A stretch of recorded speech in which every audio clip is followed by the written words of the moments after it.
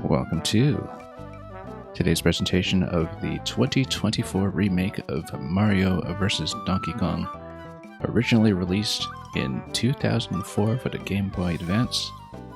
I have the vaguest memory of dabbling in the original game on the GBA way back when, not even on my own copy.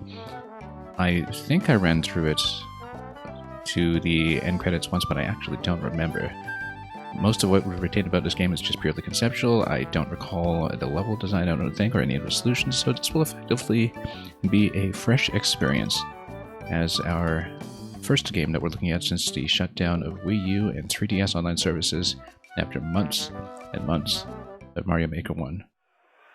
Let's look at the opening cutscene.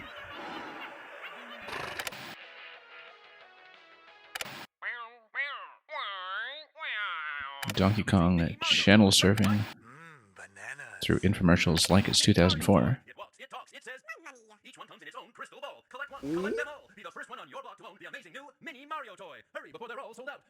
He's absolutely mesmerized by this.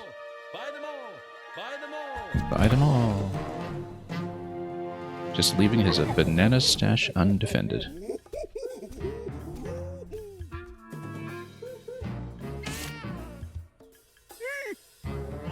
I have to say, the nicest thing about this recent run of Nintendo remakes as well is just to listen to the music all performed again and rearranged for live instruments.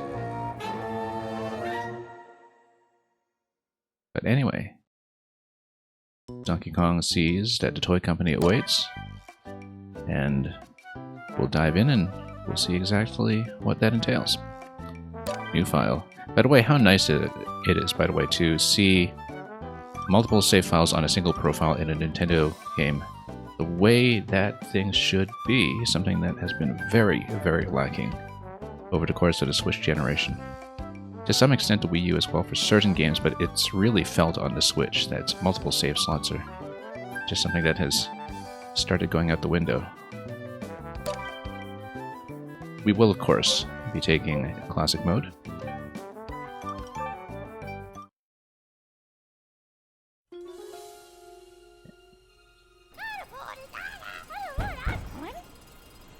And here at DeToes, manufacturing all these mini Marios for use in all the sequels to Mario vs. Donkey Kong.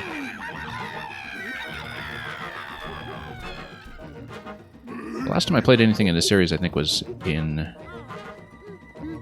the 3DS game Minis on a Move, which was the kind of slide puzzle marching minis game, which has very little relation to the gameplay of this one. And we did miss out on Tipping Stars on the 3DS and Wii U, which was kind of a cross-platform release that had a maker mode and a level-sharing feature to it, I think, but was also a puzzle side-scroller. So it's been some time since we've seen Mario vs. DK in its original form here in the Mario Toy Company World 1.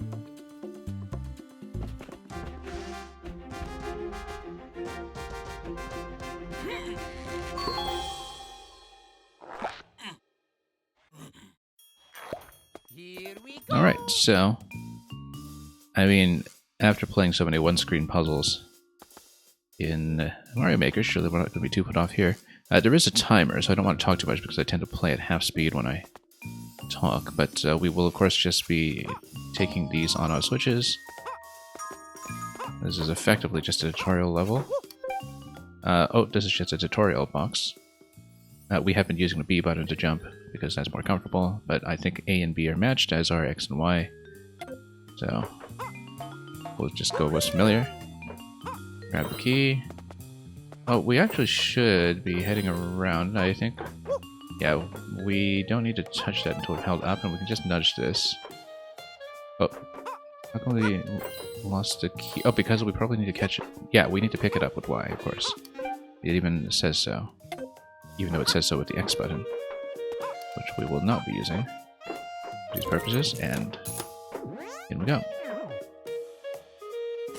So yeah, we'll take a natural streamer time penalty just for talking about the solutions as we go, but yeah, we pick up, that removes the obstruction. That does remove the other obstruction. Pick up and throw enemies? Well, too late now.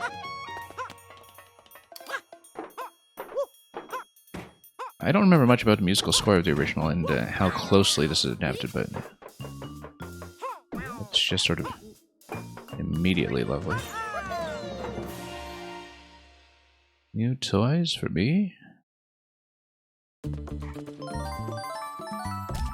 And there's 1-1, multiple rooms counting as one level, and perfectly stitched together as we go from room to room across the locked door.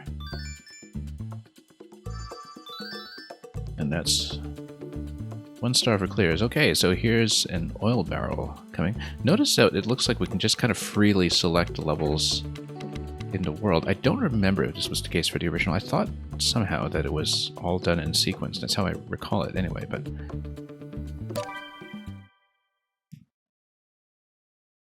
The overall design philosophy of Nintendo, I think, has in recent generations moved towards giving players the flexibility to skip if they are stuck, and hence the non-linear selection.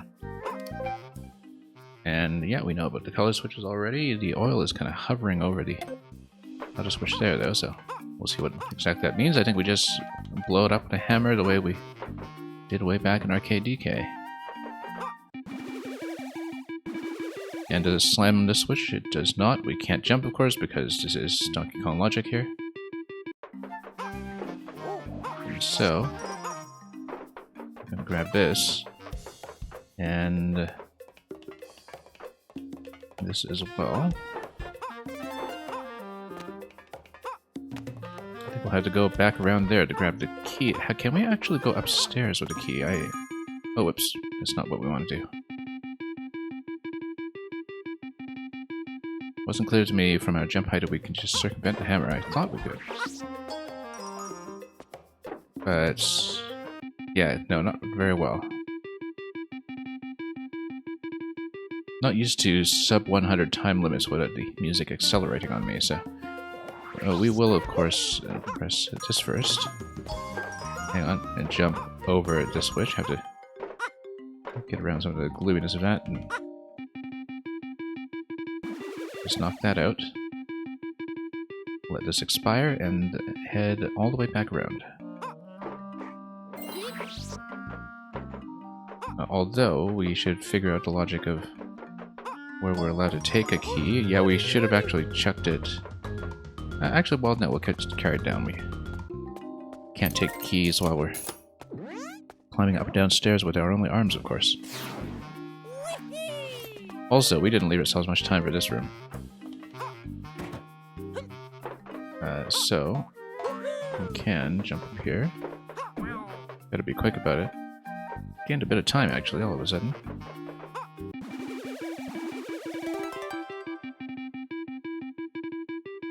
And we'll just need to grab the other hammer for this one. Pretty straightforward, I think.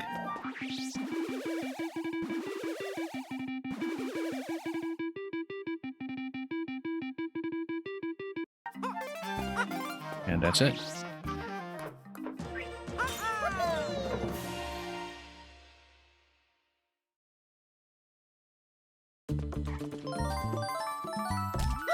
Oh, yeah. Well, you have to watch the clock from time to time, but we'll push through it room by room. And yeah, it looks like there's an unlockable here that involves DK, and an unlockable probably for collecting all of the minis, I would think.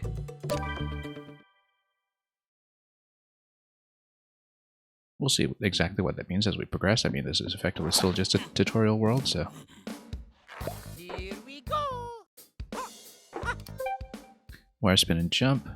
I've been using D-pad just like we would have back in the GBA, but this will just be... yeah, we have to read all the button prompts and kind of map them mentally to the button I'm actually using here, but... just put a wire jump this way, and... we should probably drop these first, shouldn't we? Let's hit the color switch and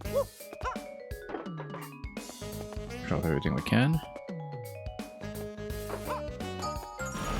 That'll be a lot more sensible. And we just head up to the key, yeah.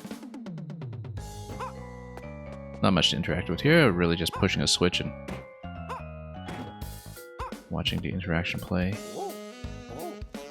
out like this. Let's just hop back down and jump from point to point.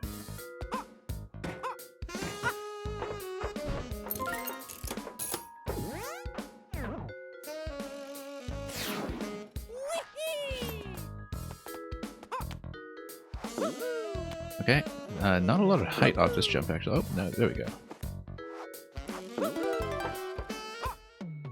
Now, can I actually veer off this jump as I'm going up? Yes, I can, after we've had a sufficient swing. We do want the remaining gift box first, of course, before we do anything else. These motorized Shy Guys. Well, looks like we were supposed to take something down here to stand on, which we can do. Must be. Set it down gently. And that's all there is to it.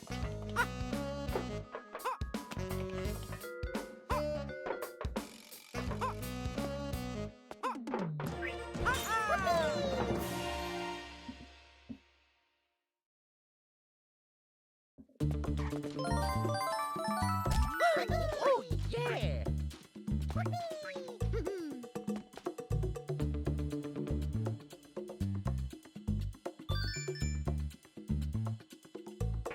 Nothing too logically complicated so far, just introducing you to the various interactive elements here in World 1. Here we go. Alright, this almost certainly reverses the conveyor belt. We'll see that soon enough, I'm sure.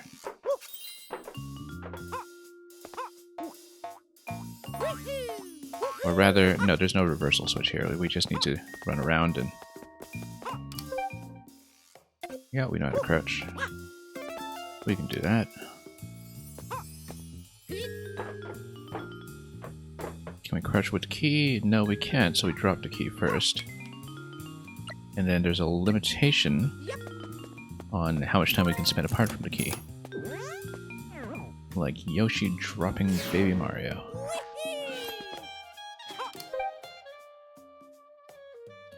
Freeze the game and enable you to move the camera around. Okay, so basically the Pikmin survey drone. It's based on a hold input. And that way we can actually scan the puzzle first and solve it in our heads before we do anything else. What is this spark? Oh yeah, the spark there is just something that you're not supposed to touch as you go over. So we can just go wire to wire, really. Give ourselves sufficient time to spin and head up to the blue box. We do want to go around for the yellow one. We can certainly do that, so... Yeah, this just kind of shows you that you will want to scout in order to... Oop! Oh, missed it. Hang on.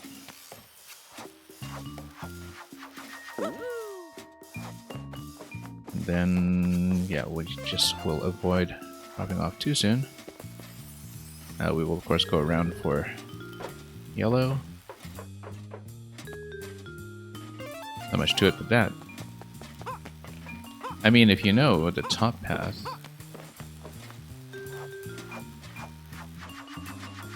Oh, I see. You would need to stand on the garbage can in order to make it through here, wouldn't you? Yeah, you would. So we just need to cart it up there. Oh, and this guy walks. Didn't expect him to walk.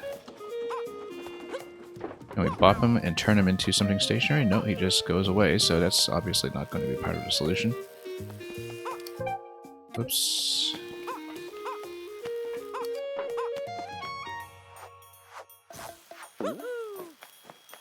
Then, let's scroll here.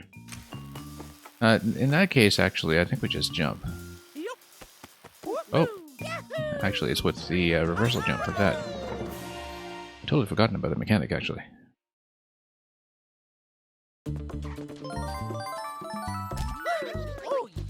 handstand jump, as it were.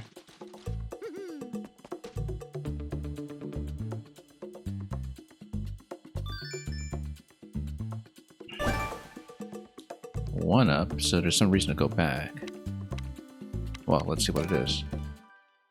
Bonus level, perhaps?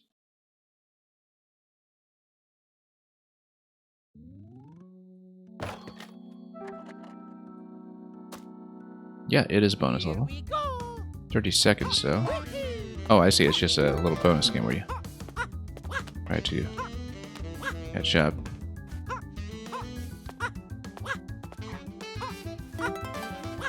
Yeah, we'll just grab everything we can.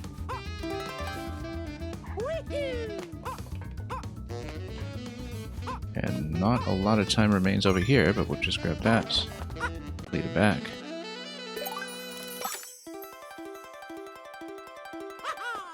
And just stash a whole lot of shrooms.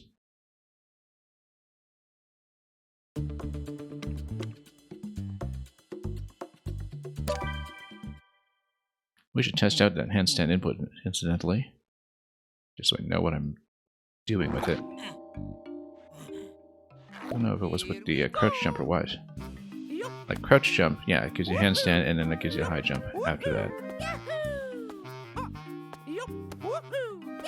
And in fact, you can do a little triple like that. Okay. Like a stationary triple jump. Up throws, we know how to do that.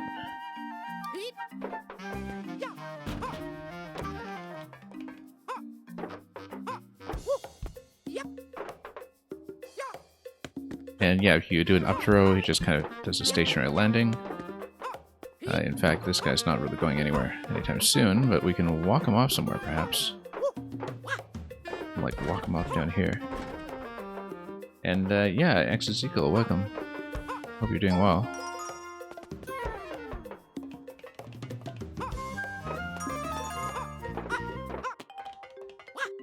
So we want to do a bit of a reversal. Well, we'll, of course, drop the Shy Guy so the Shy Guy can hit the other red switch from afar.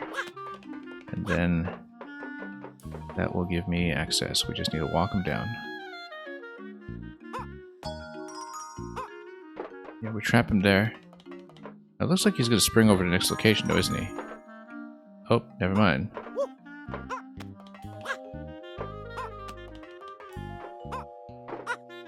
But that's alright, because we have the means to just drop in here and grab the key.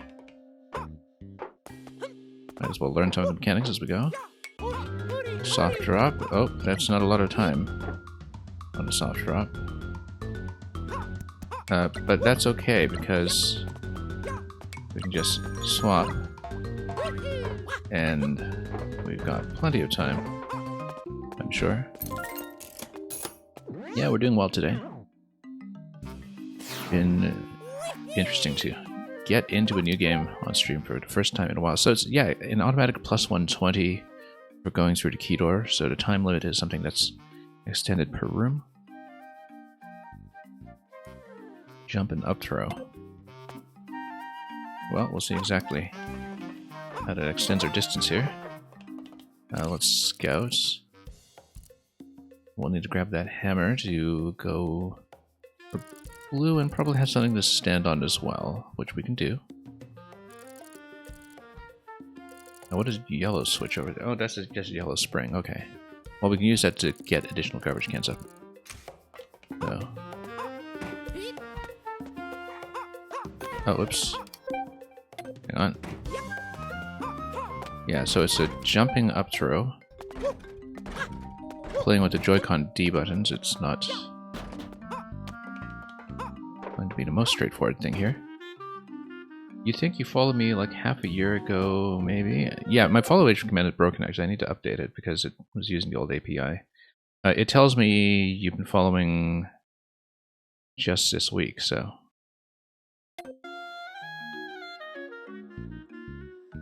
So maybe you followed at some earlier point, but I'm not exactly sure. But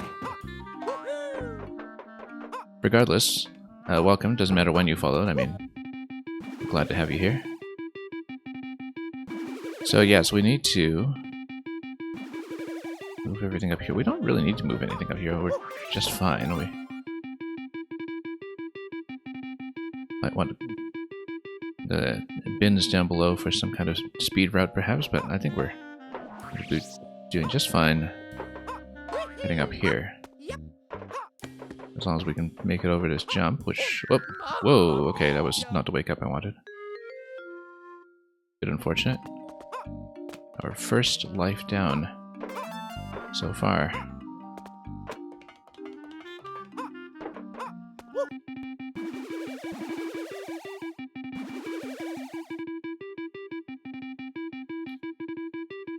Just a bit of a bad throw there. Didn't expect the immediate wake up. This is the actual game. This is still World 1 though, so... I don't know how long the demo extends, but I would imagine this is not distinguishable from the demo so far. Okay, let's just drop that guy. Make it across.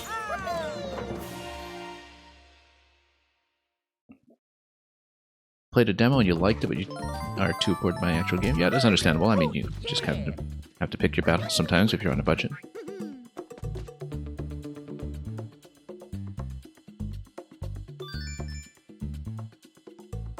And looks like it's potentially boss time. Let's take a look at this one.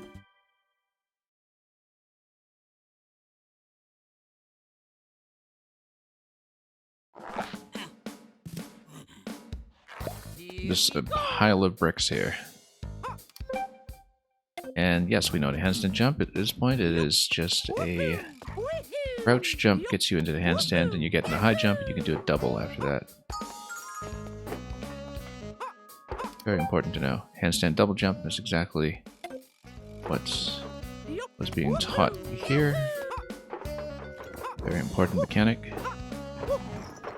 And this guy's really activating that HD rumble here, incidentally.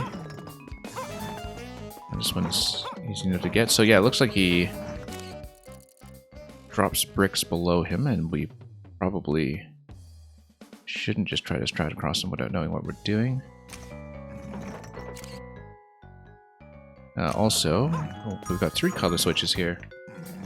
Each color switch, of course, just activates its related color, but then the tutorial here is going to tell me something about how to disable this. Oh, okay, interesting. Mario's wearing some pretty good shoes today, I guess. And then we should probably switch this off.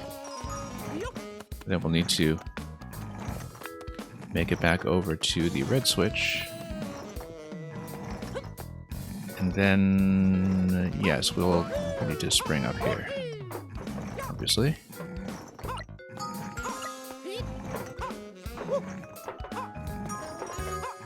And that'll be simple enough.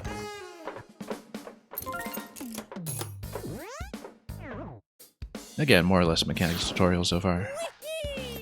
But now, here's the real deal.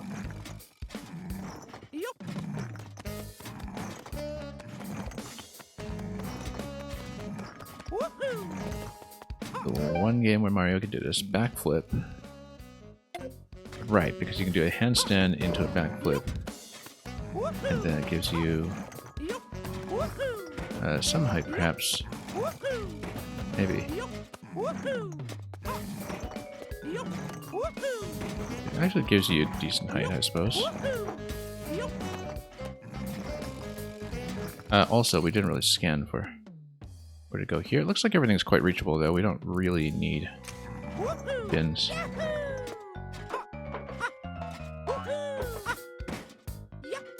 But it might help. Now, soft drop should still get a kill. Yeah, that's right.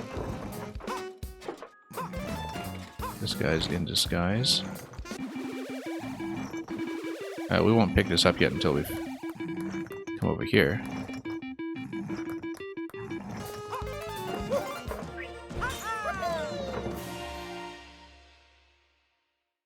That's World 1. Not counting the bonus panels, of course, which we'll look at as we go.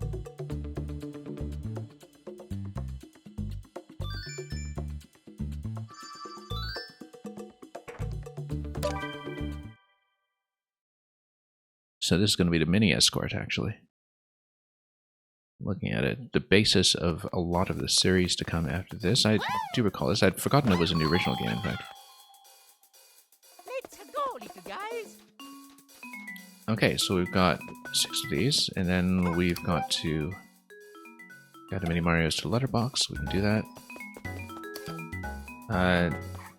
Can we pick up? No, we actually just need them to follow me on ground level because they can't go up ladders. You need to take each of these. So eventually we switch this off and it's going to show me that they can jump up a single tile by themselves, they just can't climb. So yeah, basically a kind of tutorial segment for this as well. And then we return all 6 to the toy box. And there we go. Yeah, the Lemmings segment, effectively. And we do have to pick up the box.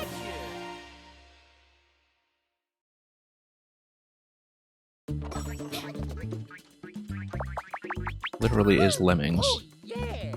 The old 80s or 90s PC classic. I can't imagine that Lemmings is that recognizable at this point. That in some ways, Mini Mario has taken over in the cultural imagination of Harvard just referenced to Lemmings. Anyway, here's the DK fight. He is occasionally going to press switches, and then we just need to be aware of that. I think we just need to get over here and pop him 4 times. Now, why are there 6 minis that are located... Ah, I see, we do need to watch out. And then... Oh! It's possible to lose that, and we have to watch out for what he's pressing. If we're holding it, however, we're okay. Yeah, he's pulling the chain, then you've got falling objects. I don't know how well defended we are from that, but we'll move on up here.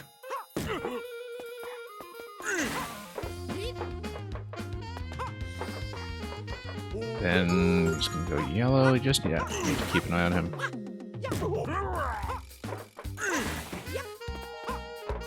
And it's pretty simple. Oh, yeah, no, you can't actually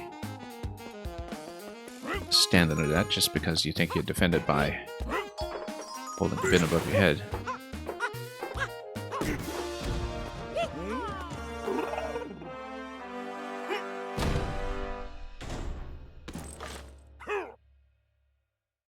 So there he goes with a whole sack of toys.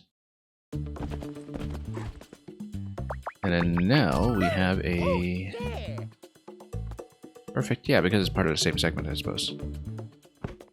The finale sequence here. Mario, a toy company cleared.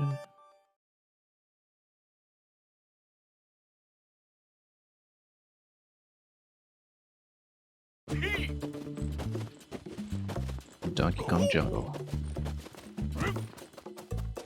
Oh, stop! Come back!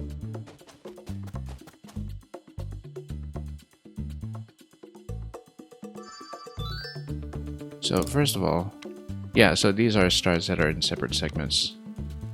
So we filled that up pretty quickly. And we'll just continue. Yeah, everything's sort of in the same set sequence. It's not unlockables or anything. You just go through all 8 per world. Let's climb some ropes in true DK style.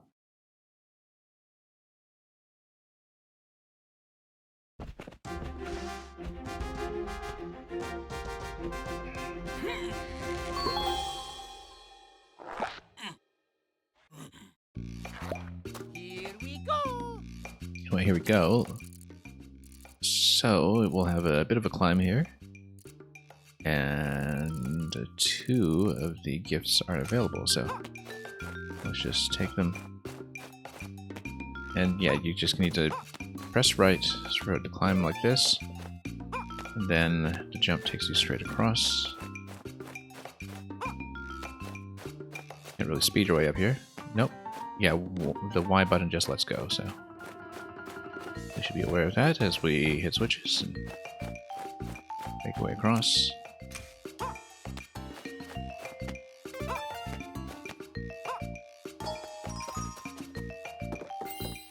And then down we go, and across. Pretty simple. It is just a mechanics tutorial for the ropes after all. Showing you the ropes.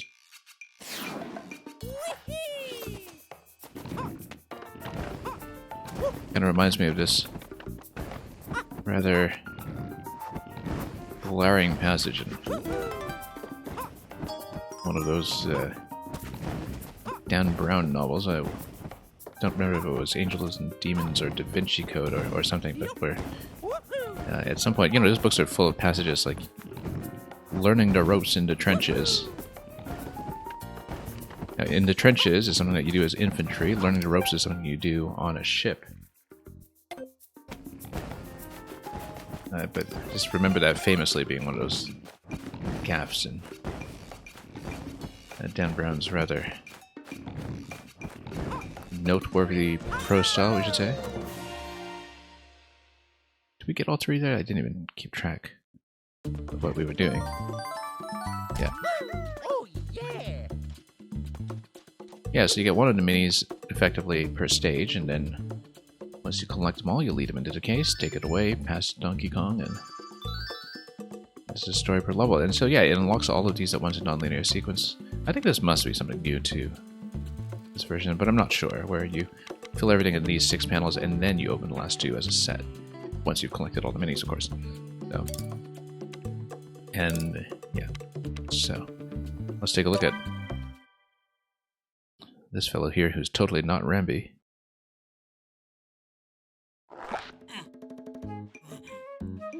Here we go.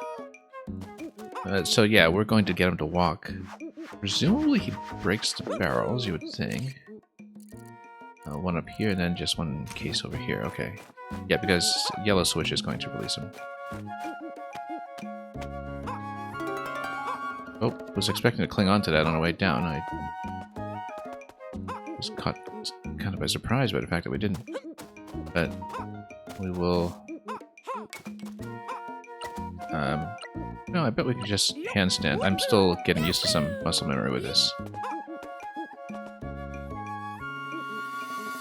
But, I mean, we can just jump up to the yellow switch, but then we would probably lose the key. I think we need to stand on him to get across, actually. That's the idea here. Oh, yes, we need to grab that. Just hang on. This is going to be a little bit of a tight timing here as we grab the key. Oh, whoops. Bad jump there. Such a simple jump, too. Yeah, I think we just need to get across the barrels and then ride on the Rhino the western way. You do get a 1-up here every time, so... yeah, just need to hold up into this. Just need to get handstand jump into muscle memory. I'm just not totally accustomed to it yet. It would be nice to just drop out of... whoops, not like that. And again, we'll just take this pretty gently and stand on each of these and just ride this guy across. Now we should be able to spring up to the key door on the other side.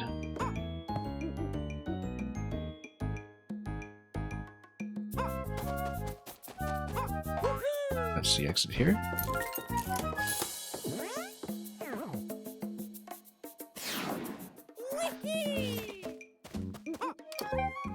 Pick up and throw enemies. Yeah, we can do that. I mean, are they really enemies if they do that? Because it seems like they're just friends.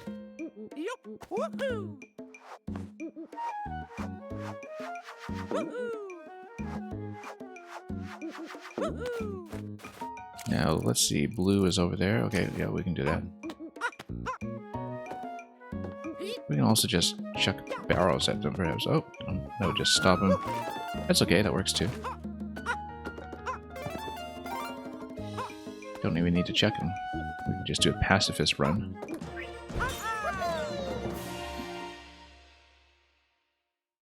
But I'm sure repositioning them for walking at a later point will come in handy. Oh, yeah.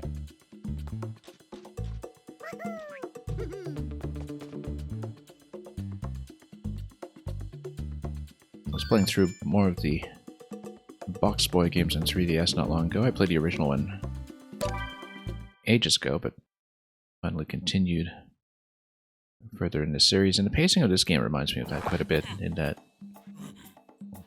well, I mean, the first few worlds are pretty much all tutorial. Anyway, this is telling you that these platforms are just temporary. Nothing quite lasts forever. We can, of course, just skip up to here if we want. And then it'll be a little bit risky to get up to the mushroom, but then we just jump back and forth. And that'll be it. Now, we can just grab onto the monkey tail over here, and that's going to give me red in just a moment.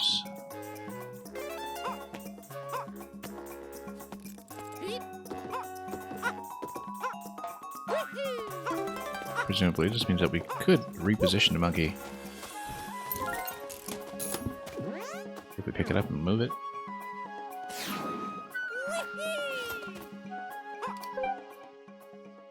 Yeah, handstand protects you from falling objects. So I'm just dropping eggs on you.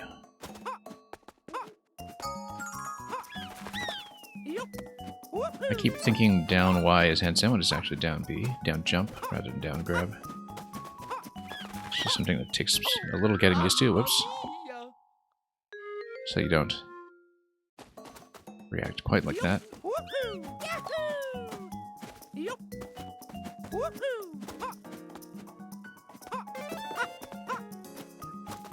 Anyway, we'll just make it across. Pretty simple as long as we time our jumps. We still need to get used to some of the physics here.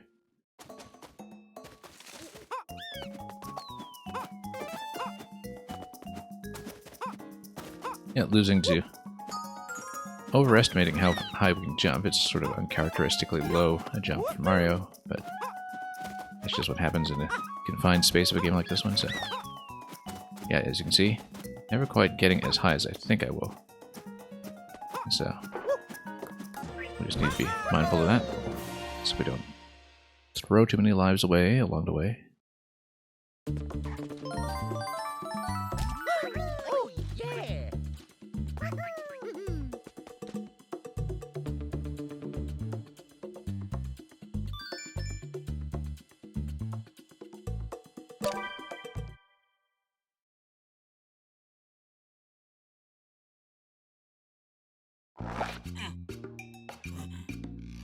Here we go! Looks like the bird eggs would potentially hit the switch as well, I would think. That really looks quite likely. But, even if it isn't,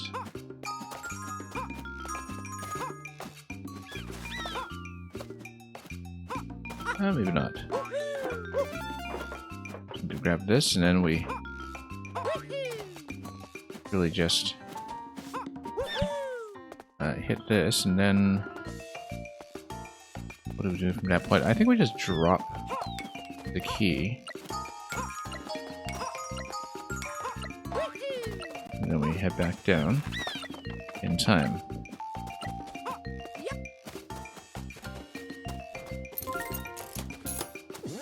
Yeah, very time sensitive in some ways, but we'll get it. Okay, this one, let's take a look here. We'll want to go for both gifts, of course. I think we might need to reposition the barrel. No, we don't really need to. We just ride the right side platform. I guess you have to yellow, and then at that point we might want to reposition Rhino. Depending on whether we want to... well, I mean, we can get across to the blue switch. Blue switch would create a couple of instructions here, but release the yellow switch up on the right side.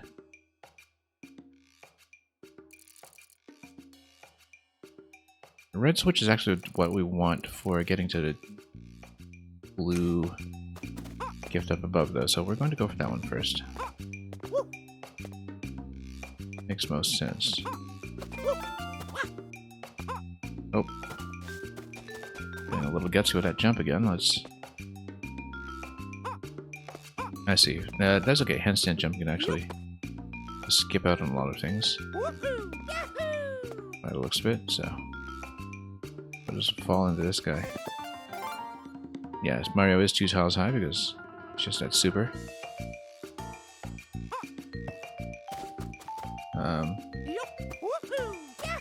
We'll just jump up 3 tiles this way. And yeah, Mamuga, I have to fix the follow age command. It's using some outdated code. We need to patch that up at some point, so. Yeah, because of a single tile gap over here, we get across this way, and then we are able to make it across.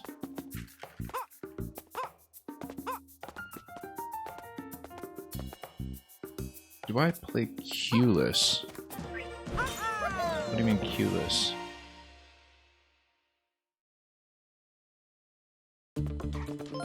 Is that a game that I don't know about? I think there's a Star Trek episode by that name, actually. But not something playable. Yeah, in Mario, I have to fix the follow age command, like I said. I haven't checked my bot for... well. Is the game similar to Scrabble? You'd say single player. I wonder if it's something I know. I have to look at it.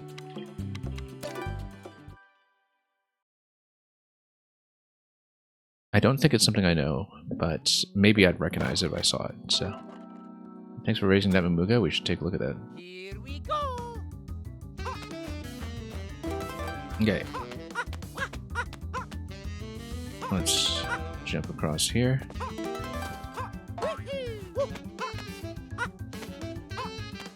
I mean, surely there are only so many places for the key to go.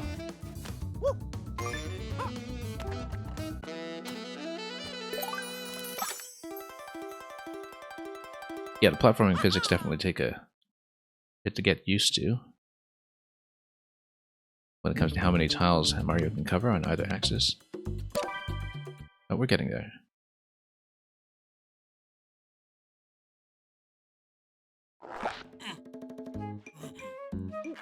Here we go. And we got fruit. Why do we have fruit?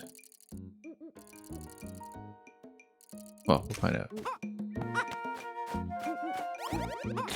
Oh, because, yeah, it's Donkey Kong, of course. It's actually just like DK Jr. back in the day. Oh, should go handstand over here just to make sure we can cover enough height. It's literally the same mechanic as DK Jr. Well, no, we need to get around this guy. We don't want to get trapped. Handstand jump actually would have gotten over him just fine.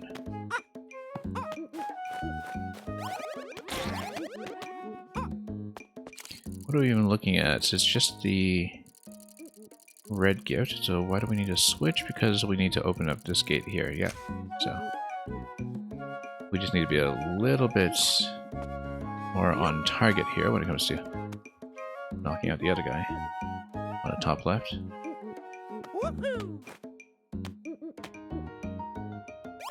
Just gonna come down, okay, great. And that'll give you plenty of coverage. From then on, it's just... oh, whoops. Mamma mia. That was just mistaken input.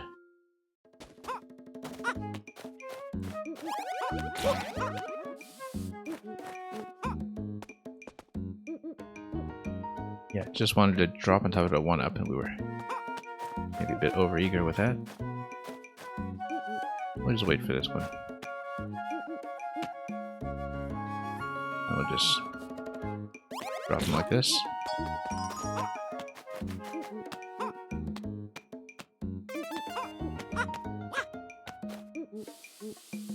Okay, don't want to drop too aggressively here. And we also don't want to kill the rhino. We just want to ride him out like this and then pick up the key. And yeah, it should just be a throw at the top actually. So we don't try to jump around with the key in tow. Oh, whoa, that's not great. That's okay. Let's get the handstand over here so we can make it over. It would be nice if I could pick that up. There we go.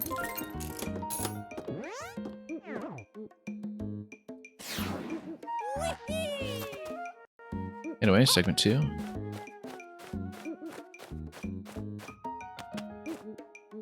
We just need to get around some of these sometimes, I think. It's not really a big deal.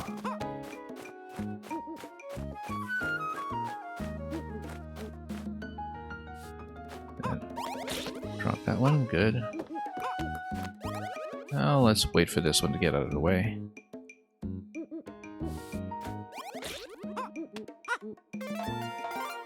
And that's it.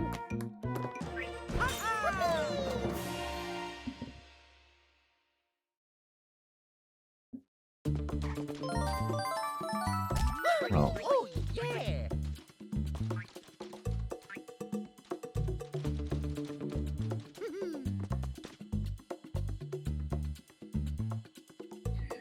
yeah, like I was saying about the Box Boy series earlier, when you have everything so conceptually compact, where each level is basically just kind of, introducing the concept and then letting you be done with it.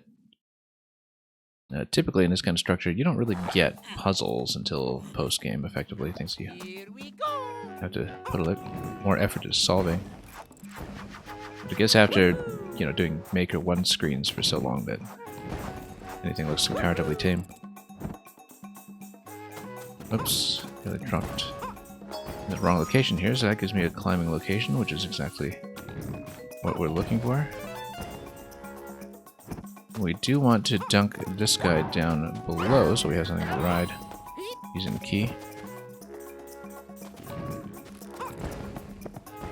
And we'll just take our time with this.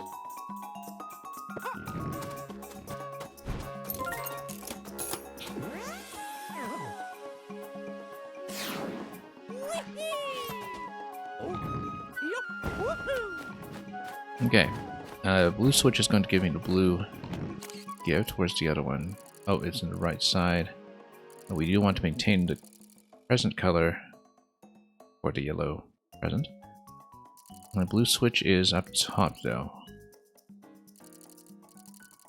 And yeah, nothing else dropped in that location, so I think we will, in fact, just go below for the time being.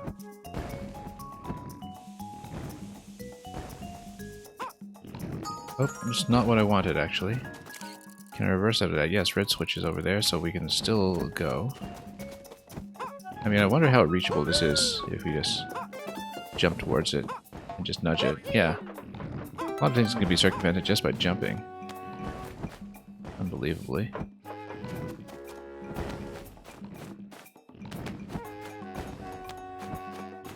Can we beat this? Yes, we can. That timing, I mean. Yeah, we want a blue switch. Yeah, whoop, no. Mamma mia. Gotta react to that a little bit better. Well, yeah, I was trying to drop down below so we could go for the blue switch platform immediately. Well, now we know that we don't actually need the red switch to be active for below. Also, notice how much faster you can climb when you're between ropes.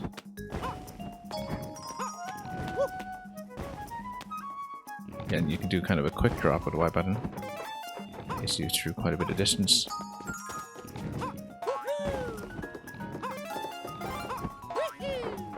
And that was a bit of a close shave, but we got it.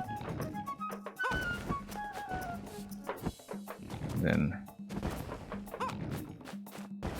well, we'll see about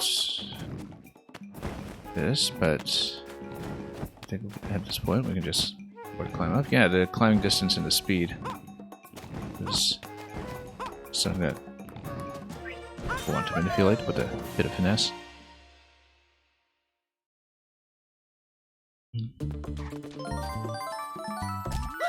Oh, yeah.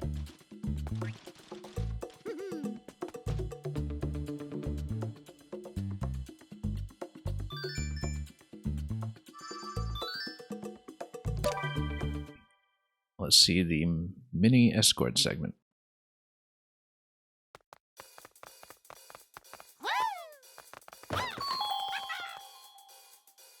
Let's go, little guys. So yeah, we want to get them through TOY, and that's simple enough. We just need to lead them to the right before we hit anything. And we might as well do this first. Oh, we don't want to trap them inside. So perhaps lead them a little bit further. I mean, as long as somebody's outside. Let's take a look here. We want to give them a bit of distance. Oh no, hang on. Yeah, we do need to lead them off then. That's okay, actually. We just lead them back out.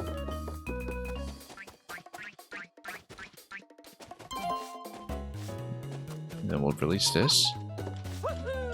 Oops. No. Hang on. I did not mean to jump that high. Yeah, we're coming. We know.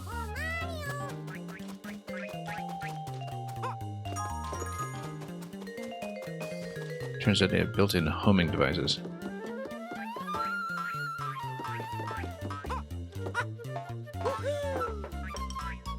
Anyway, we'll send them down around here, and then we'll do this with the last one as well.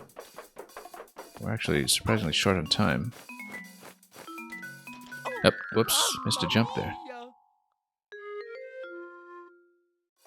That was just a Wii U issue we were having with constantly falling out of corners. But no, it turns out it's just our sense of platforming physics being what it is. Yeah, we'll loop them around. That's maybe the easiest way to do it.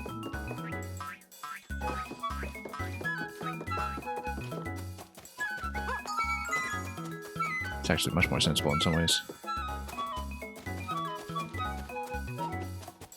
We could get these over, and then we'll loop them over once again.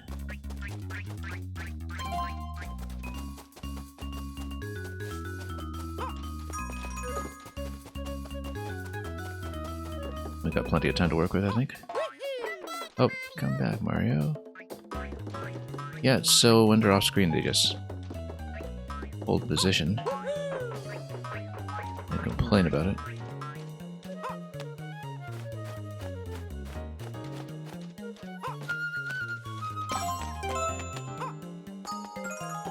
And we'll cross that bridge when we get to it, so all 6 in the box. Let's see DK. Oh, we need to lift this up too. Keep forgetting. Not exactly going for speed here.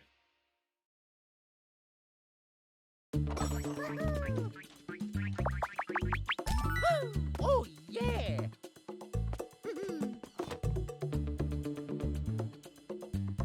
Yeah, 2-MM for Mini Mario.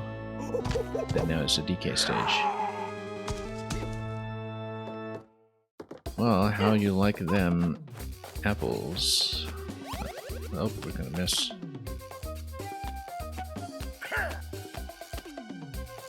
And yeah, we just need to anticipate his movement a little bit better than we've been doing.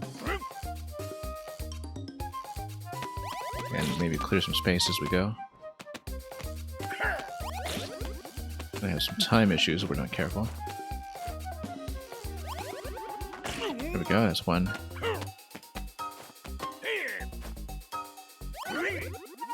Not exactly great timing here either. Whoops. Alright, that's better. Starting to run into some spatial problems here. Wow, that was a snipe. Yeah, unfortunately, each hit does peel off one Mini Mario, and so we have to do this perfectly.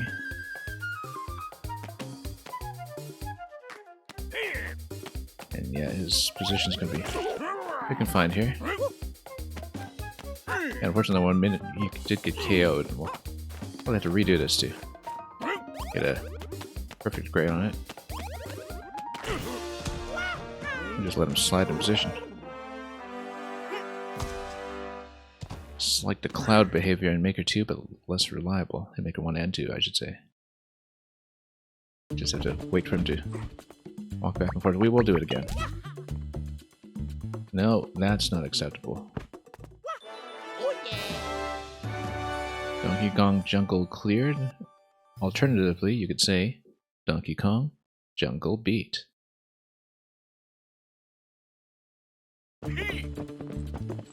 There's Fire Mountain, but we're going to go back. Oh, stop! Come back! Not leaving any unfinished business here. as we go from world to world.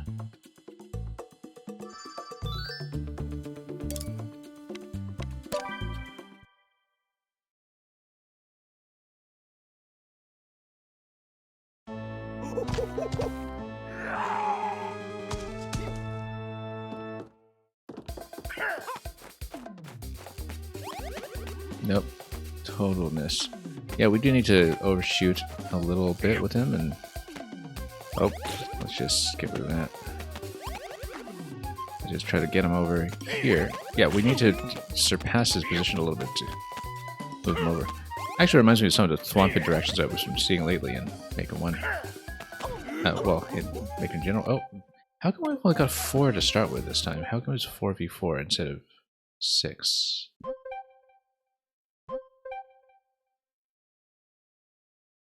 When we replay. I'm not actually clear on this, but I mean, presumably we'll still get a star for taking no hits when we replay.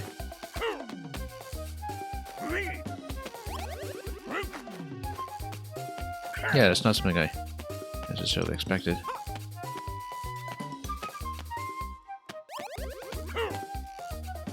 Really difficult to aim this. Nope. To predict his movement very, very well.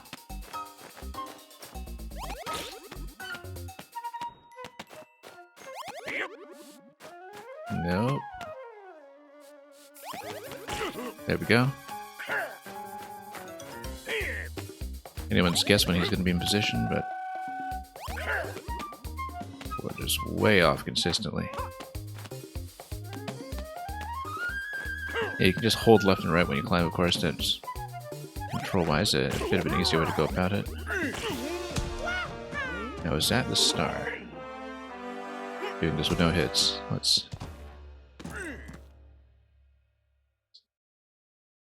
see how we are. Yeah, just 4 is the new maximum here. Don't exactly know what affects that. I think maybe that's just always going to be 4 in replace. But who knows? Let's see Fire Mountain.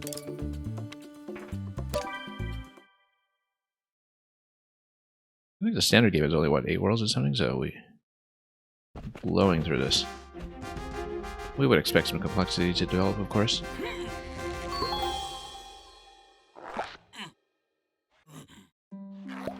Here we go.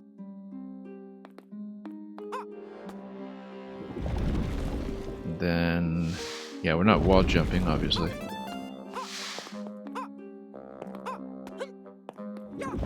Oh, didn't expect that. Yeah, we actually just need to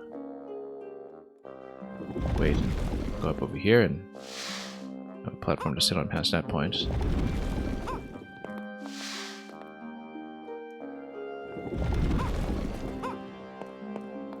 Simple enough.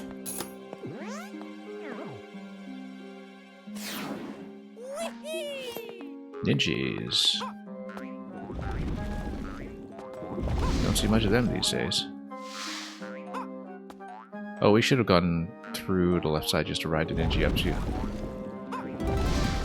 that other side. Can I handstand on this guy? Yes, I can. Oh. It's not going to be a way, though. Let's get over here and get on top of the Ninja on the left. Yeah, so you can just handstand on him freely, which is kind of nice. We will go around, of course. Whoops. Yeah, we'll want to do the triple.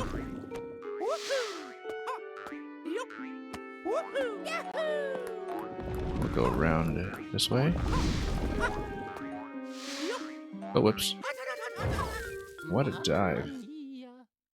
Trying to do a handstand on a moving platform like that, maybe not the most advisable thing that we've done lately.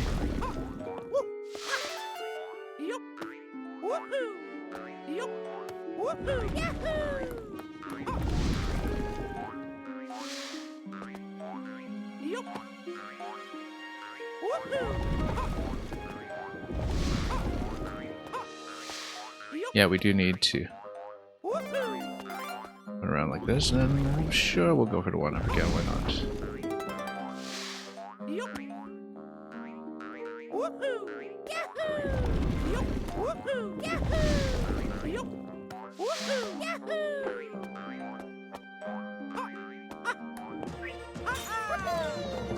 Yeah, I just need to get accustomed to some of the distances that we're covering. That's simple enough. Oh, yeah.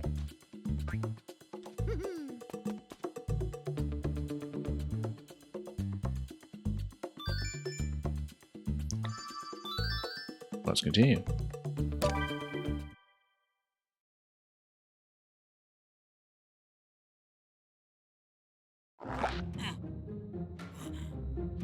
Here we go.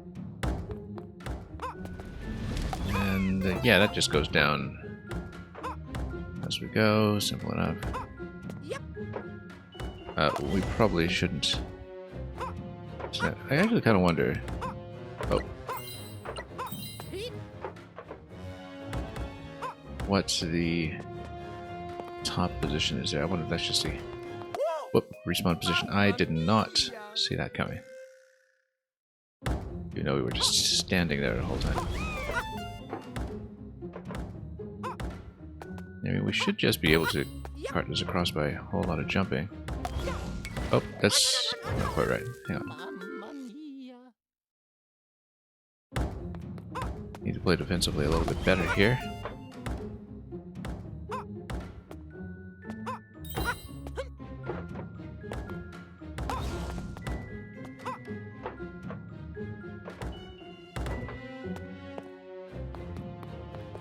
Yeah, no, that's not going to do it, but maybe a jump in that position will. Yeah, so the bird just keeps on going down and down.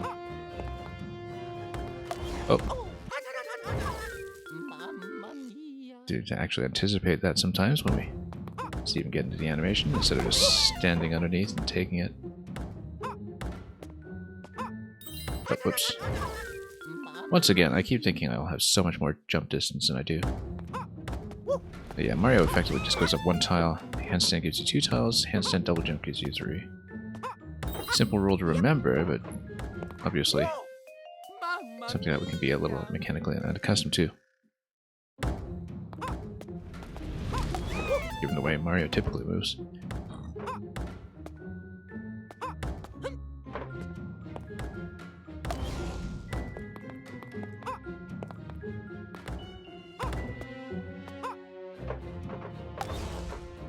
Okay, let's do an up throw here.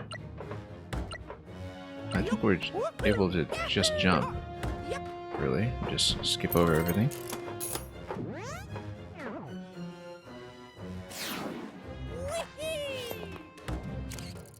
What do we got? Any birds? No, not yet. We do have those platforms that will fall up and, well, fall down and then go up and effectively work like thwomps that you can stand on, like 3D World style thwomps. That's what they are, really, except it's not by proximity.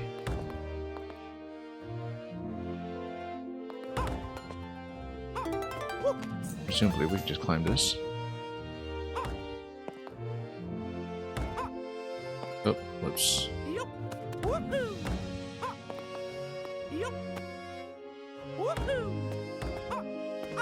And then, yeah, we have a gift here that if we have something to stand on, then we're okay. And then we just change directions to go back. Yeah, so you can cover 2 tiles with a jump. Very important to know.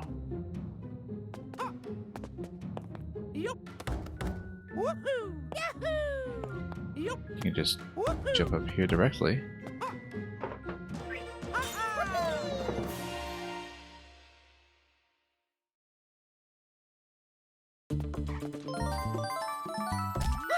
Oh, yeah. And let's keep going.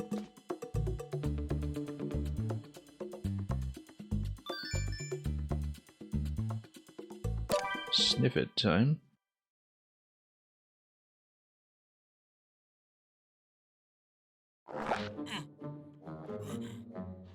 Here we go. Okay, so what did the sniffets even do? Probably just projectiles, right? But I know ninjas are going to jump. Yeah, you know, being able to just stand on enemies and pick them up, obviously, is just so congruent with mechanics that we know from Esmond 2. Oh, oh. Rising and falling lava. Yeah, we can do that, except... Okay, they've got flamethrowers, basically.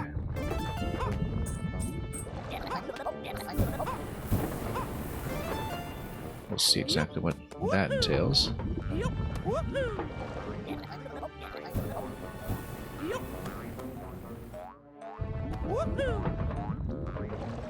And...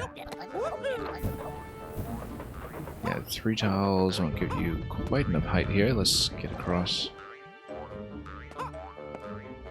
I feel like the lava is rapidly catching up to me here.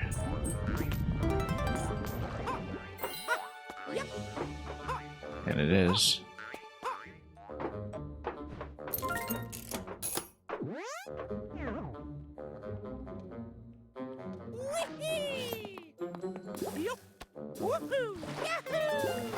And yeah, we can just touch that immediately and then not worry about it too much. Now, do we even need Podoboos? Oh, let's see where we're going. Mini Mario, so we want yellow switch over here. We can do that. Basically just walk off towards that thing. But then we do need to hammer the rest of these guys, and then, yeah, we actually need to take it into red switch, otherwise yellow switch just blocks us off.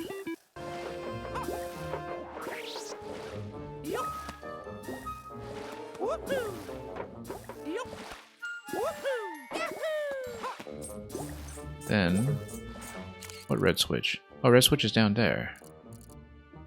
Now, blue switch will do fine, actually. Blue switch is going to be even better. I'll just wait for the platform here.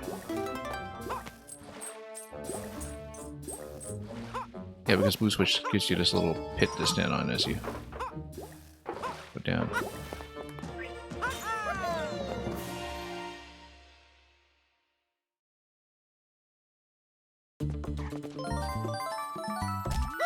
Oh, yeah.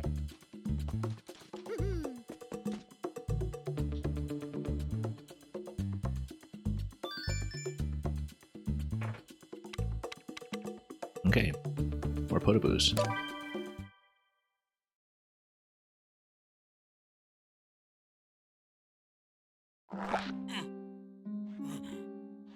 Here we go. Oh, whoops. That was a bit of a snipe. Yeah, I probably should have watched out here for a moment. We can always just skip on ahead. 3 tiles isn't going to get you quite far enough for the key there, but... yeah, we want presents on the right side. Right, and this is going to vastly change the platforms that are available, which then gives you a climb up to the chains that you see. Yeah, okay, that's fine. 2 tile crossing.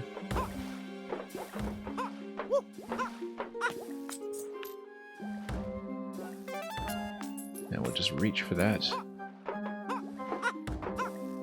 Now where's the key? Key is over here, and then we can just switch. Of course, it's better if we place the key first. Then if we do, where are we going to jump? We're going to jump over to the falling platform. In that case, we should just keep the key with us. There's no point in trying to dunk it in advance. Oh, yes there is. Okay. No there isn't. We can just run across. Won't be the speediest way to do it, but... oh, whoops. But that's okay.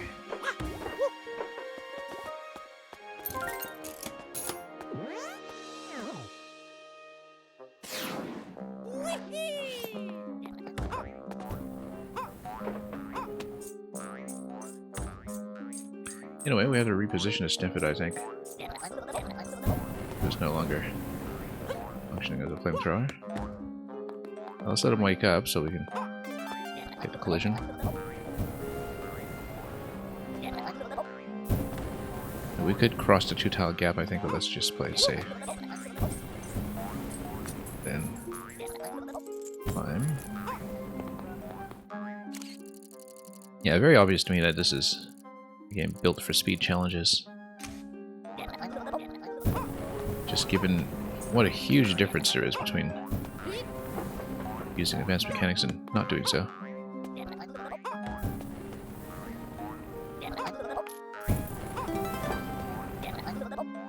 We will go down below, obviously.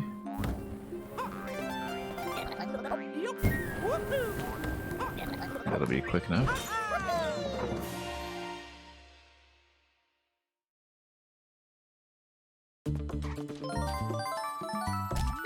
Oh, yeah.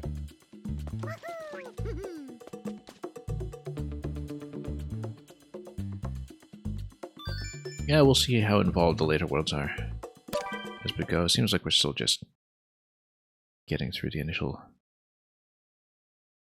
introductory mechanics. Here we go. Yup. Woohoo. Yahoo. Starting to build some of that muscle memory, of course. Let's get the gifts first, and then we'll... Yup. Whoops. Pick this up from there.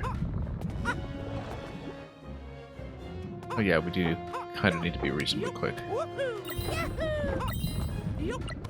Whoops. Pick up. Here we go. We got everything here, right? Yes, we do.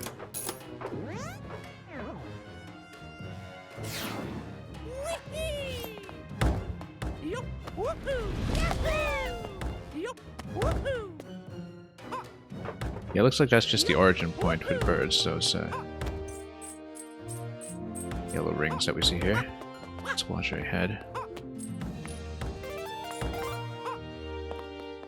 Then we'll just run across as we go, and that's going to be nice and quick.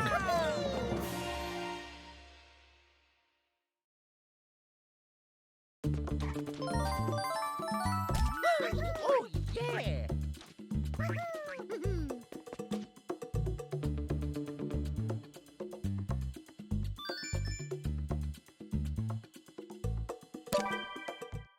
More ninjas. Jumping the joint.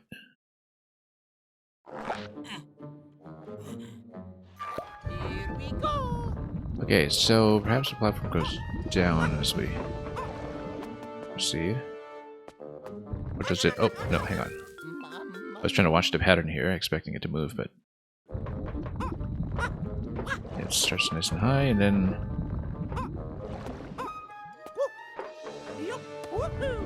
does it go back up? No, it just back down. Okay, now we know.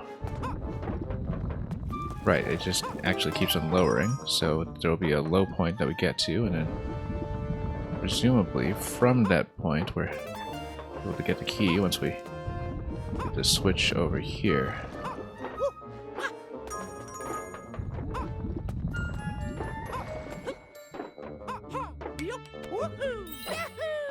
Yeah. Oh, keep hitting the wrong button sometimes. Pick up.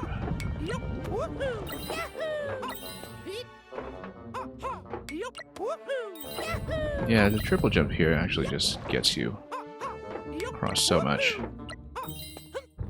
We don't really even need to hit any switches here, we just skip over all that.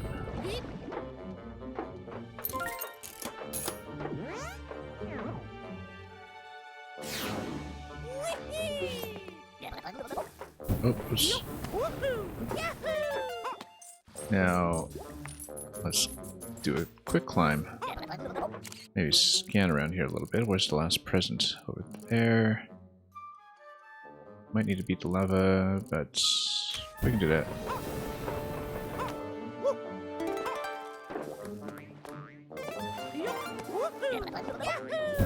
Oh, whoops. Wasn't watching that positioning there. That's okay. And then, yeah, we'll try to get in position to do the fast climb.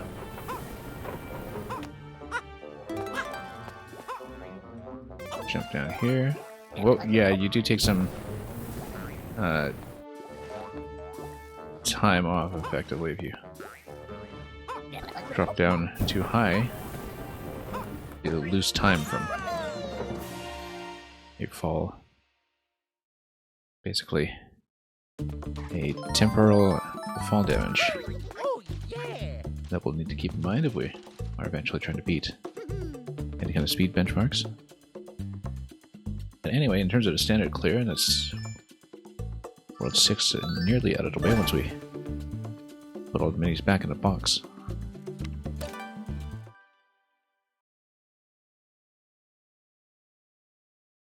Yeah, sometimes we get into a little bit of button confusion between the pickup and the handstand, but, you know, that's going to happen sometimes. Yup, woohoo.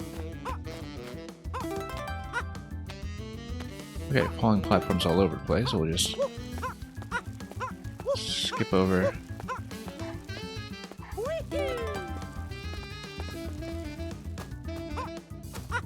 Yup, woohoo.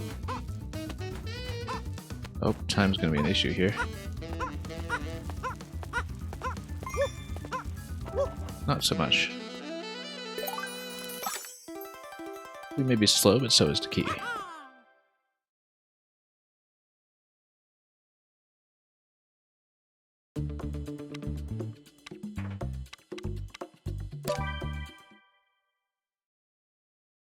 Anyway, probably don't want to toast too many of the minis here.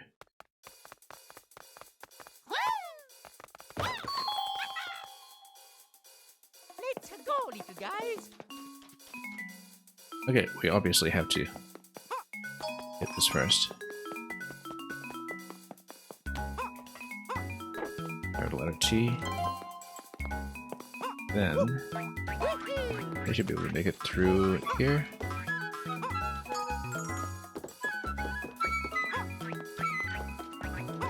And where's the O?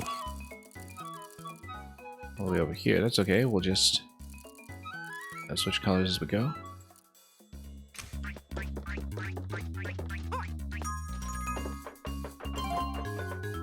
And you know, that bottom one is going to get me exactly where I need anyway, so given that, we can just walk everyone over to the box. Yeah, we will.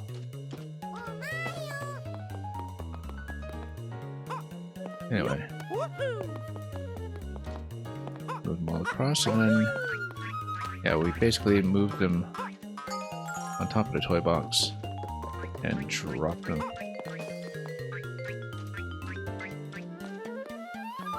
As long as they're quick about it.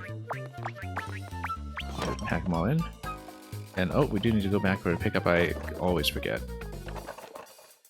Not time sensitive though, I don't think. Yup, woohoo. Yup, gotcha.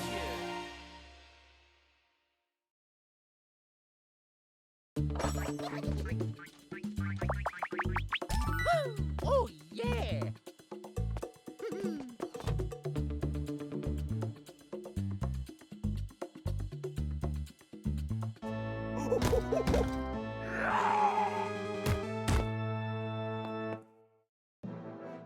Okay, what's DK gonna do for me this time? How do we hit him? Oh, it's gonna be good old DK barrels. Barrels of fun. Watch out for fire though, of course. If you'd like to give me something that we can work with. Oh, no. We didn't get knocked out though, we just lost a barrel.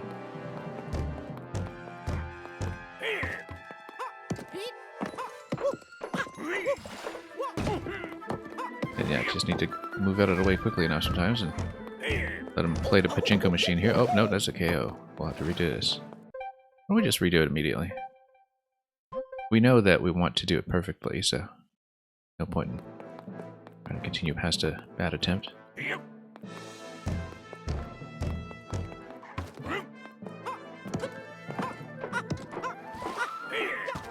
Oh. Intercepted.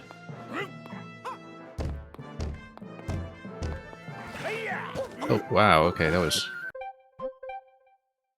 maybe a bit of a snipe in itself. Let's not stand directly under him then. I've been warned. Say we've been warned. There we go. Got him.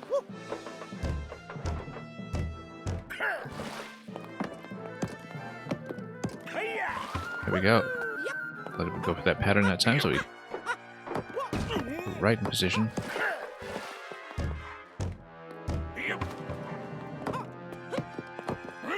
Yeah, we can just alternate sides if he's tossing one particular position. And we actually can just walk right across him with no collision issues.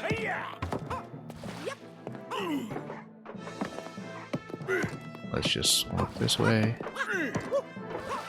And that's simple enough.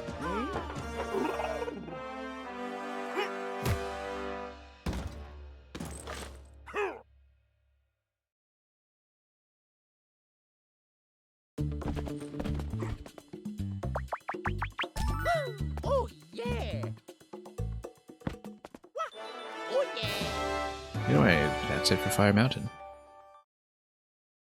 Next up is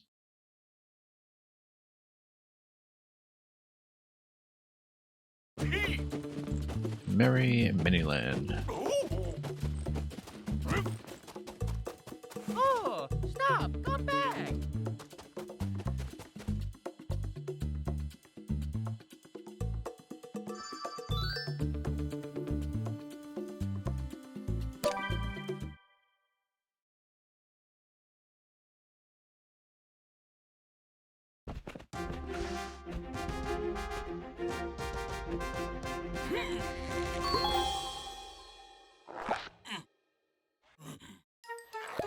Here we go! Okay, and oh yes, these just let you ride up as long as you're there with the appropriate color.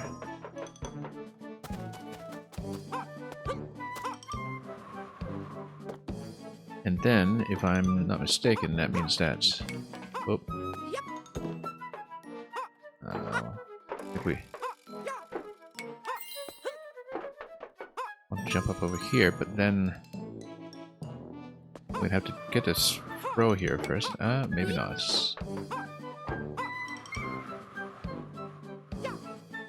No, that doesn't really give you nearly enough distance here. However, it's possible for me to just... Oh yeah, so you can just fall into that, actually. Oops. Come on.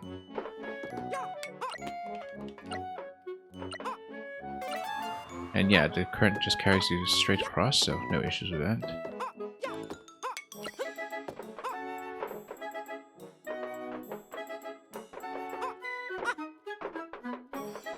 Presumably, we can just toss this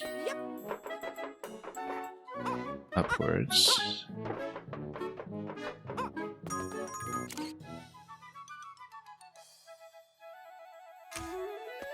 I actually kind of wonder if we can... Yeah, we can just sustain this and then send it across. Because objects will just interact with all the stage mechanics the same way that Mario will. Look at that. Sort of interesting. I bet this artwork must have been changed from what it was originally, because this is just sort of 3D world style of donut block, I think, where this can strain you. And yeah, you can't just jump over that, it does intercept you completely.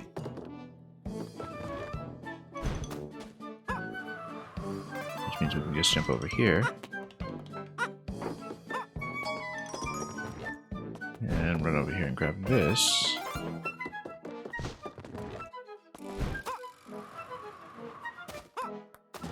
I can't say I recall what the original artwork for that was, if these have been restyled as the 3D donut blocks that are also going to operate as hard boundary.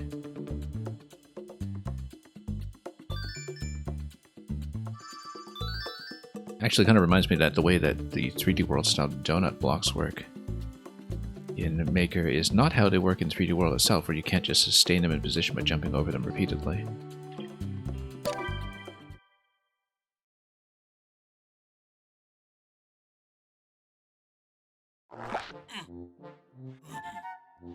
Here we go. Okay, what are we looking at here? Just one gift over here after the blue switch. But we wanted the blue switch in the top position. I wonder how high this goes, actually. Pretty reasonably high. Woohoo! Yahoo! But it's not going to reach. We do need to lower the spring first and then probably move it in position. Let's get this first, actually. I wonder if you can do a handstand jump and if that changes anything. Like if you... Nope, nothing. I think we do need to send this up. See, where's the key? Key's over there. Well, I mean, the implication clearly is that we just come up here instead. Whoop. Oh, interestingly enough, it doesn't let me cling on to this.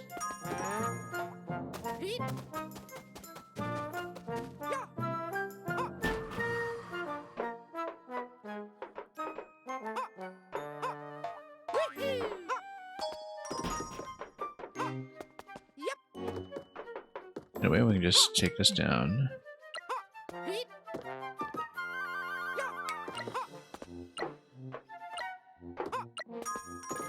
Actually, that's a bit of a loop here.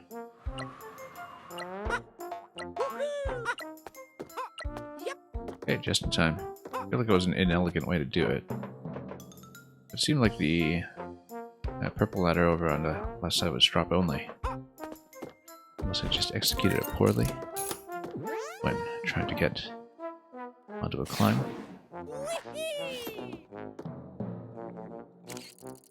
Okay, here we will want to go for blue up there by getting on top of yellow, which is fine. It's not active yet, but we can get it to that stage. Looks like currently, with red being the one that is active, we probably want to use the spring to get up onto the ropes first of all, and then we'll see how to do it from there.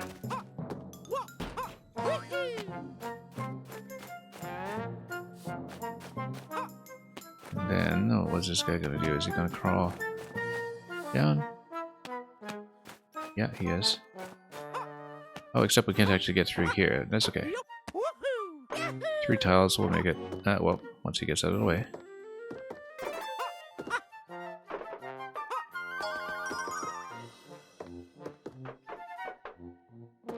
Now this gets you across.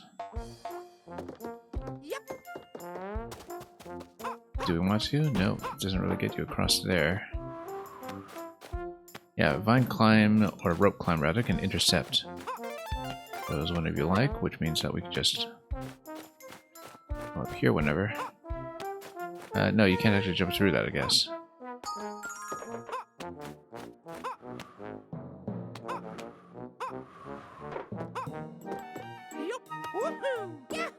We want to get the spring up in this position, which we can do. We just need to send it up a little bit at a time, like through here.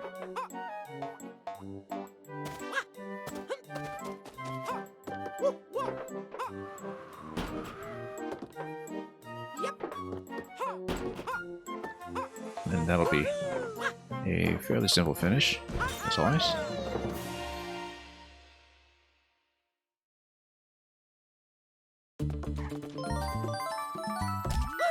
Oh, yeah!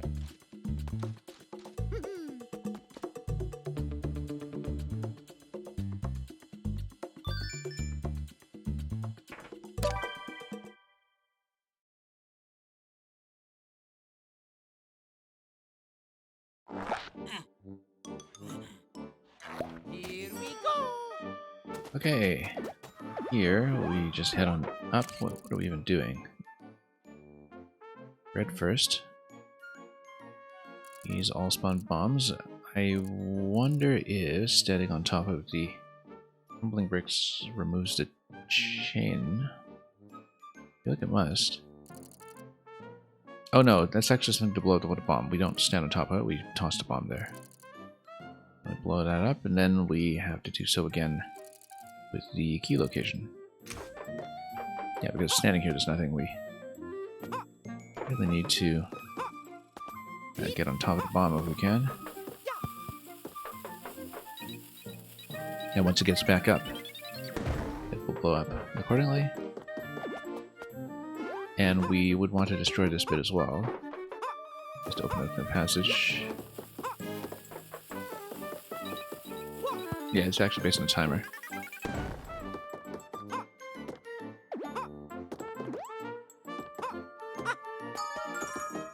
Kind of feel like that might have been a mistake here, but no, it does give you access to right down below, so... Oop. Yeah, let's knock this out with another bomb spawn if we can.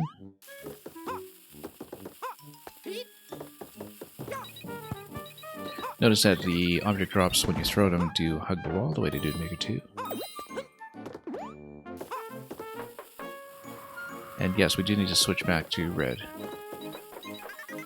And we'll just have to do it in the top position here, which is simple enough.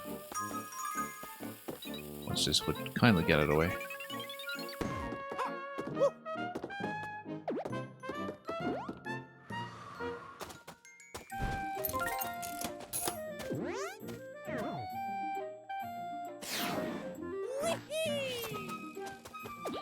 Okay, here we can go for both gifts just by dropping through some platforms.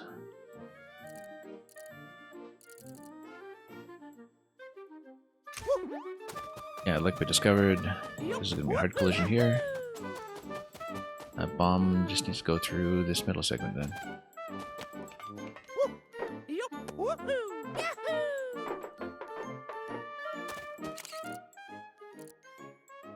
Figure out where all the walking is going to be coming from. Let's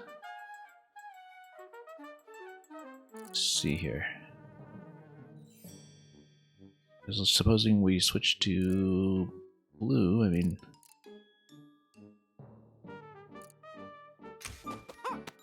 Actually, I kind of wonder if we get enough height.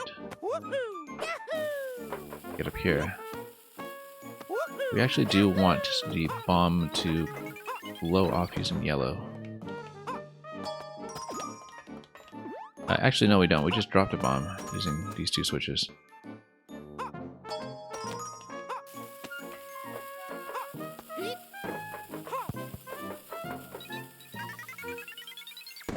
And then we're able to jump up here to get over to the blue goal. Nope.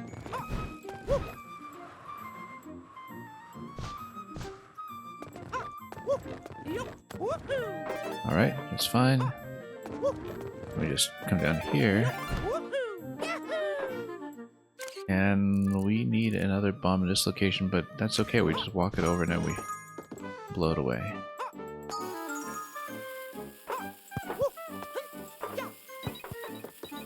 That'll open up just fine.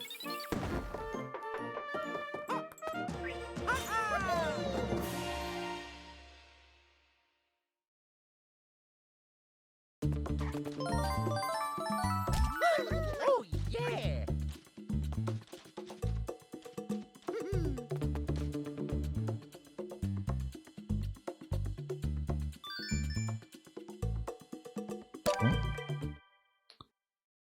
Next we have things that look an awful lot like warp blocks.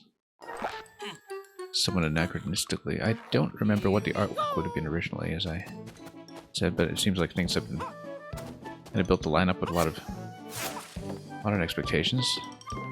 Yeah, these are just portal blocks here. I am so accustomed to them just disappearing that this comes as a bit of a surprise. We can, of course, at this point, move over to this one.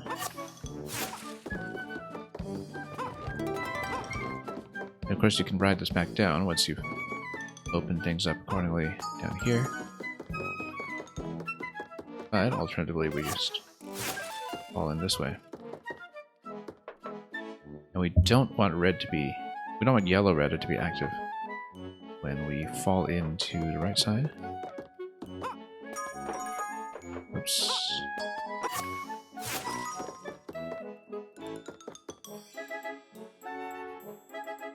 We actually want...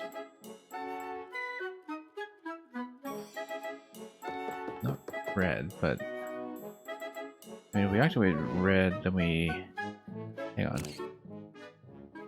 Back down. Yeah, no, we actually just activate yellow and then cross. But then if we cross, we need to ensure that we don't just follow back. No, that's okay. No, these are two-way, basically. I keep thinking of these warp blocks as being a one-way interaction, but it's not true. We can just go back and back. Like that, and that's simple enough. And then we just take red and we're out of here.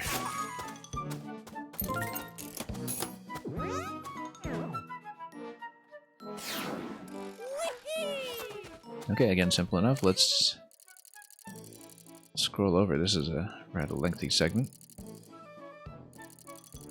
And both gifts available here. So yes, we actually just time our drop over to the red segment, and then we fall down to activate blue, and then we loop back here and then go back. Okay.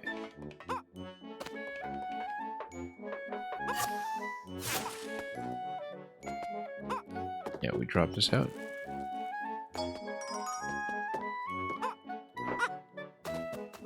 And then that allows us to go all the way back here.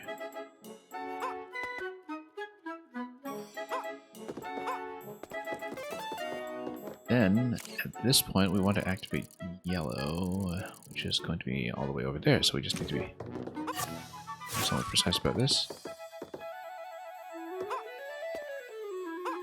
In terms of not just dropping off every possible platform.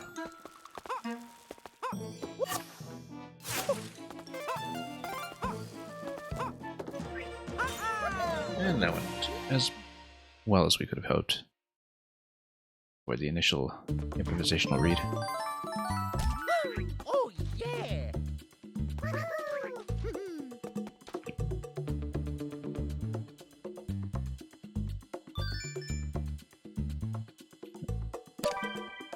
Well, more eggs being dropped on our head that we need to deal with over here. Here we go! Yeah, the nest gives you the origin point rather, and then we basically have to be blown into position in order to grab the ladder. But then why couldn't we? Well, let's take a look. We want to shut this off so we can walk over here just fine. Yup! Woohoo! Yahoo! Oh, nope. Yup! Woohoo! Yup! Woohoo! No particular purpose to that one except to be an annoyance. Let's... Yeah, you can grab the spring, but I think, you know, it's almost entirely skippable. So that's the only gift that we need, so... in fact... don't see why we even need it. Oh, because it gets you across here. This escorts the spring, but the wind there doesn't blow you far enough. Okay, that explains it.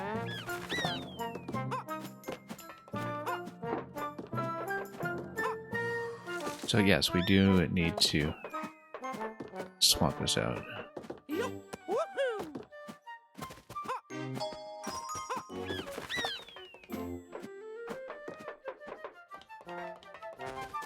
And what we do is we just escort this part by part.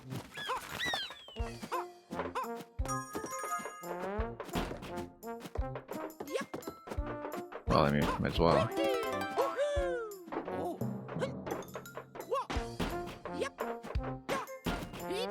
Whoop. Hang on. Oh no, you can't jump on that guy. Just knocks you down though if you're holding an object. And then we do need to hit switches to just cart that forth one bit at a time.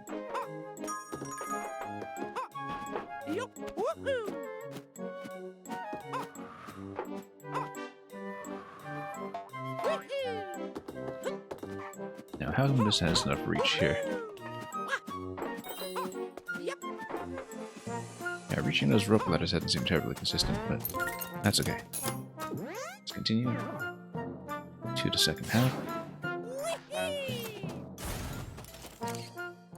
Then here we have more presents to drop into. Dropping into them is going to be fine, I think. We do want to maybe get a switch.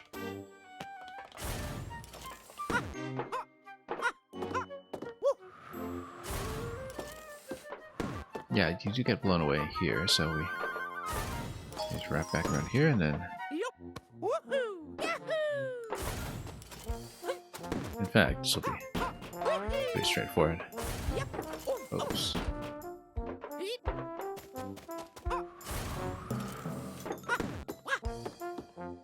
And then... I mean, we can just take this across. Except we want to switch to red first, and we just ride it.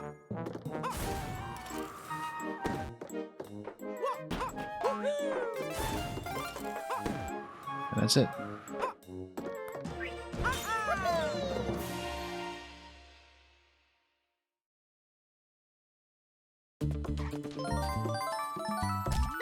Oh yeah.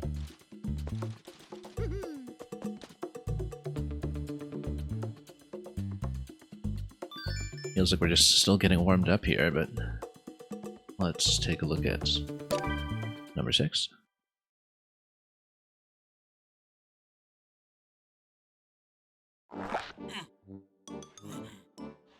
Here we go. Okay, so key is located up here. We'll need to bomb that at some point. We switch to blue. Well, I mean, you know, the only interaction that's possible right now is that you take red, but then you can pick up a bomb, take red, and then drop bombs on the other side. I think that's almost certainly the way to do it.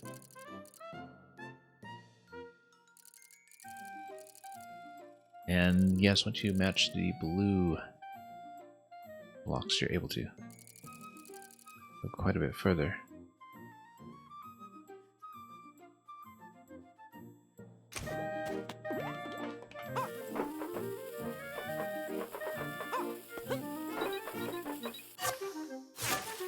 Well, let's just load us up. Oh, no, too far.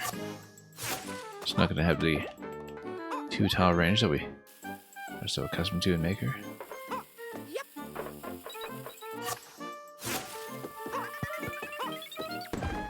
We can do so with the right side here as well, just for good measure.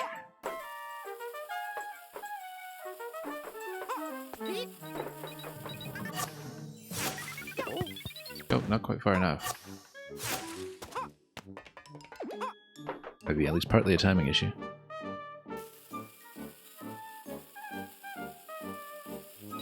Oh, well, nope. Didn't realize it would just activate from range.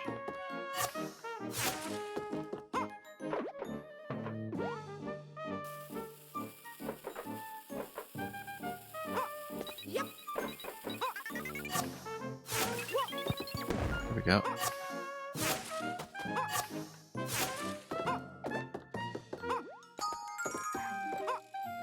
And we can take this bomb down whenever and wherever we like.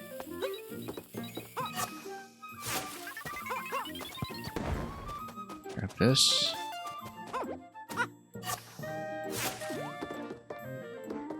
And we just try to complete the idea here with the activation of the blue switch. Whoop.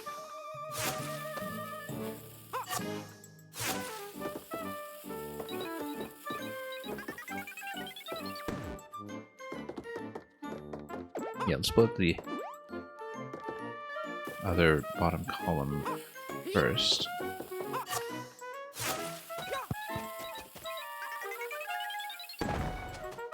And that allows you to switch back to blue, which will be a pivotal here.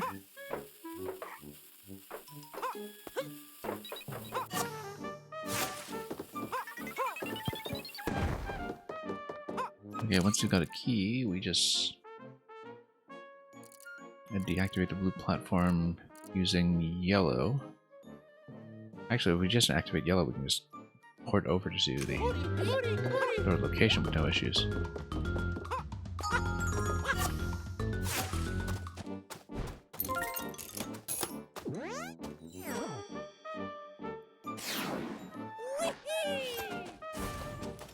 Okay, this location here, we will first of all go for dropping a spring and then using same color platform as before to see what we can do. Oh, wasn't expecting that actually.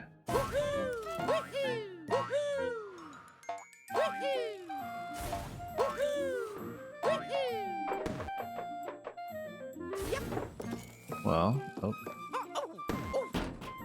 If you're holding an item, you're okay generally, but you just need to shut this off.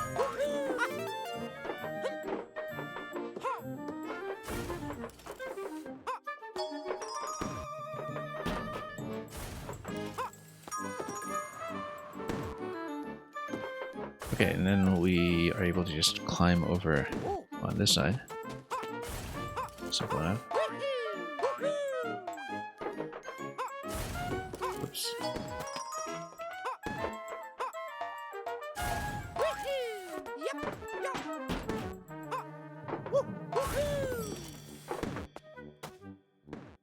Yeah, at this point, we can activate this one. Oh. Not exactly what we were going for, but oh no, also not what we were going for.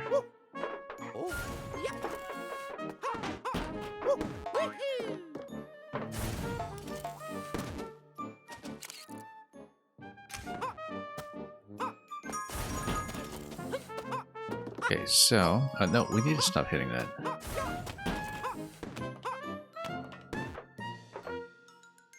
Actually, no we don't. We can just... it's...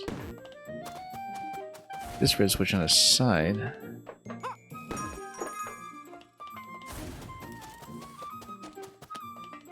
we'll be able to proceed from there. Or, no, this was the issue we found ourselves in the first place. What we want to do is we want to have red. The active color here. As if it tells us much at all.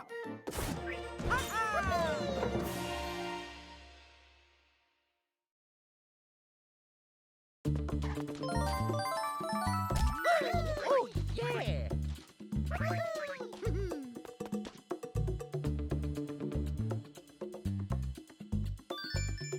Oh, did I skip? Or did I skip one? Oh no, we didn't skip one. We just need to go back to it for the mushroom challenge.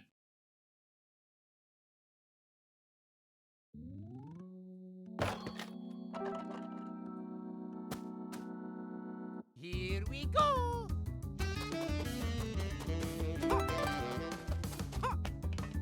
I wonder if it's just my eyes fooling me that he seems more approachable after you grab all 1-ups. Woohoo! Yahoo! Probably wrong about that. And we just take this over here.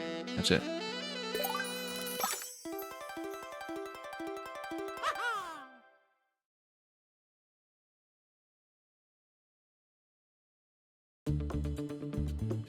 Okay, let's keep going.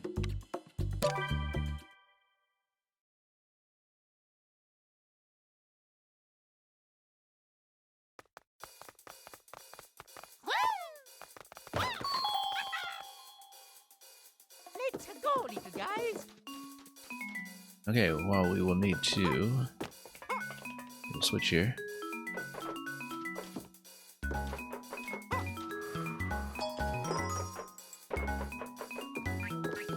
Send all of them across.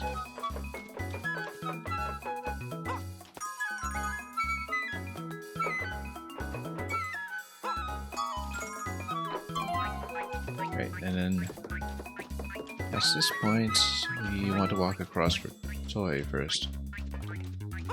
Which kind of makes me think. We actually want to walk them down here. We don't want them to get into the box prematurely.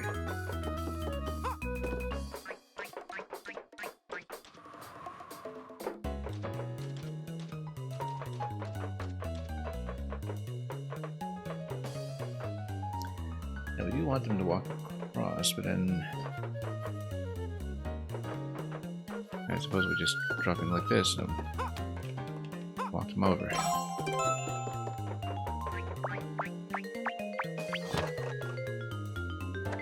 Oh, and I keep forgetting we do have to pick it up. Yep. Gotcha.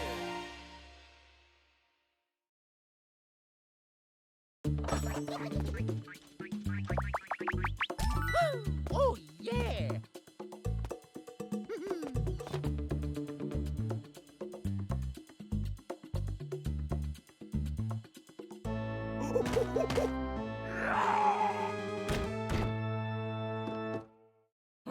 Okay, simple enough. We just need to avoid the spike barrels, presumably, and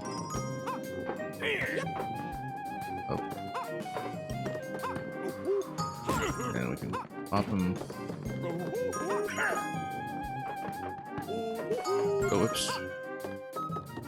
Watch out for the color changes sometimes, especially if it tries to duck me down below like that. Then.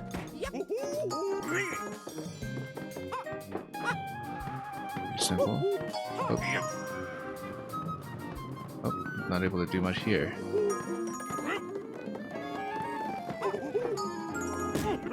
Okay, sure, that'll just solve itself. I'll take it. I would like some kind of projectile to work with, though.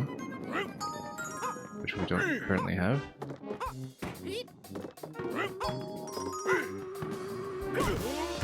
Okay, fairly straightforward.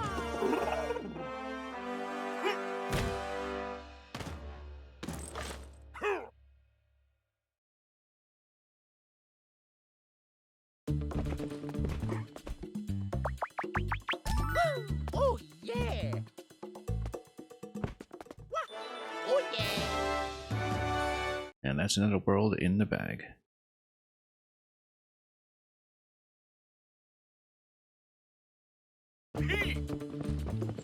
Okay, number 5 is going to be a spooky house. Oh, stop! Come back!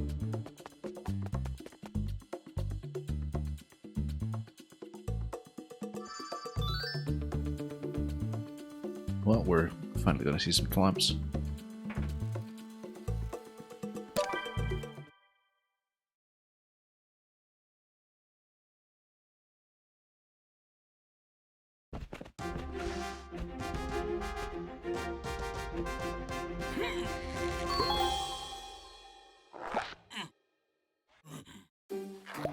Here we go! Well, here we go. Thwomps going to have a nice long range. We can place the key, but let's take a look here. We would want the Thwomp to get out of that position and trap it. We want to trap both Thwomps, actually.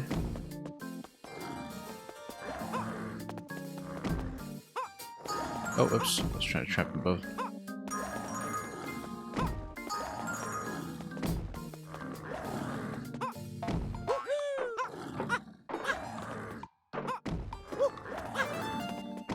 Notice that Thwomp range is also active from above here. Now what's the retraction point for the Thwomp? It does go all the way back up.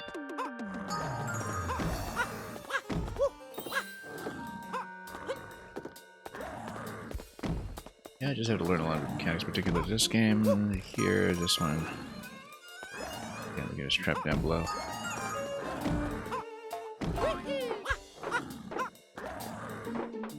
And that's straightforward.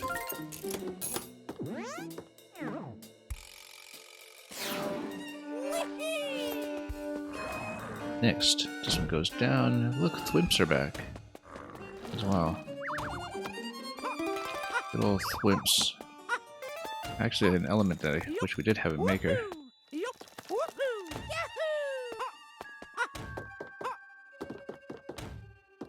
because they do have a very unique movement to them and would have made for something interesting as a basis for stacking.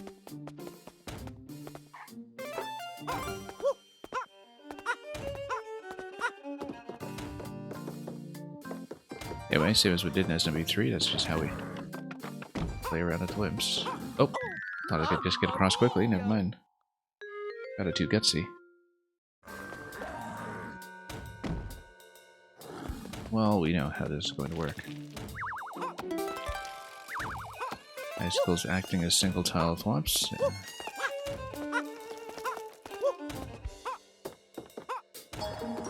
Let's fall back in.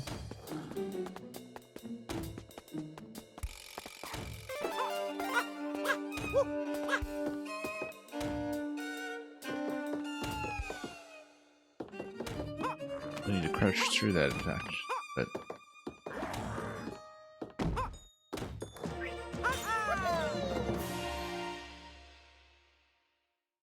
yeah, the solutions are more flexible than I either have ever expected. I mean, I don't remember any solutions, but in terms of the mechanics of the game, they seem to lead to so many different options. Just entirely because of the handstand jump, really. It's an alternate path that's available everywhere.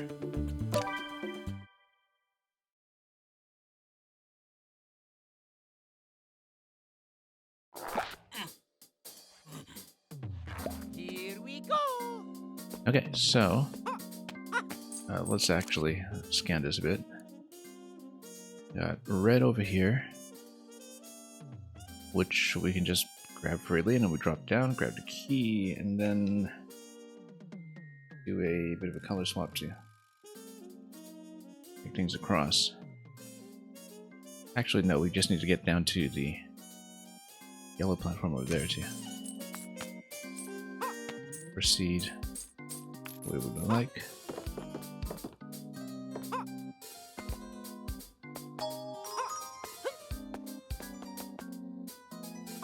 I wonder.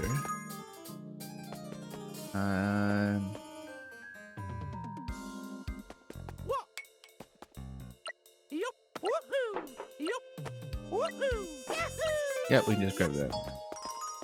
That's what I thought. I think we send the key across first. Then we can climb over this way. Oh, we need to be a bit faster here.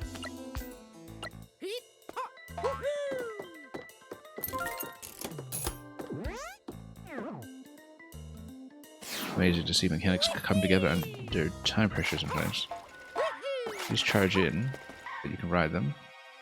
And you cannot pick them up, but you can have a push.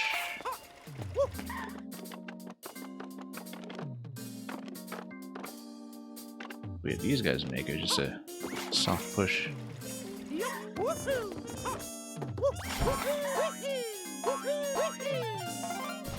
Then that's simple enough.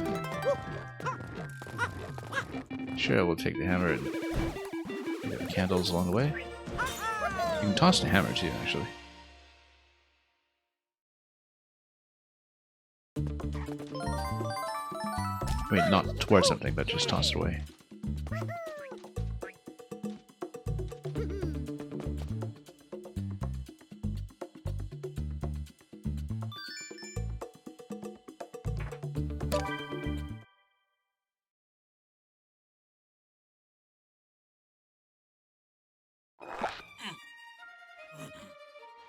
Here we go. Okay. I mean, yeah, we can just run across, really.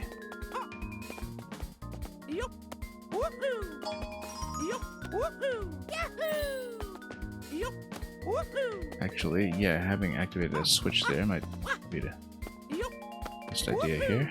Oops.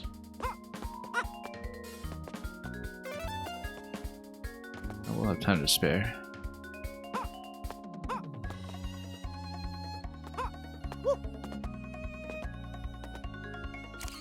And yeah, we do eventually need to cart the key up there, but we'll have plenty of time to deal with it. Whoops, that was almost a bit of a problem there. No, we need to pick that up, not just touch it. We know that.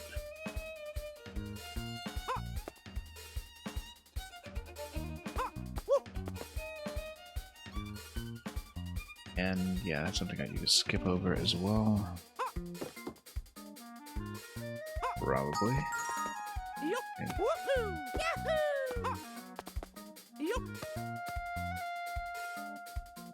Yeah, we'll alternate down to the key, of course, and then we'll be just fine. But we do want yellow, in fact. Oh, it's quite the tumble. Oh.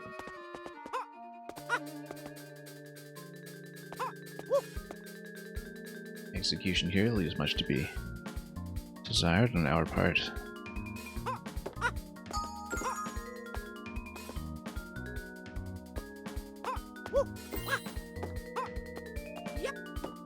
We'll head over here, which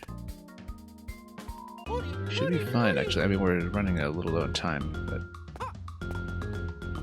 Oh, oops. Wasn't even watching that position. That's okay.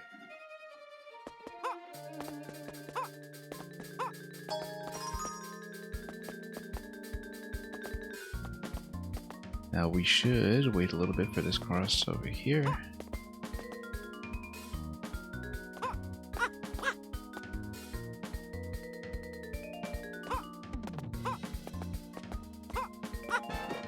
Yeah, switching over to here is just fine. MGM1 gives you a big shout out.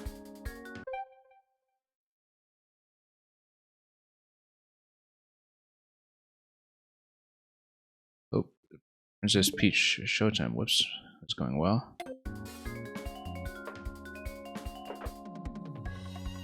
I saw that you were working on some post game. I don't know if you've gotten through all of the associated challenges. Oops.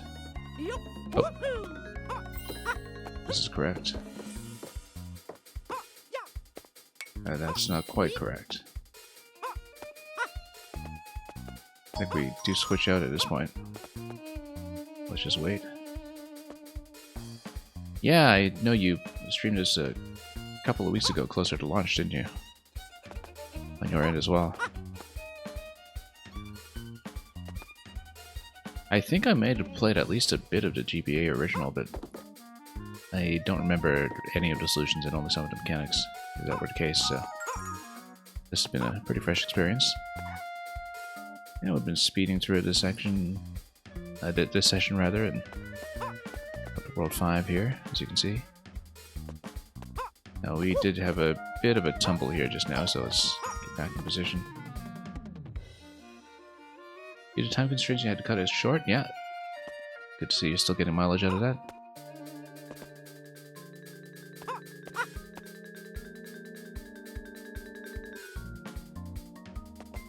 Anyway, we haven't been watching this very carefully. Let's... Yeah, so I do want to get on top of the yellow platforms on the other side. That's the best way to do it, in fact.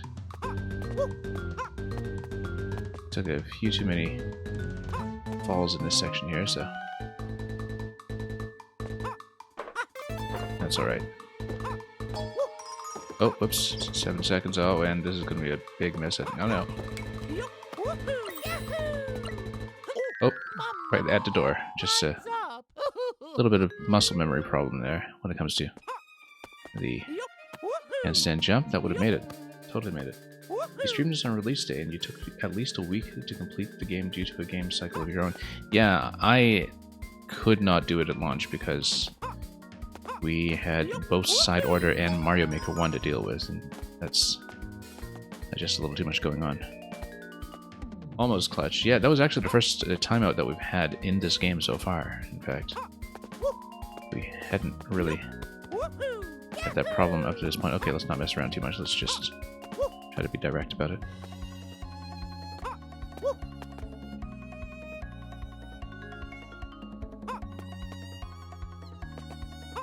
Yeah, we'll drop here first.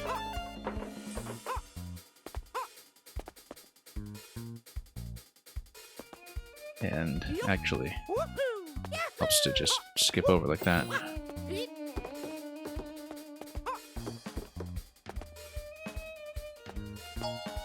And we'll swap it over just to make it a little simpler to traverse. Actually, yeah. Oh, that's fine, actually. Oh, not quite. Thought I could do it. Yeah, my muscle memory gets a little bit scrambled sometimes when it comes to up throw versus up jump. But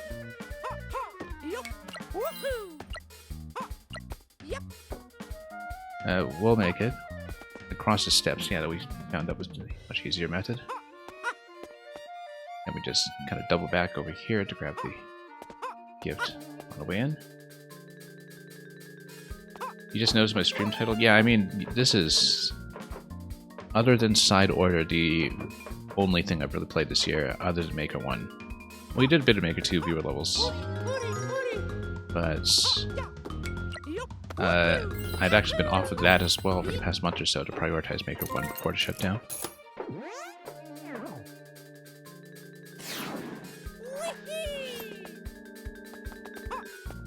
Now, can I step on these? Do they collide? No, they don't. I didn't think so. I mean, they're ghosts.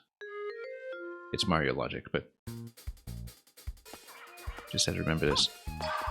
Oh, yes, okay, and then you can swap them into platforms. Fun mechanic, actually.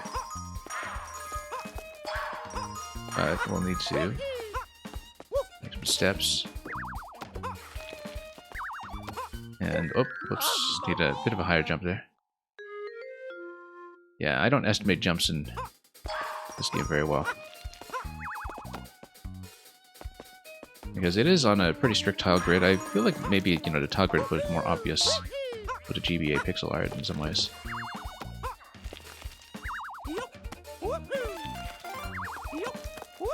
Oh, whoops. Yeah, once again, as you can see. Well, it was for paranormal science, exactly. That's some real rigorous ghost busting going on here. Egad would be proud. Just needed the proper observational instruments to do so. Okay, just need a standard jump here, actually. We're very poor at executing it.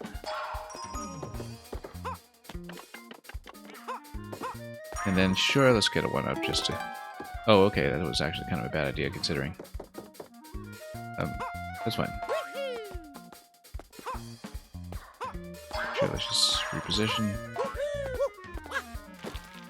Now we need to survive this again.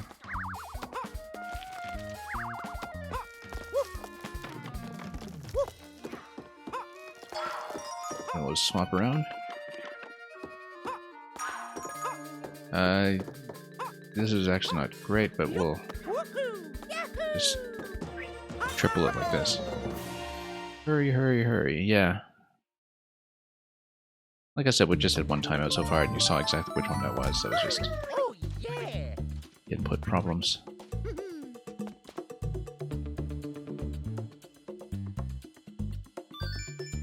Anyway, let's keep going. Time for some actual booze. Well, toy booze, I guess, but close enough to actual in the context of this game.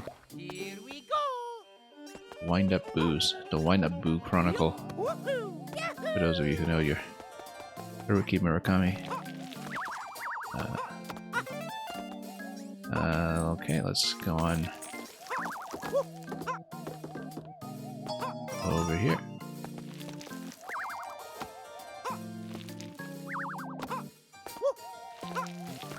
This is not reachable here. This is one tile too far, I think. Actually, I kind of wonder.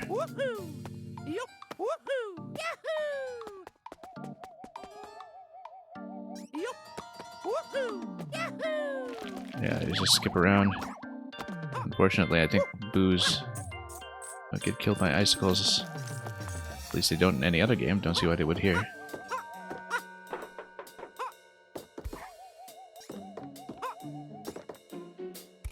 And yeah, it's, I mean, you know, I definitely feel like I'm early on. I definitely think that from what we've been seeing so far, that it seems like quite a great deal of the mechanics are built around time challenges, and that, you know, you really kind of have to push the clock and find efficient paths to get the most out of the mechanics. I like the flexibility of the stage design so far, in that very often it seems like we're kind of given a choice between a more circuitous object moving route versus a handstand jumping route. And that, whoops, that's a decision we're kind of making often.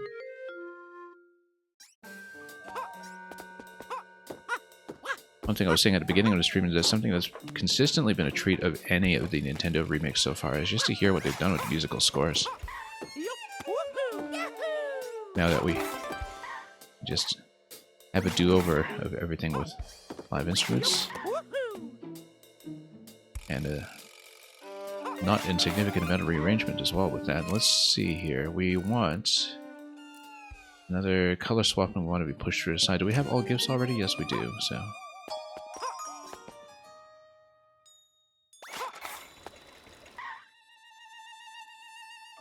You said 9 out of 10, but you cut down by 1 due to a certain gameplay mechanic I've yet to see. Yeah. I couldn't remember how much or how little I played with a GBA original. I don't remember this bit at all, so if I dabble in it, I didn't get this far. I never owned the game. I think I just kind of dipped into it to try it once. Way back on GBA, but I did expect this to be effectively a new experience, and it is.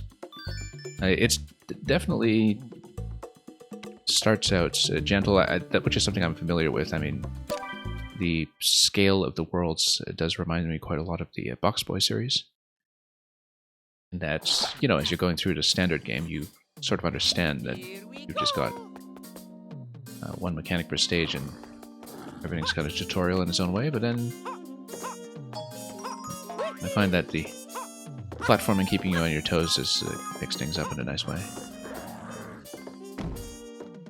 Even if we're mechanically not that proficient with it. Okay, then we'll just send us through. Yeah, very flexible game. Oh yeah, because there were also 2 worlds that were added in this version. It's 6 worlds in the original, and they added 2 here. I don't know which 2, to be honest, because I just don't know the original game well enough. But and that's why some of it would be unfamiliar as well, because there actually is new content. From what I remember from pre-release. They did say which worlds, but I just don't recall. But yeah, I'm so accustomed to playing things like one-screen puzzles in Maker 2 all the time that this is, of course, comparatively quite gentle. So far, anyway. I mean, we'll see how things develop. Certainly with something like the Box Boy games, for instance, which are very similar in scale. Oh, whoops. Everything kind of feels like tutorial until you get in late, and then the game really kind of picks up.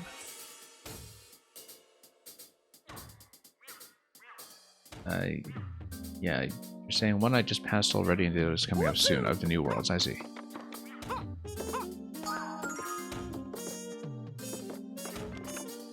So we do want to switch this over here. That kind of obstructs a little bit. Let's put some proper platforms.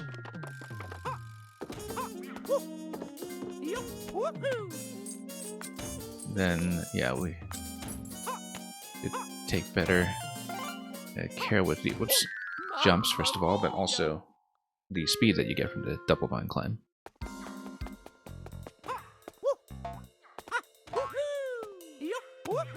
Yeah, I've been a bit careless about some of the platforming, but that's alright.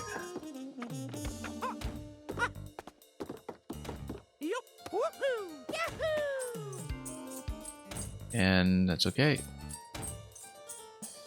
We'll come over here and then, whoop, once again, just need to estimate distance better. You know you can cover 2 tiles with a jump, but definitely I think, you know, just watching Mario as a central character throws off my expectations for how things are going to go mechanically sometimes. And this part was so tricky for you. It looks okay to me so far. I mean, you know, it's just that we need to watch your positioning at times. Have to watch the swimp over. Once again, I'm not leaving the edge far enough here. This is absolutely a valid solution. We just haven't been executing. Oh, whoops. Oh, whoops. Didn't expect to jump into the handstand to collide with that there. That's okay. We're taking an unusual number of deaths on this stage, as long as Nintendo doesn't do their sort of auto hint system. Let me see if you've been dying too much. We're gonna be okay. Yeah, so that position is gonna be a little bit better here, I think. In terms of the safety net that we're gonna get. Yeah, I just need to watch these jumps sometimes and watch the distance. There we go. And that's a clear. Yeah, like I said, the grid is very strict, but you have to visualize it as a grid, which I think with the graphical quality here is actually something that is a bit of a challenge because it makes everything look a bit smoother and analog. But no, there actually is a pretty strict tiling and spacing that goes on here. And we've learned to see what the rules are when it comes to how much space you can cover. It's pretty easy to determine. It's just that in the act of playing it, I think it's very easy to miss. And of course, you know, you just go in with certain cognitive expectations of how Mario moves, and this game is very much its own thing when it comes to the platforming. Okay, looks like you can kind of do... Oh yeah, there's going to be a donut block drop into the central segment, actually. We'll just need to watch our position here. And actually, it doesn't really even particularly matter if you miss that. Any platform on the right side there? It's nowhere near the timing we want. Let's go here instead. Yeah, this will be fine.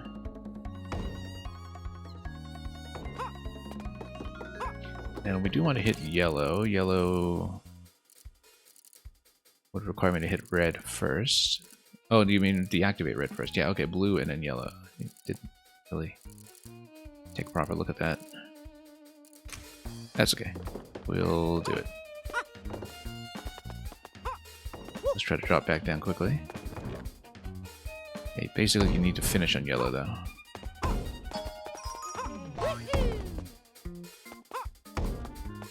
And then that allows you to stall on the right side and wait for the platform to come down. Yeah, I do feel like puzzle platforms like this are not frequent enough. I mean, I tend to get my fix off of Maker, but in terms of games that are sort of fully designed around the same confines and the same sort of logic, the same scale of logic. I mean, that's something that's covered in the indie space to a great extent, I suppose, but I've never actually seen too much of this structure on a larger scale in most games. I mean, like I said, you know, with Nintendo series, the thing that this made me think of immediately was actually Box Boy from HAL Labs. And okay, this gives you something to stand on, so we'll stand on that. Once he decides to get across, and then let's let him push. And yeah, MGM1, I am planning to go back to Maker 2 in a pretty big way. I mean, Maker 2 was always the principal program on this channel anyway. We put viewer levels on a bit of a pause while it was catching up on Maker 1. But the plan currently is that we're actually backlogged with a couple of Super Worlds in Maker 2 by excellent makers that we have featured many times before on the stream. A couple of people I know who are very, very good recently shipped Super Worlds. And I haven't really been doing Super World exclusive streams in quite a long time, not in over 2 years, I think, and so that's something I do mean to... Oh, we've got to red switch here. Mamma mia! That's something I mean to go back to in the coming months. In the coming weeks, I would say. I don't know yet if we'll do 1,000 Year Door right at launch. I will, of course, do 1,000 Year Door at some point, but I find that I never make as much time for remakes as I think I will, unless it's a game like this where I just don't remember the original. Very interested in 1,000 Year Door, of course, but it's, you know, kind of just about an all-time favorite RPG for me. Certainly top 2 or 3 or so, I'd say. So we'll be running it in some form, but oh, let's get better position here. That was awful positioning on the platforms. No, we should survive. It'll be fine. Need to lean into this a little bit so we don't slip off. No, bad positioning. Yeah, you basically kind of get locked there if you don't position to red platforms well.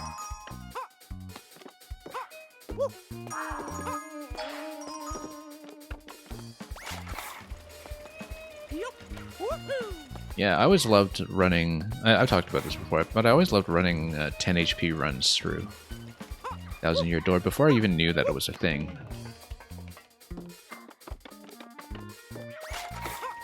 You know, back when there was just much less communication between people about challenge runs. And so if we stream it, we may do it that way, just to give it a bit of a unique experience. I find it often with a lot of single-player games that I only really feel inclined to stream it if what I bring to the table is going to be a unique experience. Wow, we missed it again. This was the same issue as last time.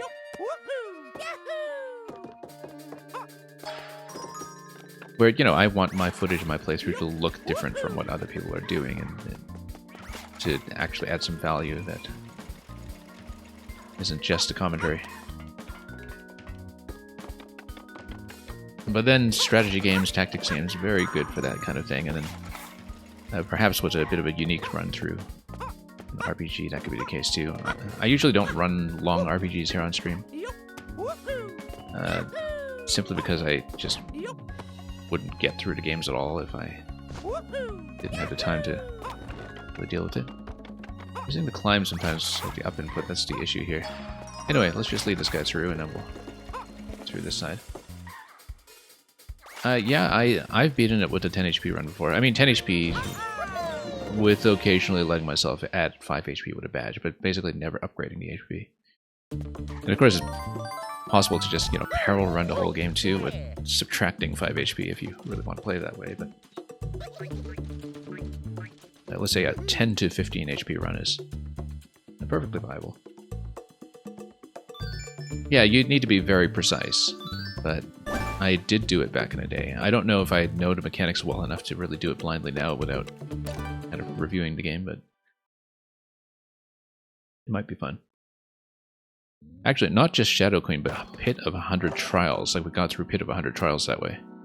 Here we go. That took a little bit of time, I remember, but I don't remember how much time. I do remember that I did get through it. I did make it happen.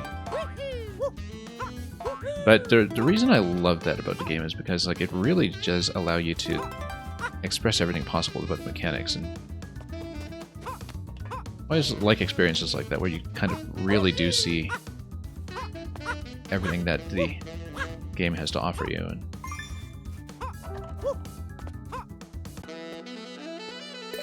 yeah, that's a lot of super guarding. You have to be very accurate for a long stretch of time.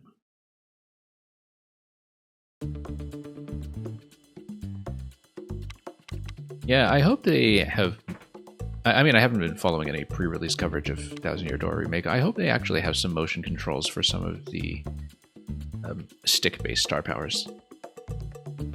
That seems like a relatively obvious thing they could do, and I was in fact quite shocked that the port of Super Mario Sunshine in All-Stars didn't implement some kind of motion controls for all of the first-person aiming that happens in that game. Because, you know, I kept trying to play it like Splatoon, basically, where I was constantly running up against, expecting the flood cannon just move with my Joy-Cons, and it didn't. And considering they put the effort into, you know, actually taking Sunshine into HD and everything, you would have thought that was a natural improvement, but oh well.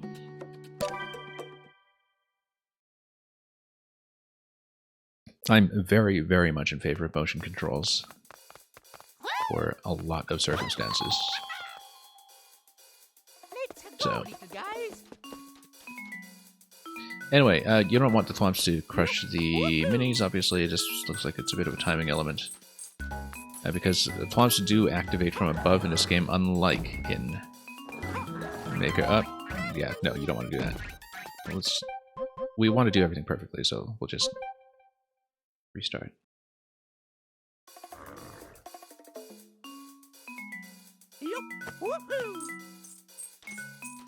You think everyone ends up with the same experience of playing through the game? Well, I don't know. I mean, I find that, you know, if I'm taking the time to stream something, particularly a longer game, then it should at least offer something that's just a little bit different.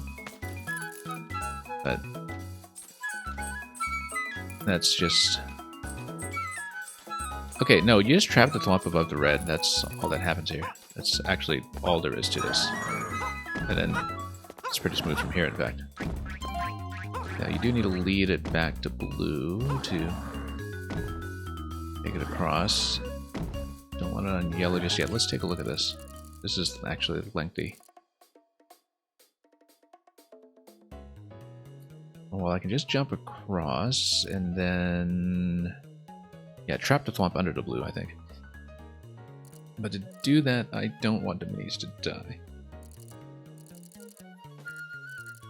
So I'm just trying to route this out for the O. I think I do take the O from above. Okay.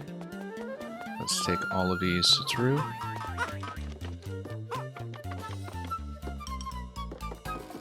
And yeah, I mean, I hope that you have a great run through it as well. I mean, it's, you know, it's just such a wonderful game as it is. I think, you know, part of the pleasure of it is just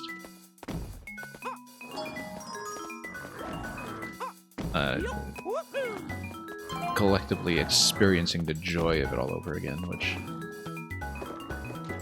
doesn't require unique playthrough necessarily to provide a good communal experience. Now, let's see here. You need to take the box across. That means... Actually, how are they going to get across this? This is... I guess they don't jump to 2 tiles, do they? I don't think they did. It's not like they're going to ride the Thwomp. Let's see here. We do just jump to 2 tiles. Let's just jump it. Yeah, they do jump 2 tiles. For some reason, I hadn't really even seen that interaction with the minis up to this point, that they can jump that gap.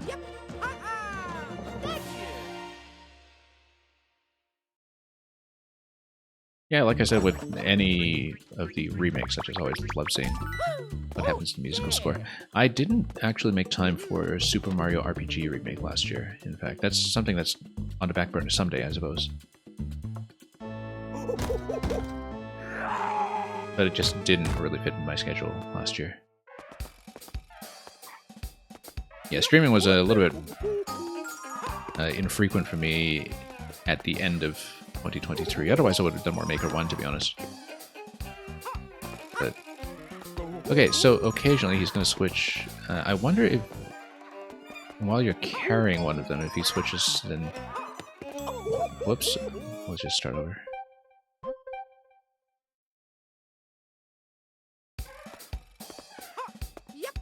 Yeah, because if he hits the switch here, does it switch to one I'm holding? It doesn't.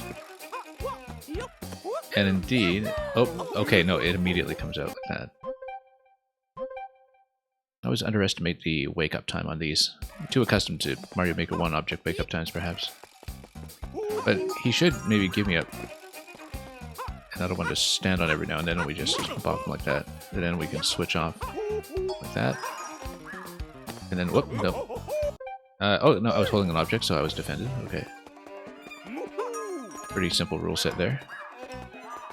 You don't take damage if you're holding an object at the time of collision.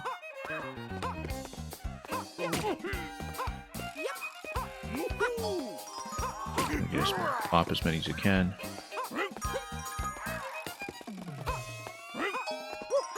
And that's actually fairly simple once you see it. 100% completion, of course. Of course. Not even going to bother doing it with less. Oh yeah! Oh yeah!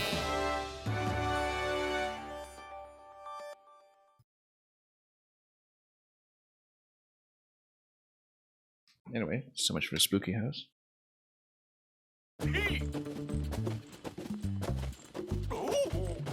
Slippery Summit. Oh, stop! Come back! And yet, Bishad Visser. Oh. I mean, we're only going to be mentioning Thousand Year Door more and more as we get closer to Citra Remake. Like I said, I'm not exactly sure if I'll stream it right at launch, but it's definitely the next potential landmark on the calendar that I might plan around. We are planning to do Super Worlds and make it 2 for the next couple weeks probably, because we've got so much to catch up on.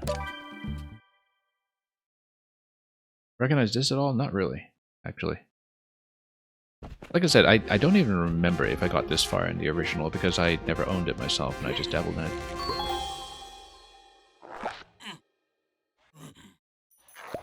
Here we go! Okay, so you can slip on the ice, which also means that we can probably, oops, presumably, slide into this. I think we've been doing a lot of that in Mario Maker lately. Whoops. Okay, so you can't get into the crouch if you're already sort of... Yes, you can. Just have to get used to some of the mechanics here. We've already got the only gift in this segment. It's just a bit of a tutorial anyway, so... We will... drop this out.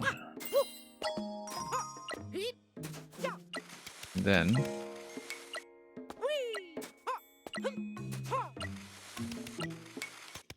slide it all the way down, and then that's going to be... we probably don't want to toss it all the way across. Let's hit this first.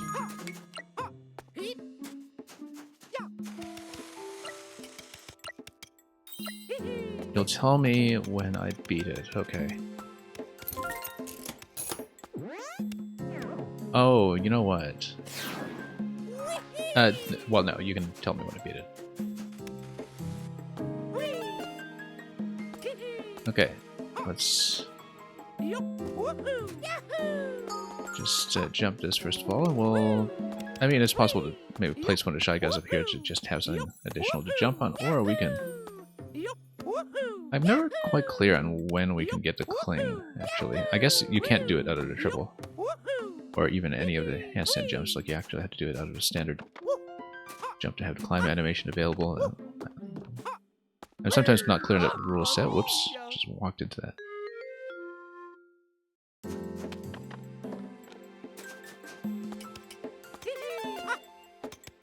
Okay. This is a frozen variant of something that should be familiar to me, isn't it? And...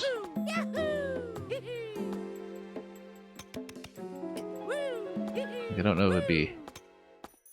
I mean, I don't remember, you know, DK94 well enough, for instance, but... Anyway, we will just jump off of this, if you'd like to come over. Or we'll just jump. There we go. Yeah, if you get into the handstand jump, you can't climb, which is sort of an unwritten rule in some ways. And then... this, yeah, we can just triple this one. Or even double this. Likewise here.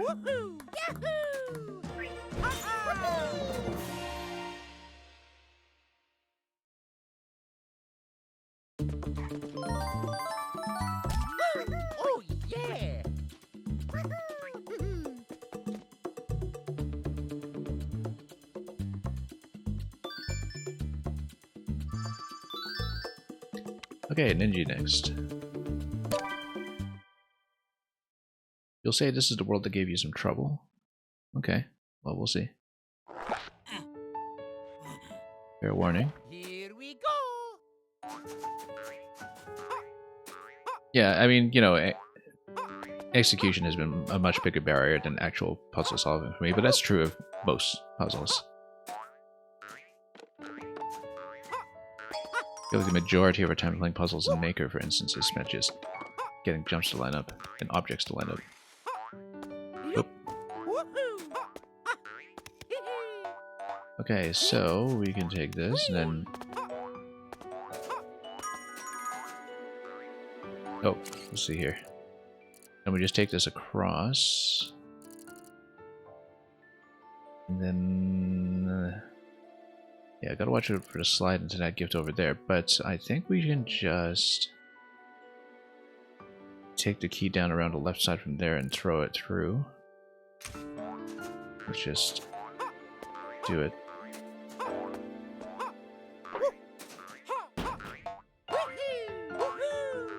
Oh, it is actually not high enough. Let's, oh, we've got blue switch over here, though. We can just toggle.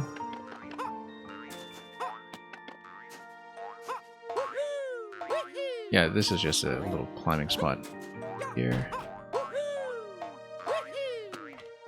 I just have a little bit of trouble getting some of the ladders to line up, but we'll grab this first. And then... just need to drop this and probably chuck this first. Oh, yeah.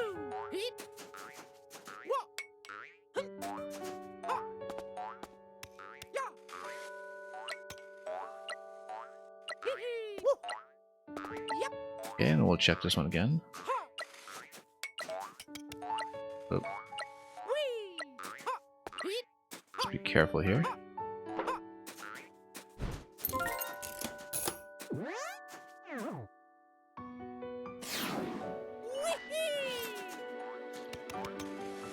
Okay, so this here, I mean, we can't wall jump in this game, so we need to put the spring there, obviously.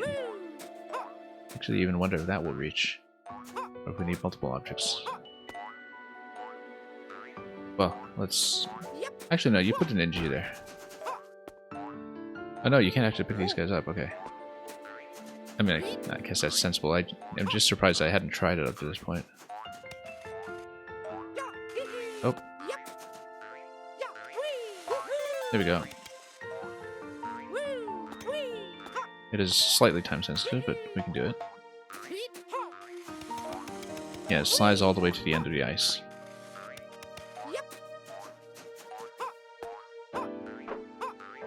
Now, blue switch, would we want that? Yeah, I think so. Trap this guy above, which will work just fine. We want to drop this so we can grab the remaining one. Oh, that was not what I hoped for. We can fix that though.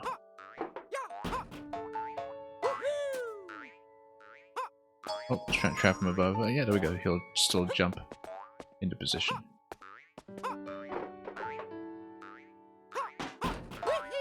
What did I even do here? Oh yeah, we just missed. Okay. Yeah, sometimes it's not a puzzle interaction we're missing, we're just missing the jumps. Actually, very often that's the case.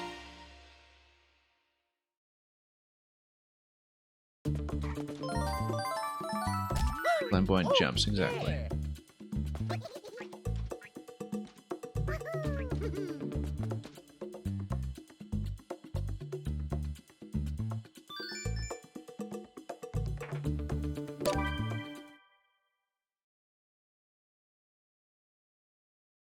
But yeah, I like that this game has a certain flexibility to it when it comes to solutions.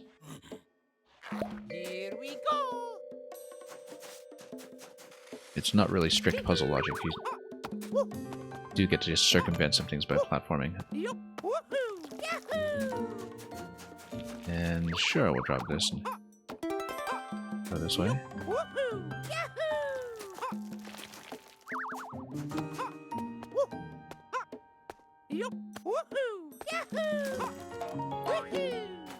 Yeah, because, you know, I find that I often have to really pick my battles when it comes to how I use my streaming time, and I can't realistically just record everything I want to play, and we have to make some cuts.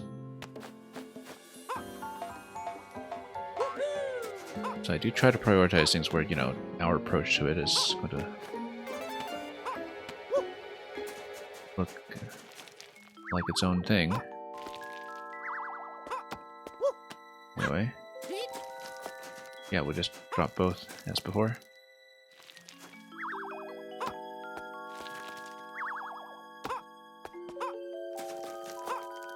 And even though everybody's just kind of figuring out the same puzzles here, I'm glad we can just kind of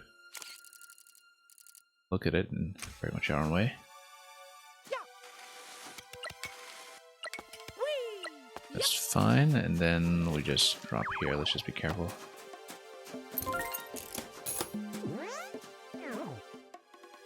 One more gift box to go.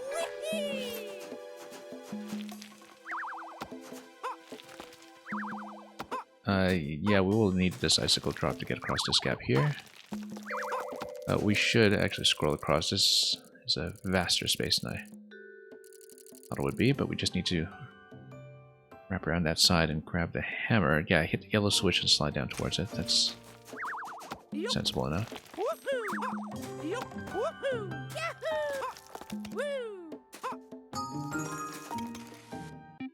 And just Donkey Kong our way across.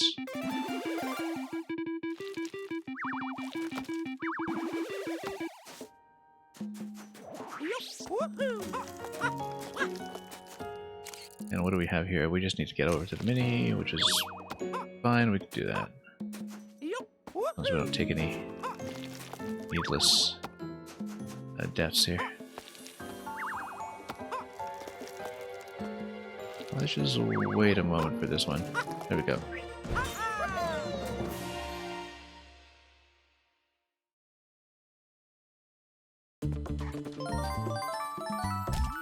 Oh, yeah!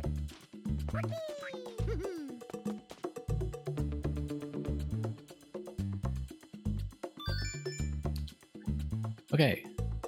Next. Almost a bone shield. But not quite, so. Here we go! Okay, once again I have to think about these as two-way gates. Which, due to the artwork, takes some getting used to coming from Maker. Obviously we don't want the key to just... Oh, you know what? You can stand on a key to grab the gift, though. Do we want to do that? Yes, we do, because the key will just reset. Oh, no. It hits the spike and it doesn't come back. Okay. Wasn't sure about that. Oddly enough, though, if you just kind of fall in on top of a key, then you can actually grab that and then double back. But no, we should probably, you know, take an actual object there. Whoop. Oh, whoops. That was a squish.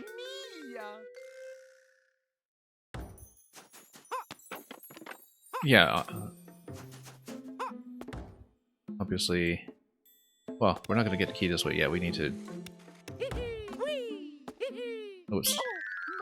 Hang on, we need to account for momentum while we're in that skating animation. I'm not always seeing accurately whether we are in the slide. Okay, so here, I think we actually walk the Shy Guy here across. Makes sense to me anyway, that we would do so, because then we would be able to drop it down below. And then if we walk it... Oh, because this is going to be one way back. That's okay. Well, then what we do is we just go around up top. And whoops. Once again, just not watching the speed change here accurately. We'll drop in on top of that. And just a moment. Oh, slight inaccuracy there. I was expecting that to be a little more generous when it comes to spacing. And yeah, ultimately you do want to be holding the key after the first state switch because then you drop into the block on the right side while holding the key.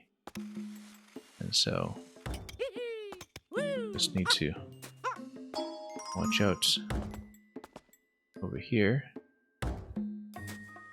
Yeah, we will of course place the Shy Guy down below first.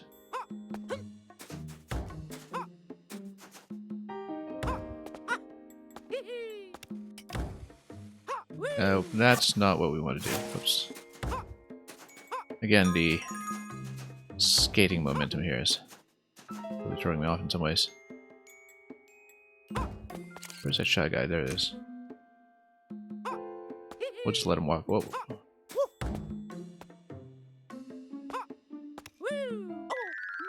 Mamma mia! Yeah. I'm having trouble seeing when I am or am not in a forward slide, or maybe I'm just reacting poorly to animation frames that are very visible. We know we have to drop the Shy Guy down below, though. We'll do it. In fact, if it wakes up here, we'll just grab the present now and then hit the red switch afterwards. Just to make things a little easier on ourselves, so we can come down the left side instead once we head back up for the key.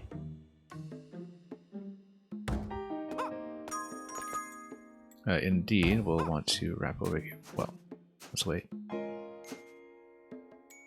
Here, blue switch over to the key, and then we drop.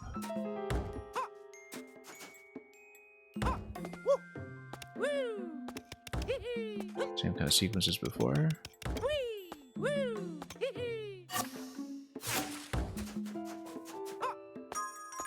And then we just jump it.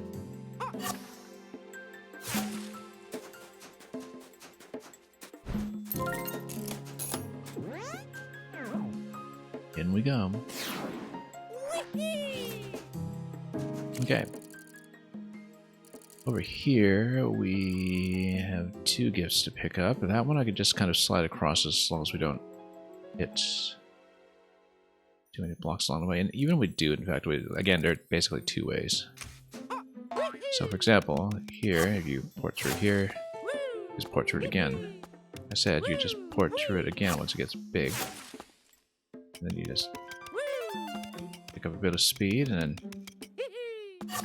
get back in. Here, we would need to get up to the top rung, which we can do. But so we would want yellow state with that, probably. Yeah, yellow. And then you can kind of slide back down to the lower level.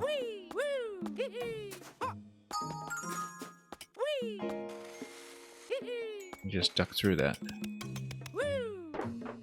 And then from here, we just take the ice. Except, we're kind of missing one object to stand on, aren't we?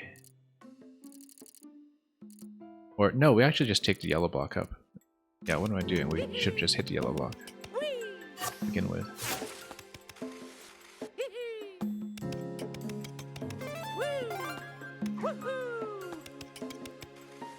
Slide back in, and then... I mean... Oh, whoops, didn't need to do that. We don't really need to hit the blue one at all, actually. Yes, we do. Because... that doesn't quite cover the distance you need. That's okay. You hit blue here, then we just complete that accordingly by jumping down here and taking blue.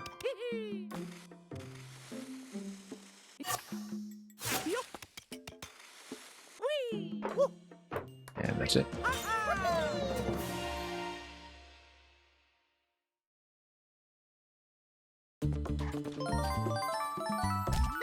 Oh yeah!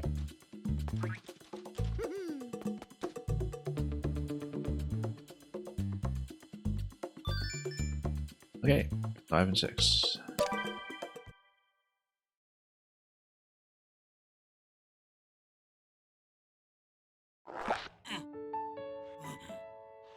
Here we go!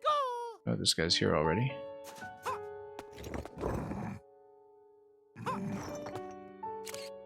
This is actually just a variant on the first world, but with ice.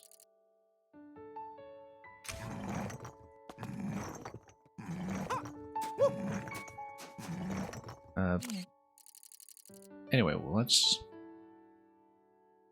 get over there. We've got one gift that we can actually just get to without switching anything. Then we would want blue after that on our way over, and then we have to... Can you actually do handstand slide? Like, well, you can get across the ice, but only with 2 tiles high. Okay. As long as we know that mechanic. And yeah, you just loop around with the blue switch after you've already had a chance to go down here.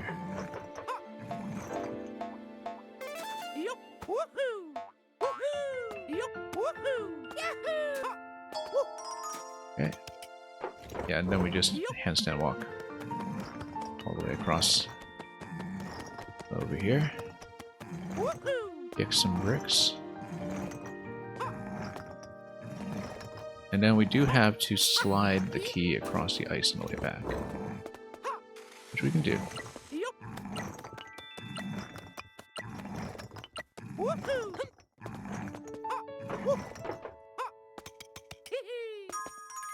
Now, here, we just pick this up like this, and then... Do we need to obstruct the key with anything on the way over? No, we should be fine. The ice ends pretty soon, so...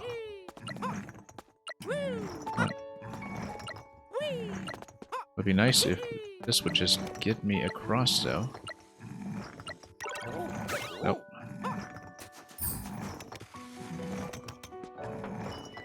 Oh, that's slightly annoying, but... We'll make it. Just couldn't get into the slide quickly enough, but we've got 40 seconds to deal with it.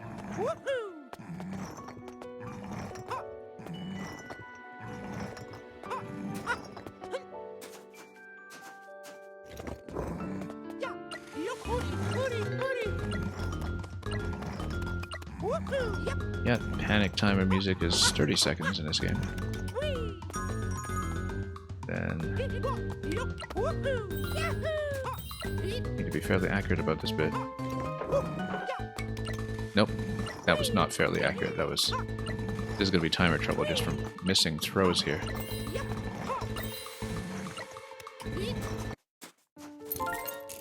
No problem.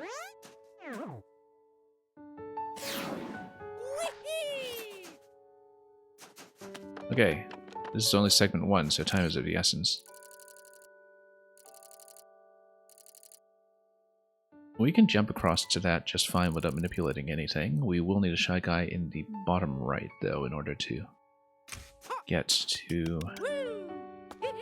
Oh, whoops. Blue over there, whoops. Yeah, and then just starts with 150 on the timer when you respawn after taking a hit.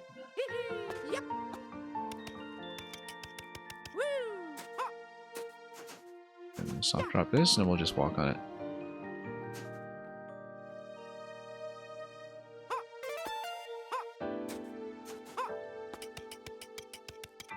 Oops.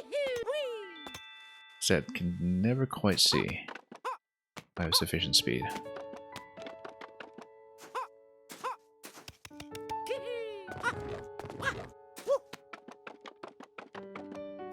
But yeah, this bit's okay. It shouldn't be too much of a problem as long as we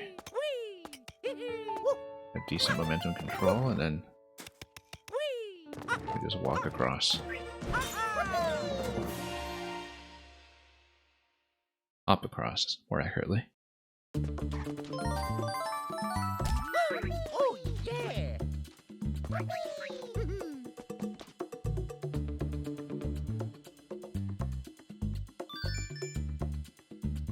Okay, let's see some more.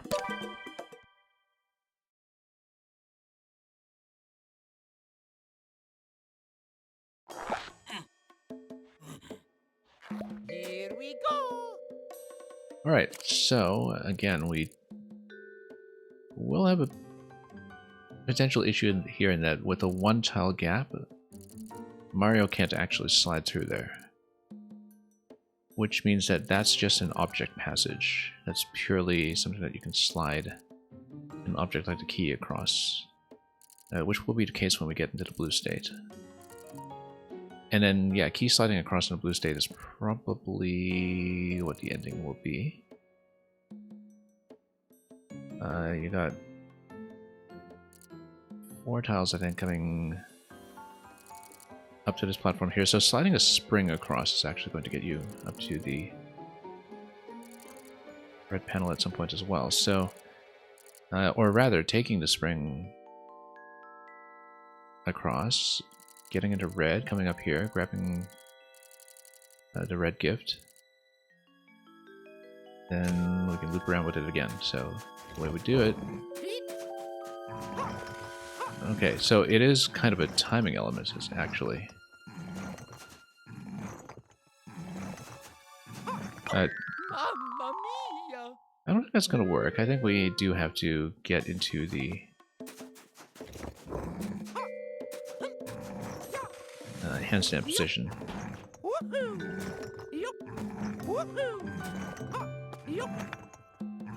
And how do you slide out of the handstand position is the thing that I'm not clear on. Actually, no, it's only covering certain tiles at once, so...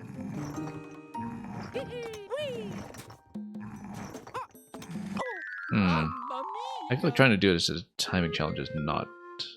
That's not really going to be the way. I think, actually, we just take the red across. Yeah, no, it does obstruct you completely, like it does in the middle segment. It's just a little misleading for a moment because of the fact that you can kind of walk in there. But let's do it the sensible way. And do this first. Oh, no.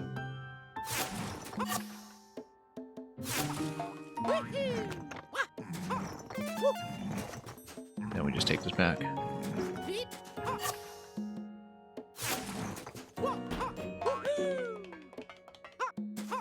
And then here we just check the key across. Now after we check the key across, what do? We need to go blue to blue. And that's actually it.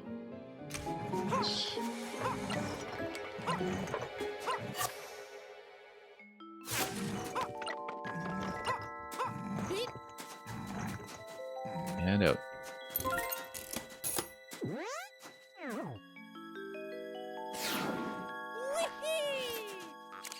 Okay, Ninjas. And that gift over there is just jumpable in the red state. So absolutely no issues with that, I think. So just maintain red. Maybe handstand on top of Ninja just to get a bit of extra height here. And we just grab that.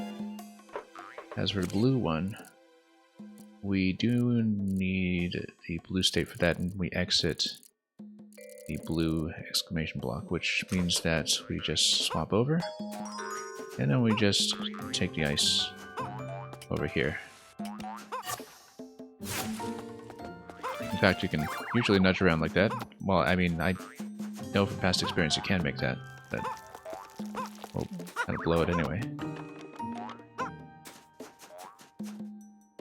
This could kindly get out of the way.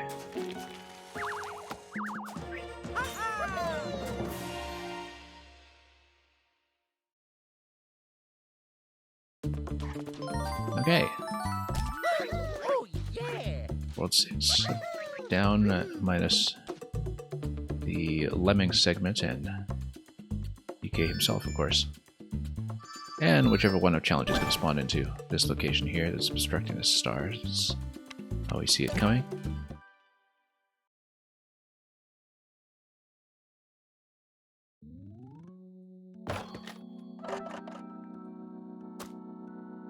Here we go! Yeah, let's just prioritize the other one up first. That's how we've been doing it. Easier to build the key if you already got a plan in mind for doing this. There we go. It's just like deliberately running into Fanto, which we're very good at doing, so.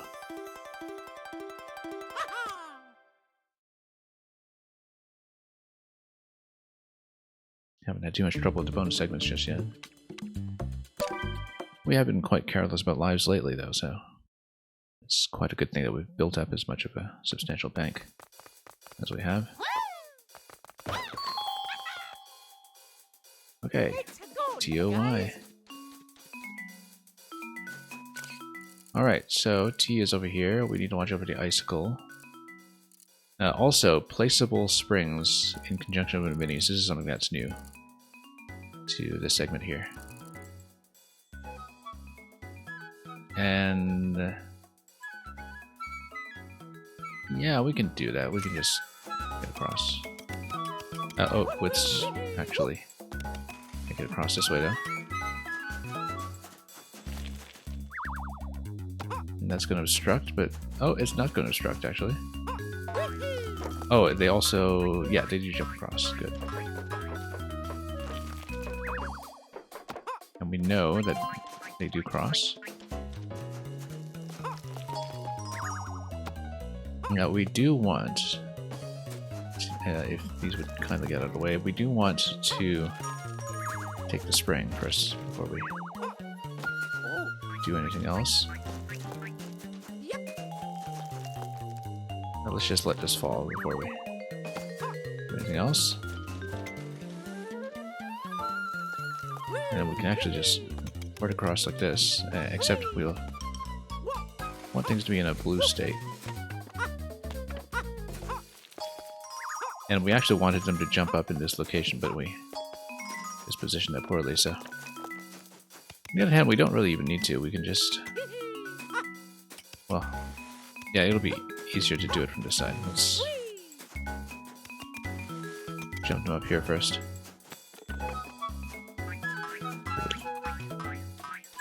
Like come up, and then, yeah, we trap them in that location. And we'll have an easy time of it with the O. Oops. Yeah, notice that sort of reverse slide here. Seems like it's going to be useful someday. Come on. There we go.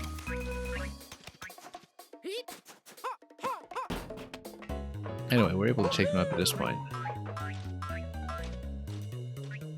Now, how do we get them up that single block? Well, we would need to send the spring back to the right, and we can launch it up to the Y location. Probably. Actually, no, because I don't think I can go there. Maybe. Hard to tell. Because that right corner there looks like it's one where Mario could theoretically go down there himself, and then that would actually sort of stick him.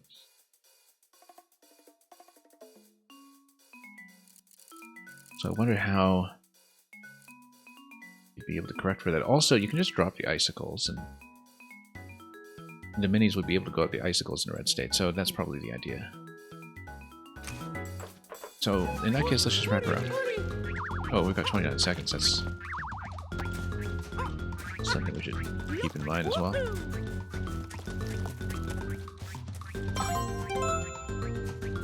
If they would kindly get up here. Oh, there's one who's... Okay, we actually lost a few down there. I didn't realize that. We'll need to redo this one. Didn't realize it got stuck. Let's redo. I'm not going to make the clock at this point. Okay.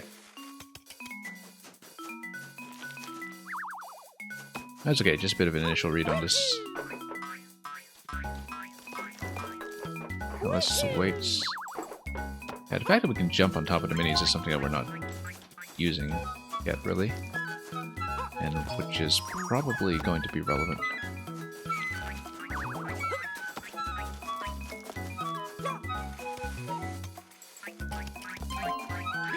Okay, much more efficient this time. Yeah, so they got trapped by the switch. That's what's the issue here.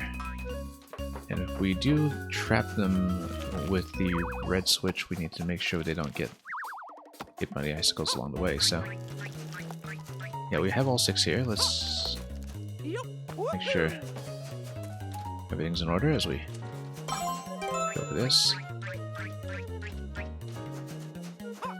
And I think having everybody in tow here will just be able to come up this way.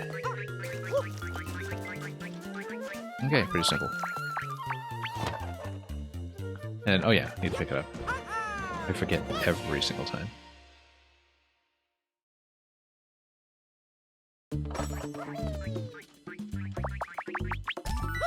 Oh, yeah.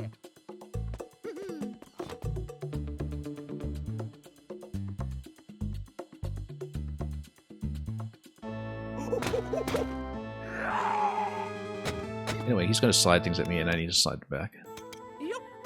We see it coming. Actually, no, he's going to move between levels. That's okay.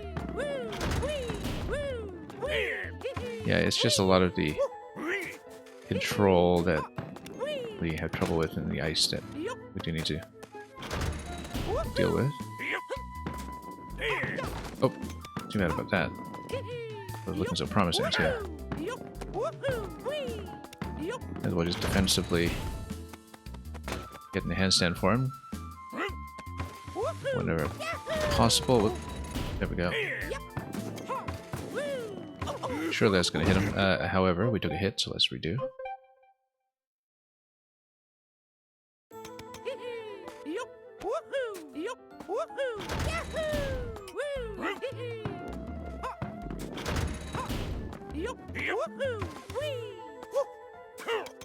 Oh, there we go.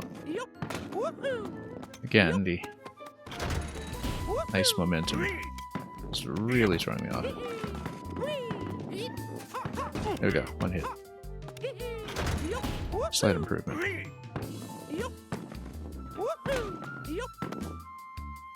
Yeah, defensively getting in handstand form whenever possible is really the key here, I think.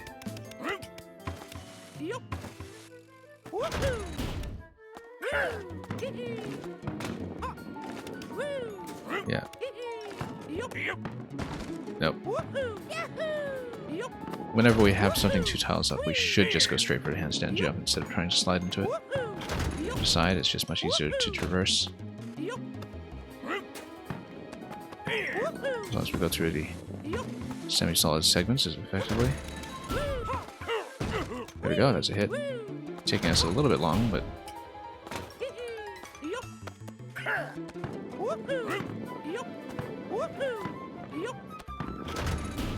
Anyway, up it goes.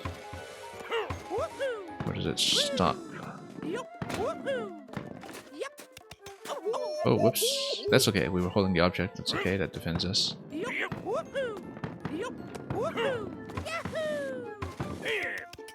Yeah, it stops at the end of the ice, but they're fairly predictable locations for...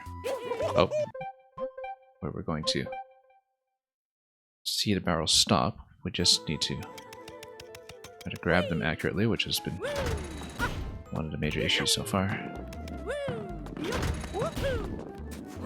Yeah, if he's going to be here, then we just pop him immediately.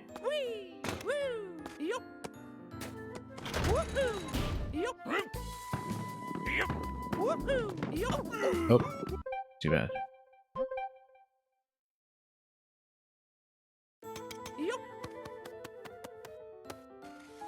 Yeah, I don't think there's enough clarity as to when I'm in motion on the ice. Maybe this is easier to read than I think it is. Or just sloppy, but...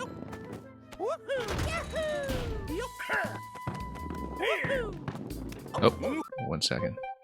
A little bit of drag there on that jump. So.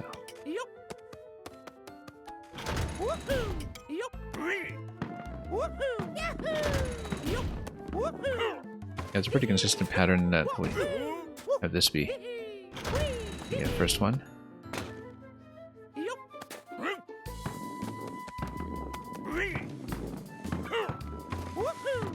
Then this is going to go over here, which I totally understand.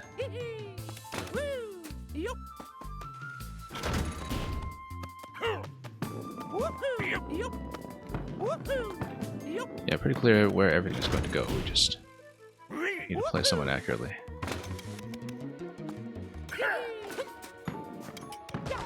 Oh, bad collision there.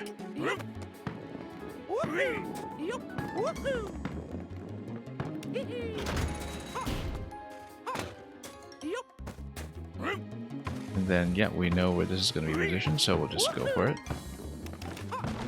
Nope. Close one.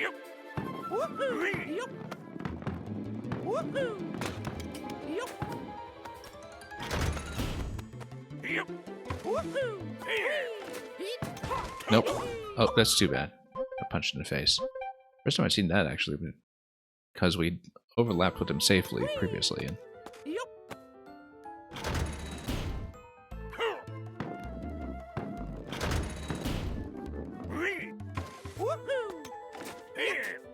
nope.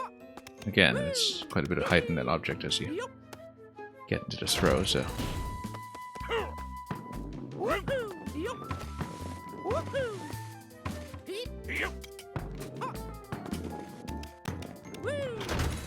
Yeah, you can do a single jump over these, but we have to be extra careful. That's okay, we didn't take damage. You're holding something, you're protected from damage. Oh, trying to lunge a little too closely here. Yeah, the ice definitely feel like quite a bit of a trap, but let's just let him roll and.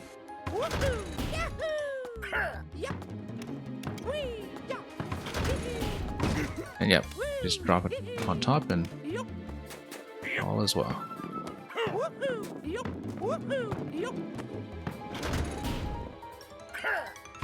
Not exactly making good time here, but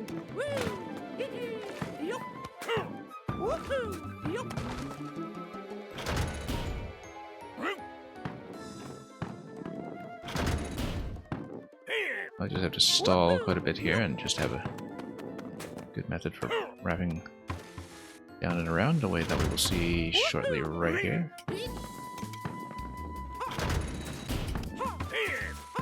Dunk him. One more.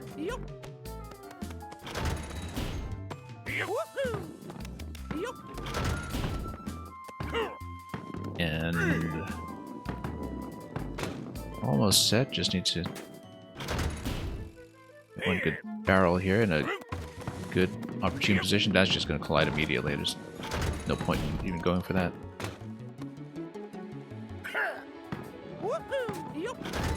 Yeah, just preemptively getting into handstand everywhere, I think, is absolutely the way.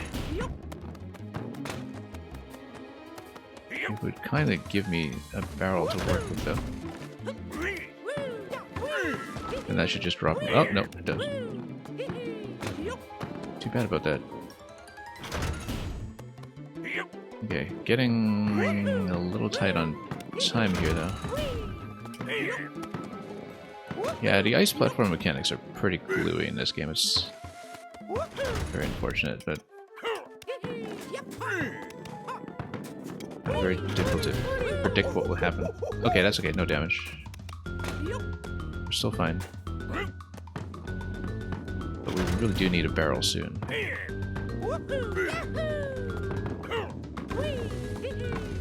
Okay. Oh. No, unfortunately, getting into the handstand means that we can't get into the grab. And no, that's not going to happen. Yeah, it's going to be timeout. Mamma mia! Time's up!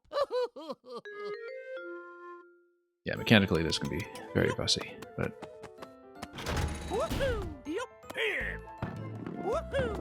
just in terms of getting into a good pickup position, sometimes I think is. Okay. Oh no, threw too soon.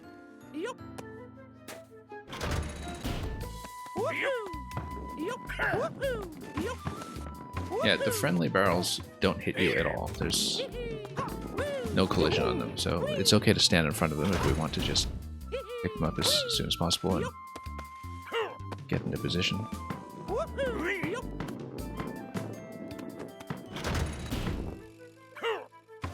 Yeah, so we can just...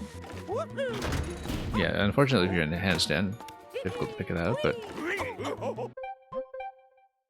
And again, just very little control over the slide.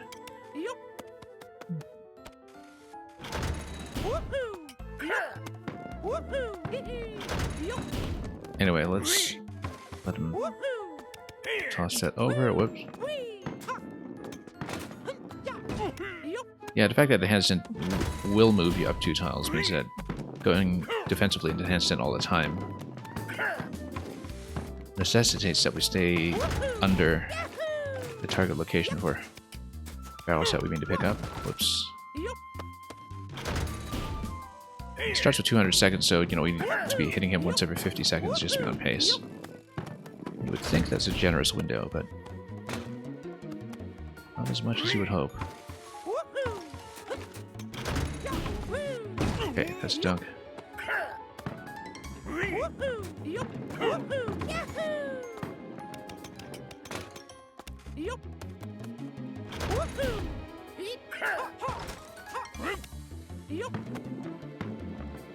Alright, let's just wait. And wait. Let's just stay low. Until it gives me a barrel to work with. Oh, whoops. I thought my position was safe there. That was not.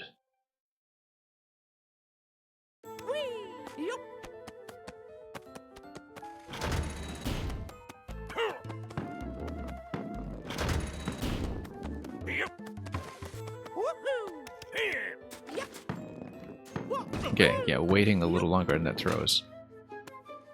Much better. Okay, we'll stay low. Then we'll get a decent read on where we'll get barrel.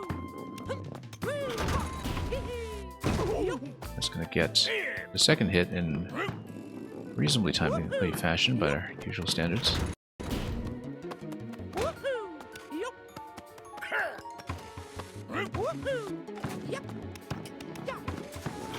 Okay, this is looking decent. Still need to be fairly crisp about this though. Yeah, staying low I think is the key. We don't want to be descending towards the barrel pickup, generally. Oh, too bad.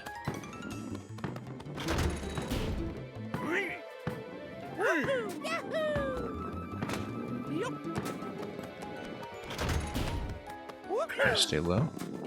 Oh. Okay, got this.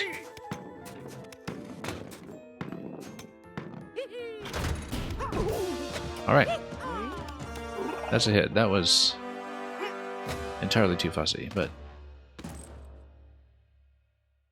it's the win that counts.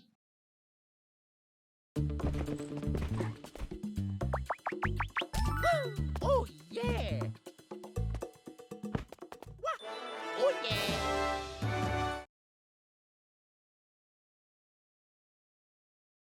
Next.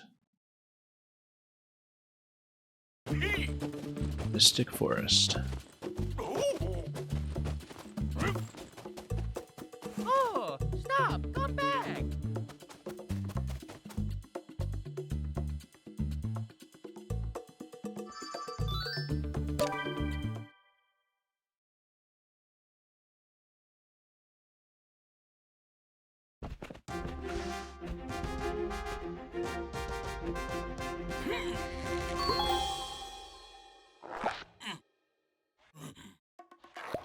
Here we go! Okay, here we go, and I mean, just a lot of conveyors. We just need to duck into that. Oh, we don't know where that switch is. What does this do? Oh, it just changes direction. Okay, so we just need to watch out for those, and then really kind of count our jumps.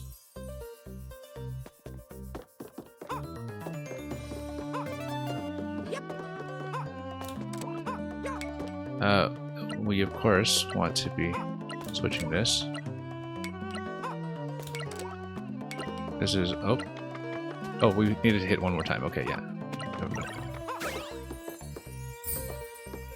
This is exactly the same kind of thing you do in Pikmin 4, actually, with some of the conveyor segments in that game.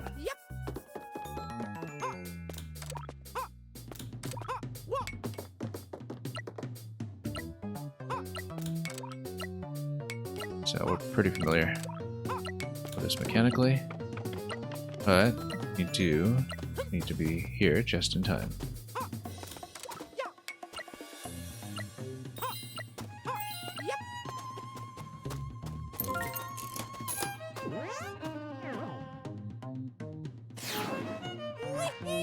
Once again, the soundtrack is just a real highlight here with Violin Mine.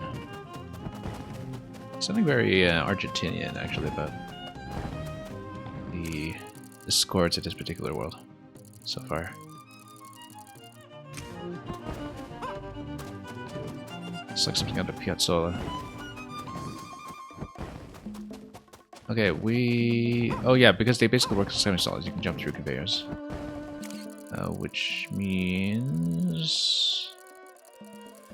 Actually, as long as we do a triple, we're able to get through all of those without any switching, I think.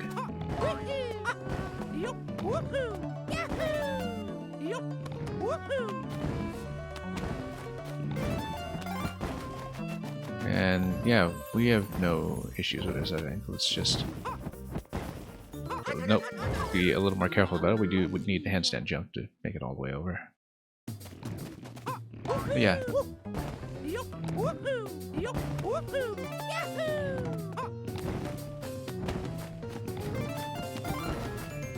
Then we can just head on up this way.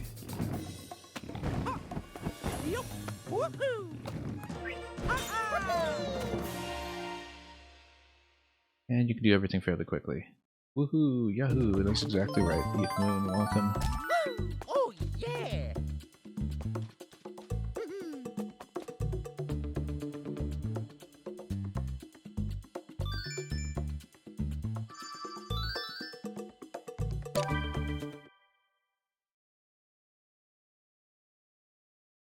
And we're doing fine over here.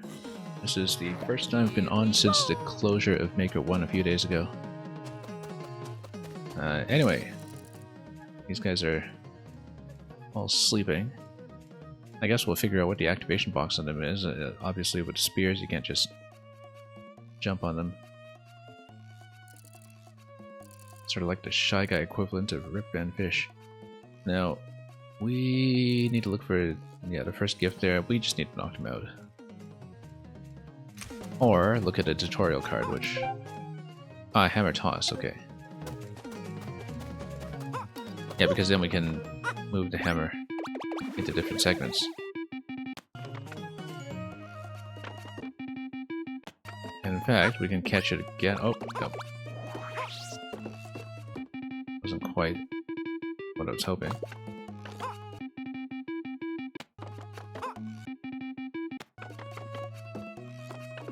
Hang on. Hammer Toss. Yeah, it allows you to move, but we still need to get up the ladder. There we go. Yeah, if you just climb up the ladder, then everything's fine. I mean, no, you can triple jump into this perhaps. Like if you pick it up, throw it, and then not quite enough distance. However, you can just dribble up to this and get up here anyway.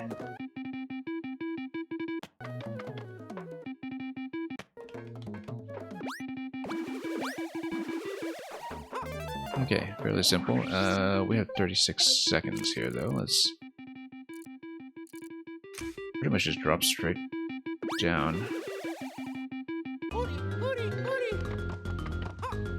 And improve slightly on... Whoops, no, I completely forgot to pick it up.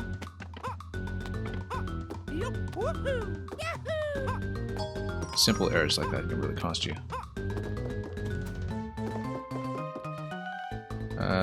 Yeah, let's just jump down here. Now we get across.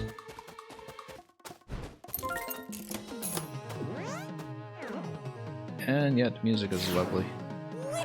All the way through. Quite enjoying it here.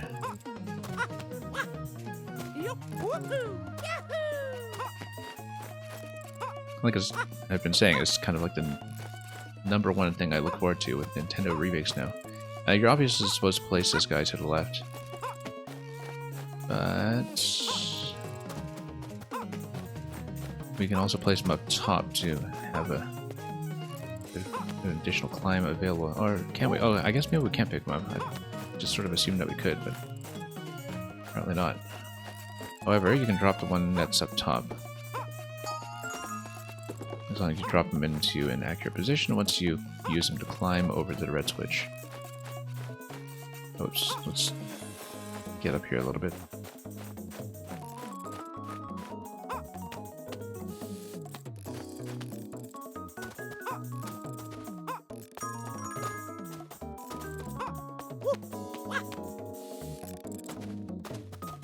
Okay, then... yeah, the electric piano here too, just... it's like someone just had... I don't know... sort of late period Miles Davis on. Or something. In the course of putting this together. Anyway, let's... hit the red switch, and then we need to jump across by, yeah, escorting this one to the left into position.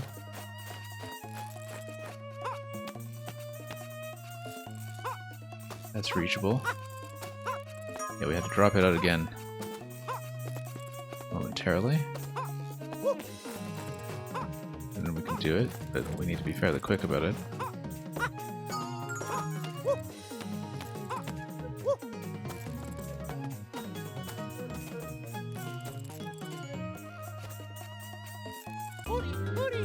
Yeah, I had to go back to see how some of the GBA chiptune score compares. Oh, I thought it could just reach into that and we just fell off instead. That's too bad. That was fairly late in the attempt too. Well, we've mapped everything out at this point. Just that the jumps in this game are so gluey.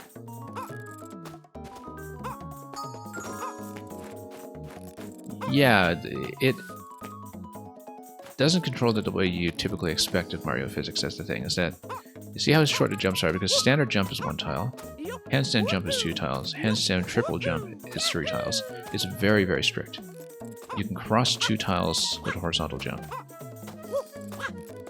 It means that all of the spacing is a lot shorter than you would expect from a platformer that is actually a platformer. If you know what I mean. So,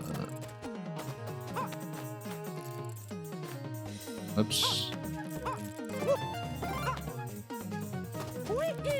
So yeah, we had some issues with the ice segment in the world prior to this as well. Where basically all of the platforming interactions feel like they're covering much less space than you would normally expect. It's a very tile-based game, despite how it looks. And whoops. You definitely can't expect Mario to control like Mario in this. And sometimes that is an issue because, you know, people look at Mario as a character and I think they already take certain intuitions with them going in as players as to how the control is going to happen. I remember that being the case with the Super Paper Mario too, actually. You know, there was something that was always a little bit off about its physics, and you can kind of tell that as a game it wasn't something that was really principally conceived as a platform at first. We completely forgot to hit red switch on the left side. Let's do that in 20 seconds. Why can't Mario and Donkey Kong just be friends? They are. But they're also friendly rivals or opponents. We're going to be late 3 seconds. Got it.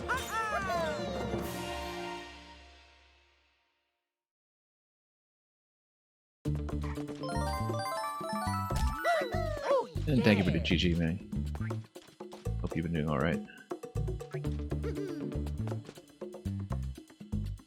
Yeah, we've been losing a lot more to execution-related issues than anything else in this game, in terms of just, you know, failing to execute jumps and estimating distances poorly. But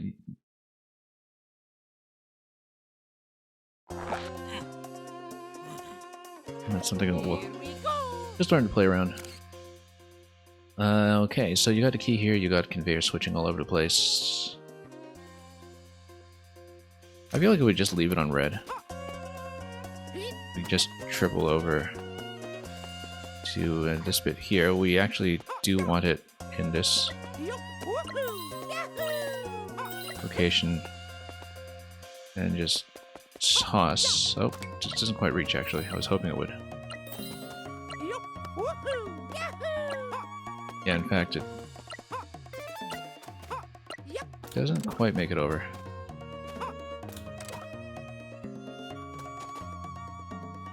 I think we can do it this way though. And just kind of skip a pretty big chunk. No, it doesn't quite reach though. Maybe we should try it that way. Alright then, in that case, let's actually play the level. You can kind of obstruct and then go around the other side. Basically, and then unobstruct after that. But basically, you get into a position over here.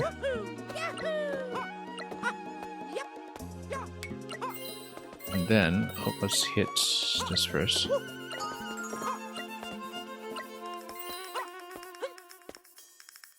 And then we would actually want to switch it up here. It's going to go left. Oh, we're short on time here. Whoops. Stop the clock for a moment. Yeah, you're supposed to reverse it and fall in the top side, which means that you kind of need to race this over basically before this falls down. Okay, that's not going to be the way to do it. Yeah, actually, you would need to reverse while obstructing it on red. I think that's the name of the game here. Let's restart this one.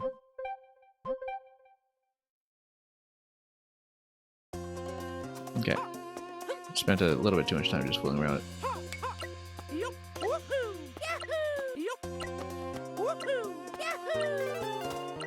Okay.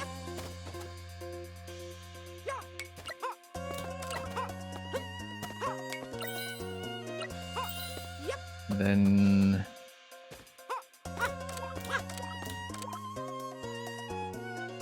yeah, we can do that. We just need to jump around. I always have to account for the fact that some of my setup jumps are also activating the conveyor. Hang on just a moment.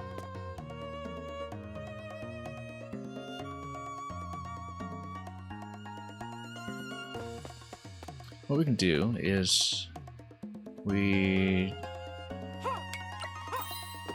hit this, then we hit, oh no, that's wrong.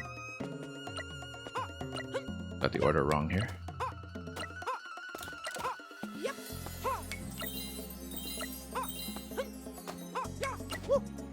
What we do, as I was saying, send this over, then you reverse and hit red. Oh, okay. I was hoping to stop it like that. Yeah, timing is going to be a problem here. Let's try this again. I'm not going to make the timer on this one. A little too fussy for that.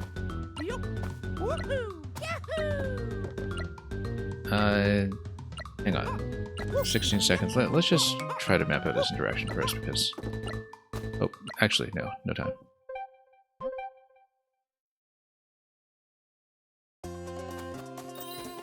I still like my method for going for red here, though.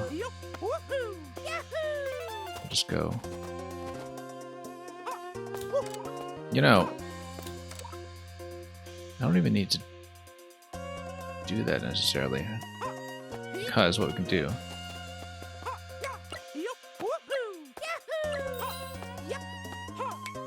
is come up over here. And then... Hang on, no, that's not right. Let's try it again.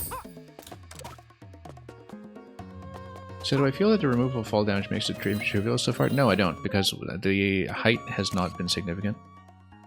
And there is a stun that happens, which I think is mostly just there, you know, to throw you off if you're going for time challenges.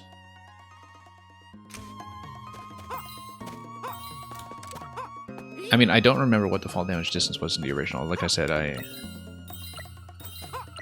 don't remember much specifically about the original, other than just a general concept of Mario vs. DK.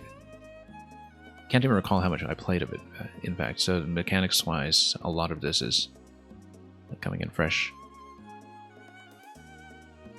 So yeah, we need to reverse the belt and have the key basically come off the top. We want to stand on yellow and drop it on top of yellow, in fact. And then reverse the belt and then trap it on the right side. And then untrap yellow. Yeah, I see what's going on.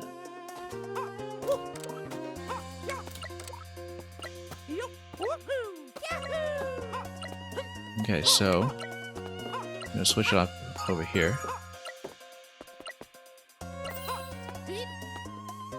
And then we drop it over here. Now,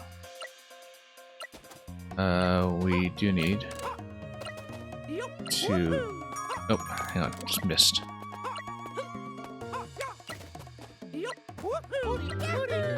Why don't we just use the spring on the left to jump? Oh, whoops. Keep landing on the wrong objects.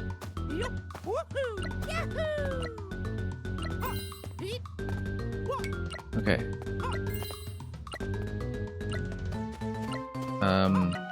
No, we reverse.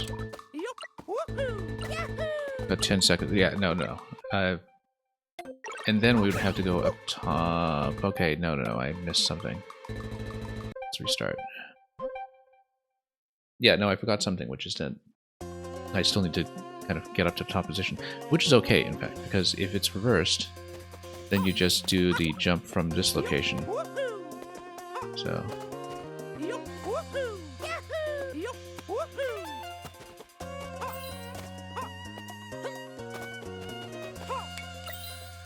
Okay, I see how to do it, it's just that we've been a little bit rough with the execution.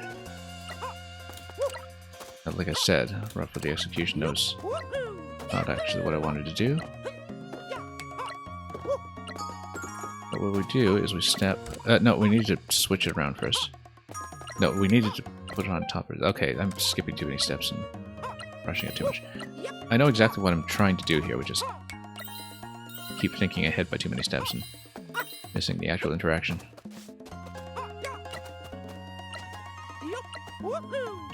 Okay, so first of all, we place this on top. Then we step. Then we throw. Then we come over. No, wrong button. I was trying to hit red on the other side. Yeah, the slippery faces give you trouble. They did too in the boss fight. It was a lot of waiting, basically. Anyway, I've mapped this solution out already. We just need to execute it. But, you know, just if you see me play puzzles, you know this is how it usually goes. That we spend a lot longer on execution than we do on actually solving.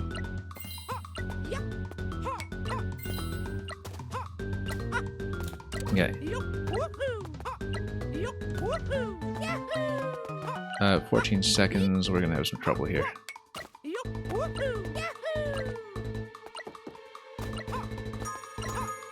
Then 5, 4, 3, 2, will we clutch it? We will not. Time's up. The stun happens when you would have died in the original. Yeah, exactly. And we've only even seen the stun once in this entire game. The height check has otherwise not been an issue at all. So, yeah. The stun happening at half distance, so I wonder how much that would have affected. That actually seems like it might be more significant in some ways. Because, yeah, I guess, you know, stunts like, oops, this here, maybe a little less available.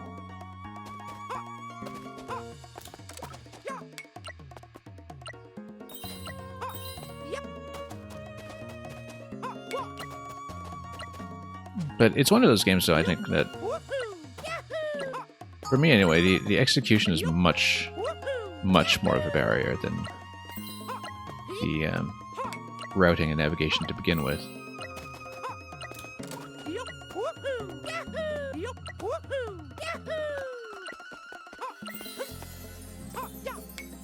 Okay, now step on this. We should be able to make it over. Oh, missed.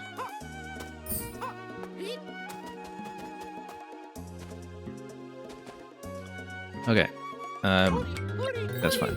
Then of course now we're in time trouble again because that's just how things go around here.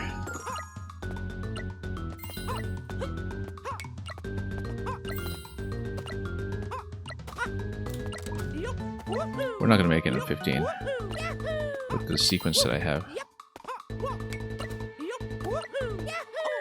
No, we're going to take a hit anyway.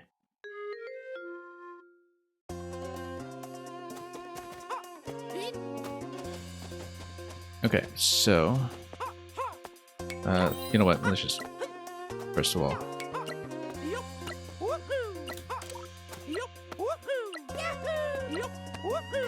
just grab and go.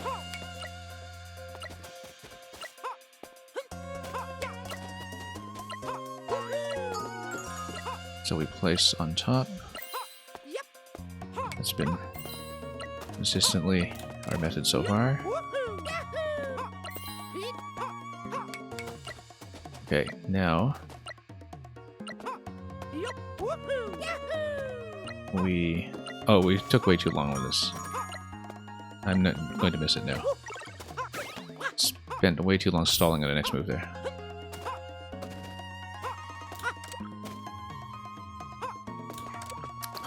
Yeah, let's just toss it up here.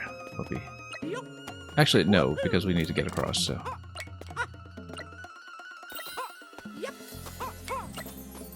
I have a very clear intention for what I want to do every time, and we've just been very sloppy about actually doing it. I mean, we can always sort of freeze this one more time. But then once you toss, you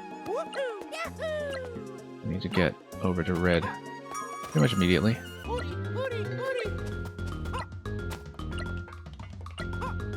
There we go, finally.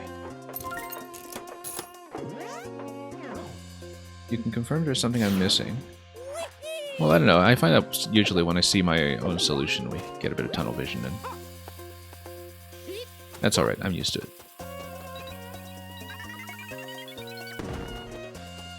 I like that most things have multiple solutions in this game, so...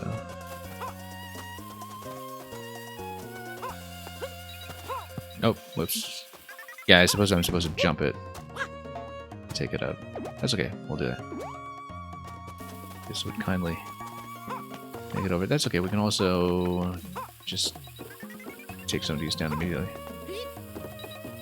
You can always clear on the detonation times for these because it seems like there's a bit of proximity that's involved, and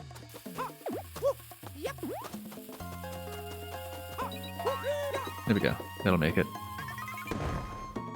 And then here we need to swap with blue in order to get upstairs, which we can do.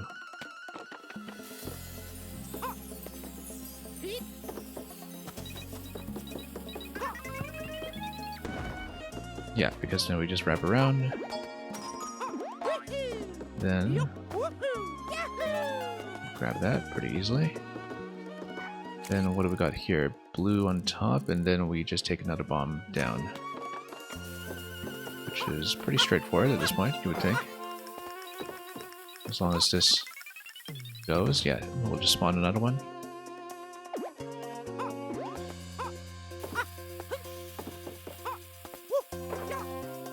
You're saying probably could have used the top conveyor in some way, but whatever works, works. Yeah, I know. I mean, I saw my method. I wanted to keep it.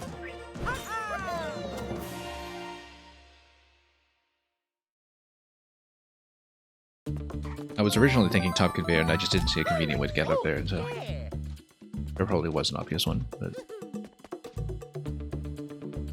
I get a bit stuck in thinking about the solution that I want sometimes, and foreclose the alternatives a little bit too early. But we know that from playing one screens in Maker and so many other things. Here we go. Feels like Triple Jump is designed with skip possibility in mind. Oh yeah, all over the place, for sure. We skipped quite a few things with it. And I think it's meant to be a game that's built for a lot of speed timings and challenges as such. Okay, this is quite a large vertical space here. There's just one chest in this location. We just need to hit red, or rather deactivate red. Hit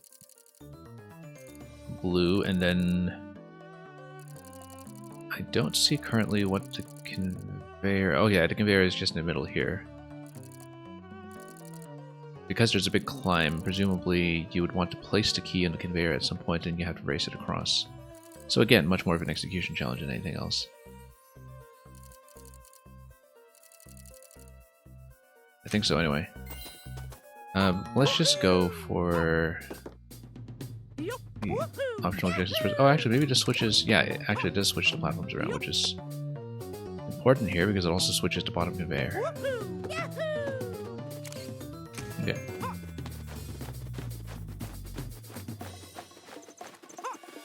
Should be able to fall in here just fine. Oh, whoops. That's okay. It was not too much of a problem, in fact. What we do is I do need to get across though before we... Yeah, because we want the key to be sent across. But then are there any other switches that we can hit? I think in this state we hit blue to open the middle. Then we can reverse and send a key over, but then... And then we can reverse again to jump the platforms over. So yeah, we go for blue first. And wrap around. It's going to be pretty timing sensitive though, with 12 seconds for the key at any given point.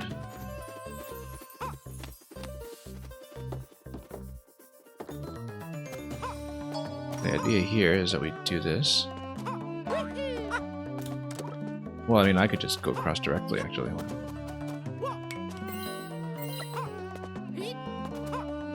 And we just ride this up, right? Oops, ride this up. Ride this up. Come on. Push. Okay, that's actually really straightforward. Took me a moment to notice that I could just follow the key over the conveyor just fine. That simplifies things quite considerably. Very tempting to jump on the cannonballs. I'm actually not convinced that I can. Not that we've really tried.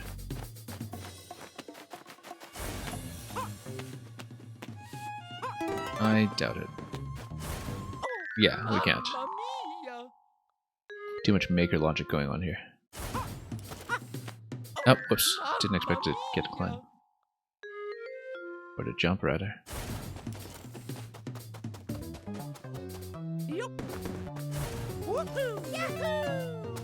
Anyway, we just sneak on that one. Is that the only one in this segment? No, there's another one top right.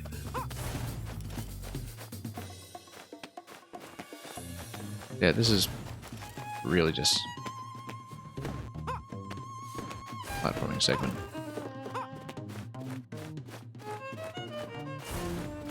I'm not sure the platforming in this game is crisp enough to have such dedicated platforming segments, but, you know, Oops. Mamma mia! But it's not that different from, say, classic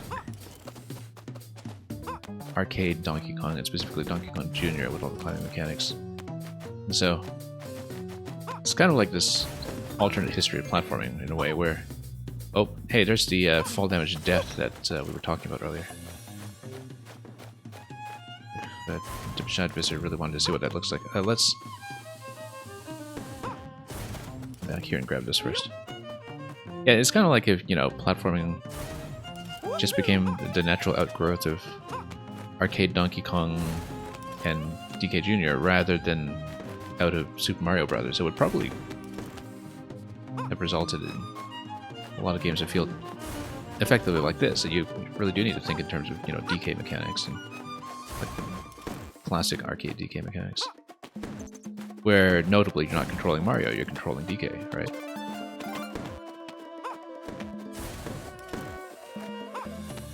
But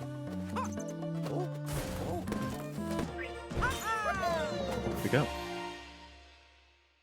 It's almost like these physics and mechanics, in fact, would make a lot more sense if you were playing as Donkey Kong rather than playing as Mario. And doing Donkey Kong versus Mario in what was precisely the DK Jr. scenario.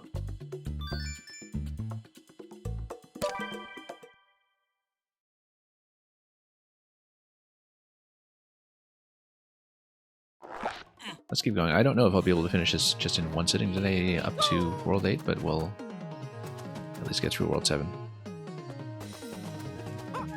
I wasn't expecting to do this all in one stream or anything. I mean, I'm sure there's a lot more to do post-game as well, even though I know that, you know, by reputation, the original game is pretty short. You know, with the 2 added worlds that we've seen here. But we'll worry about unlockables and the like later. It would be nice to, you know, kind of have a pretty clear first segment today in terms of what we get done. So we'll need yellow switch over there with the key. Yellow switch is currently tucked in that location that we can quite easily reach, or could have. We just didn't jump up here right away, but then we'll just go for this first. And if you send conveyors back over, then that will move the platforms down as well, allowing you to go downstairs. So we can just escort the key a little while.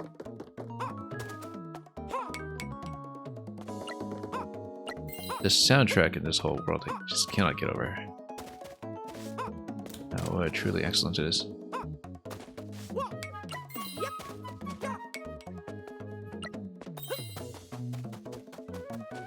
Don't know how it compares to the original, but the arrangement here is just exquisite.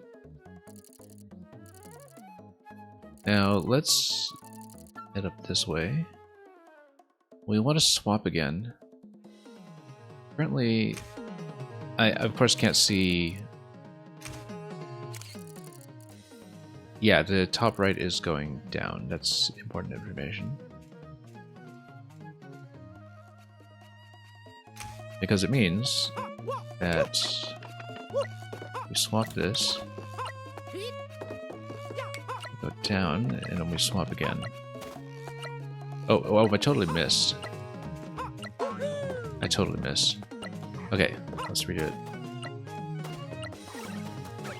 And of course, I doubly missed that we don't have the yellow switch now. Yeah, no, I was trying to throw that over, and I only realized quite late that I did not successfully throw it over.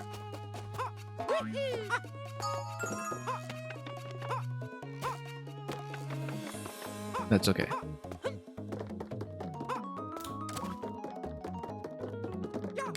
Yeah. Send it over like this, and then we just catch up to it.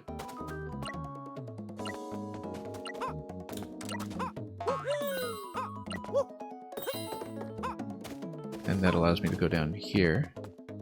That solves it.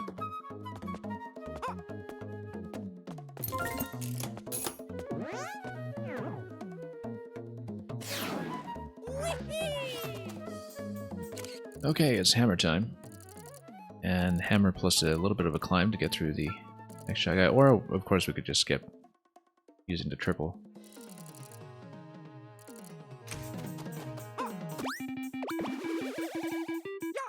back. Yeah, just skip. Of course, we'll need to wait anyway, but at least we don't need to fuss with the up throw and hammer up the ladder. I love how Mario's got this trepidatious look on his face as he stares at the spikes down below. It's kind of a neat little animation there. Where, you know, he's directly above the spikes and he's just in a certain amount of dread of what's coming. Oh, whoa, okay.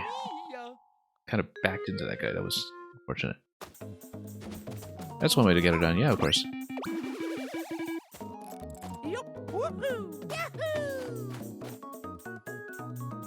It's possible to get it on first cycle, but we won't. So we'll just watch Mario look very, very tense instead.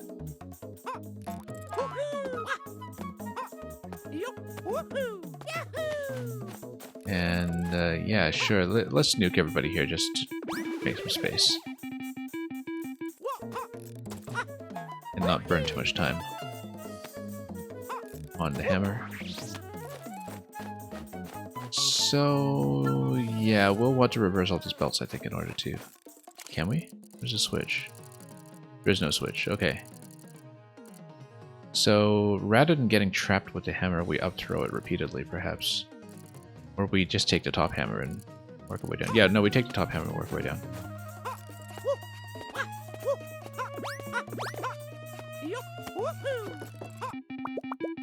Okay.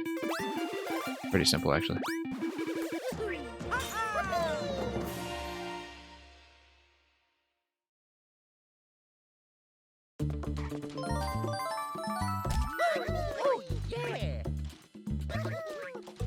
Alright, let's keep going.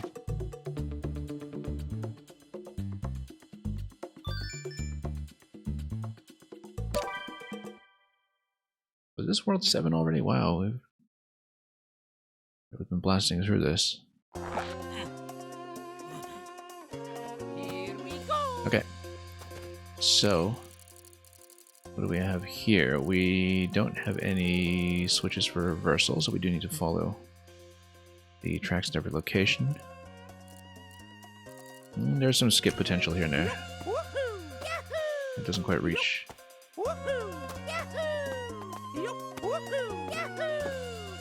Then, if we're up here, we can go donut blocks.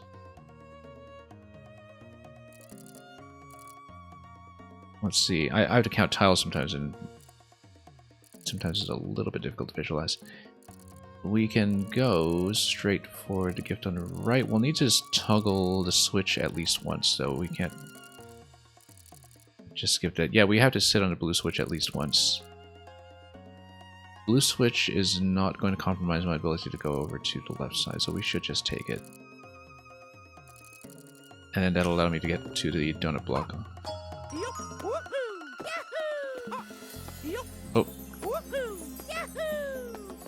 That's okay. Oh, hang on. Never mind.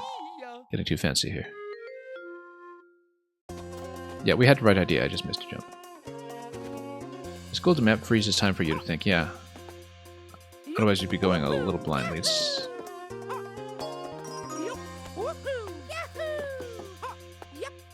kind of a nice feature, in fact. No, we should really lower both here to get a platform to stand on. And not take the key either, actually. Taking the key is a bit of a hindrance in that location.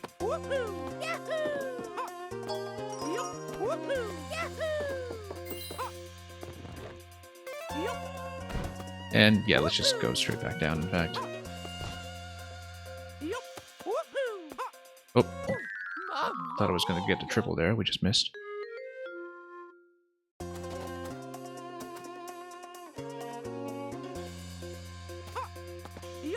Oh, yeah. Let's just not get too sloppy.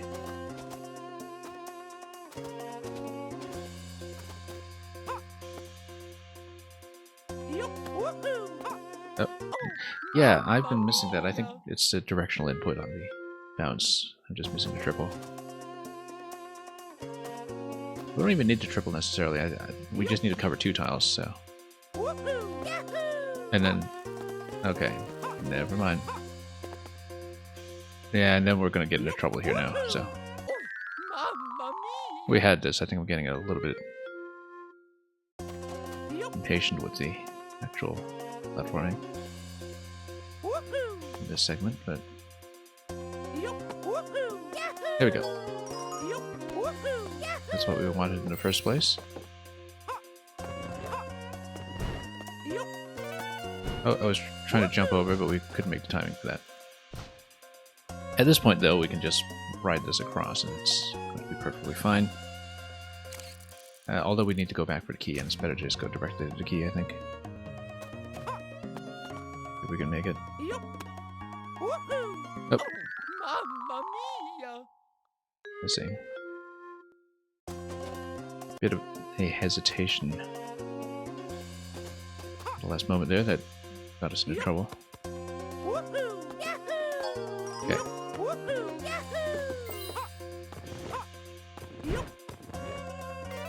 That's much better. Much more efficient. Oh, whoops. Hang on. Basically, we want to let this restore. There we go. And then we just walk across, I think. Now,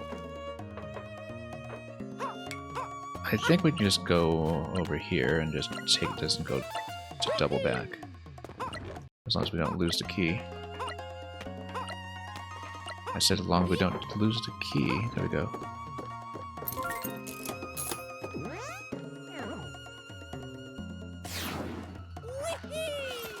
I honestly don't know what a lot of these solutions are without the triple jump. Didn't even bother to take a look at it.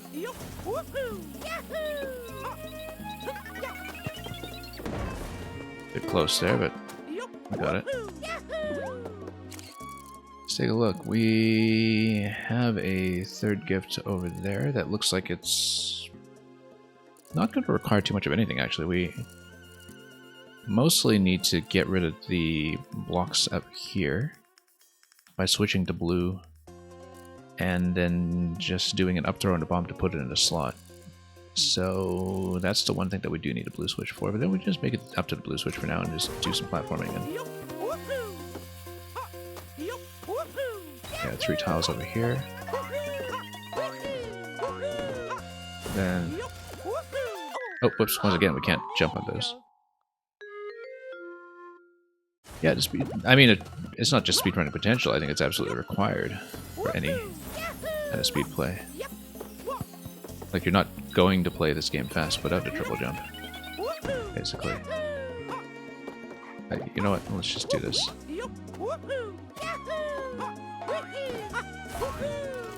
I don't execute things well enough to be a natural speedrunner, but I do like the sort of routing and strategy element of it. I find speedrunning research to be very interesting. I just don't like necessarily being the one to optimize and repeat. But it does mean that, you know, just sort of messing around and finding strategies is quite a treat. Oh, we need a higher bounce off of that. I've been taking a lot of deaths just in the last 2 levels. Just taking the lives down to 30 by now. Just from messing around too much.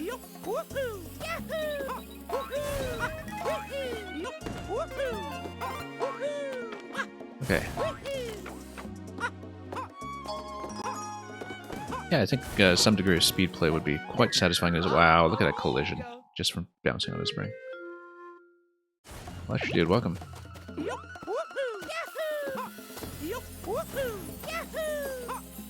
Okay. Sure, let's grab this. So, like I said, we definitely need the blue switch for a very specific reason, which is that we need to send a bomb up here with an up throw. Yeah, it took so many deaths there. Unnecessarily. Oh well, a little bit of risk. Doesn't hurt from time to time.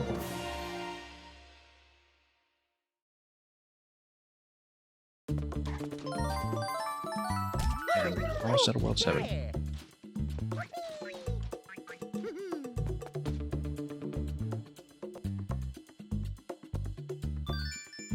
And we've got a what a minigame once again.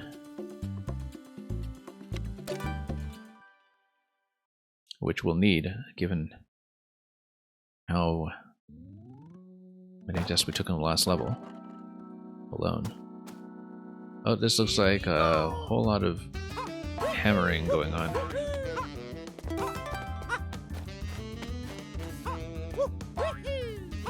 Okay.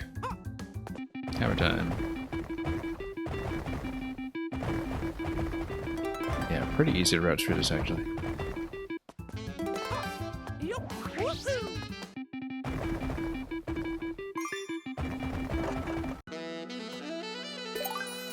And then we'll just get her back in order.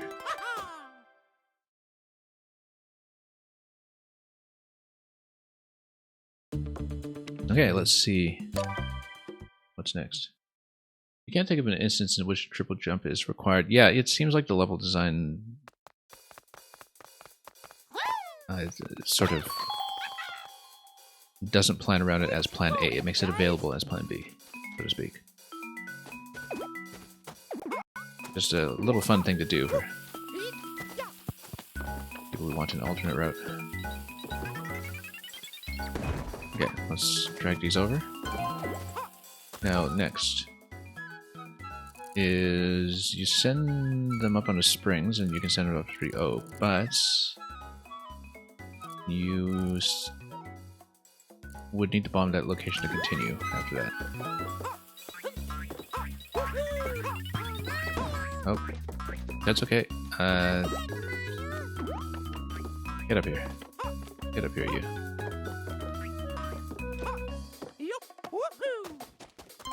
We can bomb this from this side.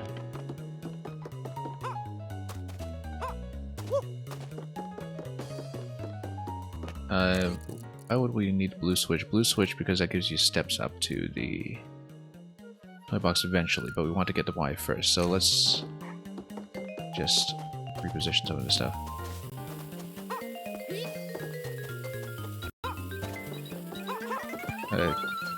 Okay, yeah, it's not a 2-tile burst like it is in Maker, so don't need to worry too much about that.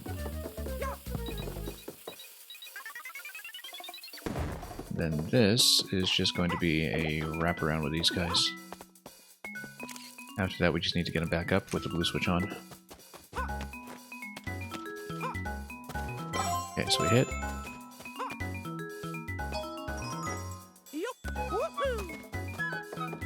Now we do need to lead the way here just to clear space with things like the bomb. Then all 6 should come up pretty quickly.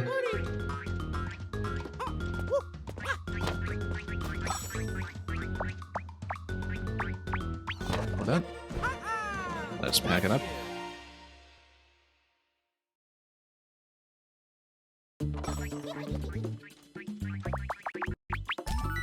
Oh yeah.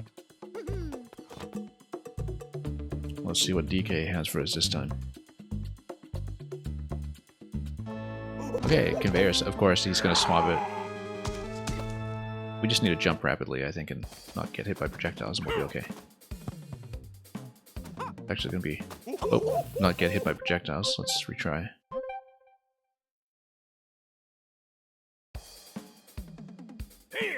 We are going to do the perfectionist run here as far as we can. Oh. Yeah, that's going to take a little bit of planning here. So it is partly by proximity with Mario that the activations happen. That was a very close call.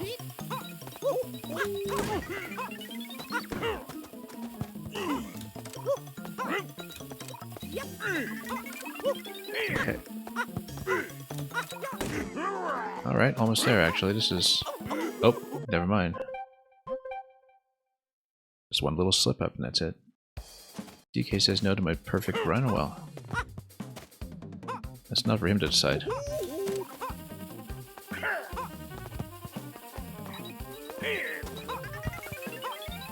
Okay. There we go.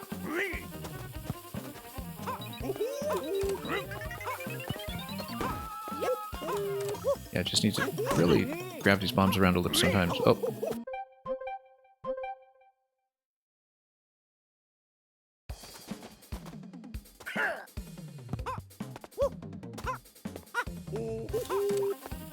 Yeah, sometimes it's a little finicky by design. Oh. Oh no, that's okay. That was object-to-object collision. That's perfectly finely playable. Oh, that was close.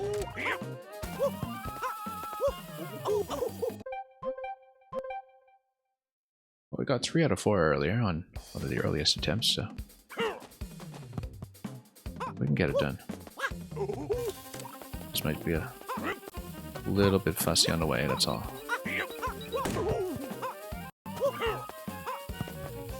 Particularly with some of the collisions here precluding you from picking things up until fairly late. Oop, that was top. Kind of a terrible throw.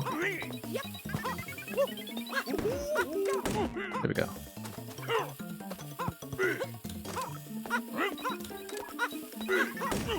Yeah, as long as we jump frequently, this is actually not at all a problem. Let's toss that. Oh. Can you just say the hitboxes to the bombs are most disagreeable? Yeah, I mean... Also just these overlaps that make them very difficult to pick up, except in specific occasions here.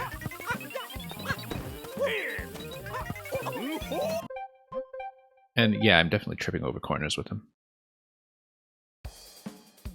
Again, despite the artwork, this is clearly just a very tile-based game, and I think that definitely bears itself out sometimes in some of the more finicky interactions that we see. Oops.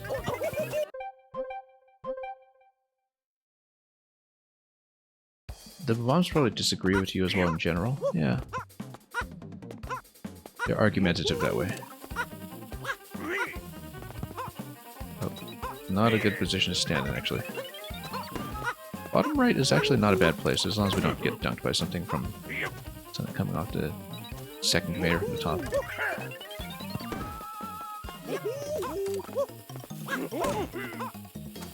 Yeah, the bomb activation time, I think, is something that's a little unclear to me sometimes as well, because sometimes it is by proximity with Mario, but you can't see when exactly the detection picks up, in terms of when they have a countdown by proximity rather than a countdown from pickup time, if what I'm saying is at all clear. So, yeah, I find that there are a few things in this game where visual clarity is a little bit of an issue. The ice animation was another one. And that sometimes the player's state can be a little bit uncertain in a way that's kind of uncharacteristic.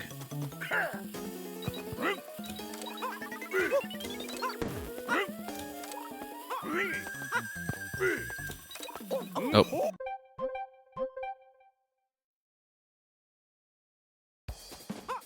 Yeah, I don't know if I have enough time to stay for World 8 today, but we'll see.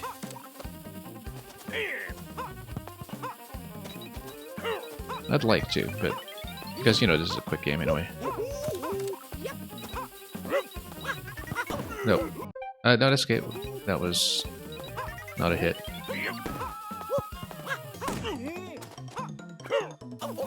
That was a hit. Yeah, sometimes it's hard to determine how long it takes for them to start blinking at you. I mean, you can kind of see the ignition on the fuse, but there's definitely something proximity related going on, and something. Well, I mean, it may just be because it's so different from normal Mario bomb logic that,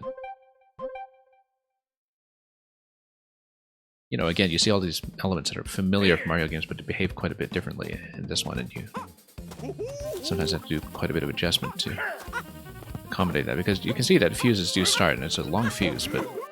Okay, no.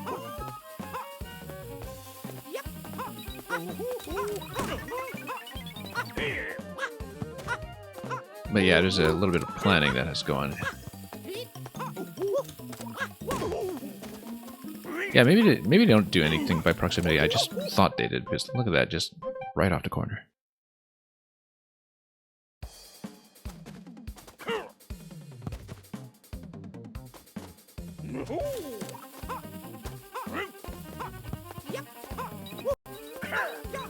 Okay. This guy's gonna walk.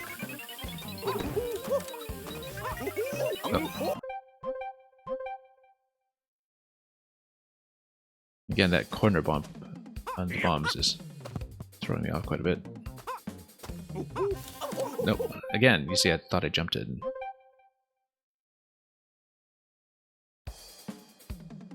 It's been a little bit fuzzy. Come on, send it back.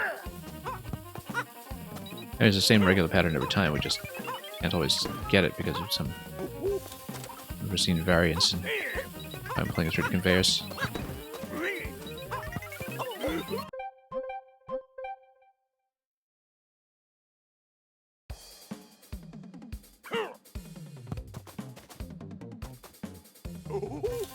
I think we got a bit complacent after doing 3 out of 4 in the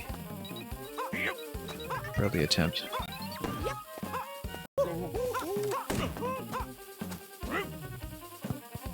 But yeah, one of those fights that just has immense choke potential. Nope. Way off.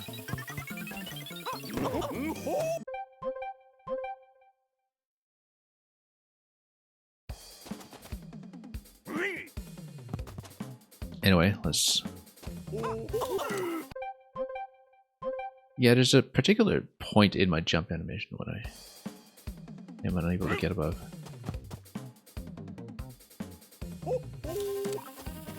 Alright, let's send this down.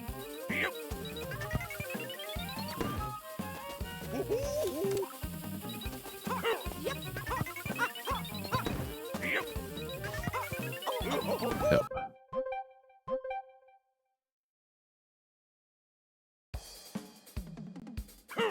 It's getting a little bit rough.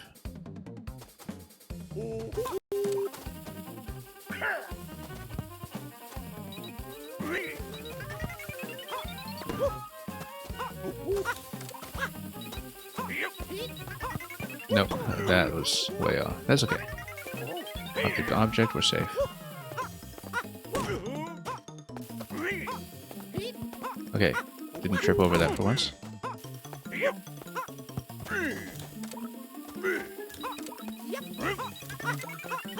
we go. That was a bit risky, but we got it. Not taking a risk with this one.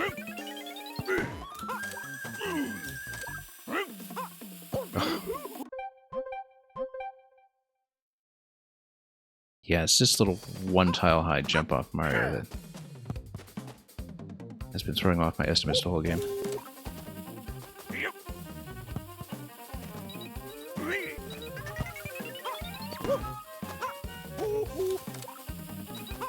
It's okay. Just go aggressive. Nope. Have to jump a lot better than that if we are going for that corner. We've gone 3 out of 4 several times now.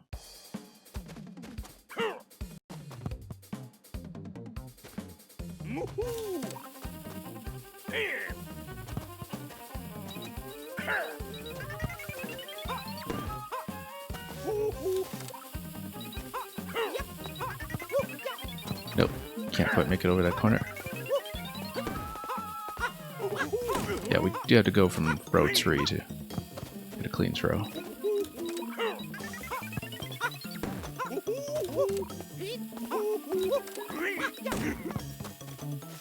Just need to be very clear about that sometimes. Yes, there's a lot of back and forth, we just don't go for it. Nope, I missed that one. Oh, that was a close call. Okay, one more, we've got time.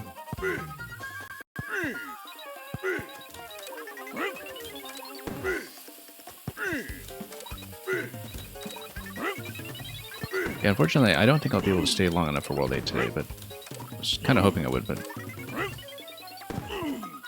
this is taking a little longer than expected here, so we'll continue that tomorrow. And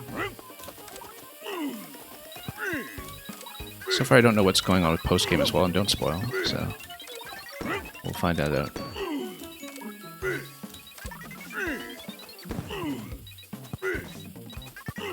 Just have to wait for an opportunity here. It's got a lot of bombs coming in. We just haven't seen a good opportunity at all. We have to kind of go for the far corner, I think. Except this guy. Oh, no. It's not going to come in. There we go. Just had to go for it.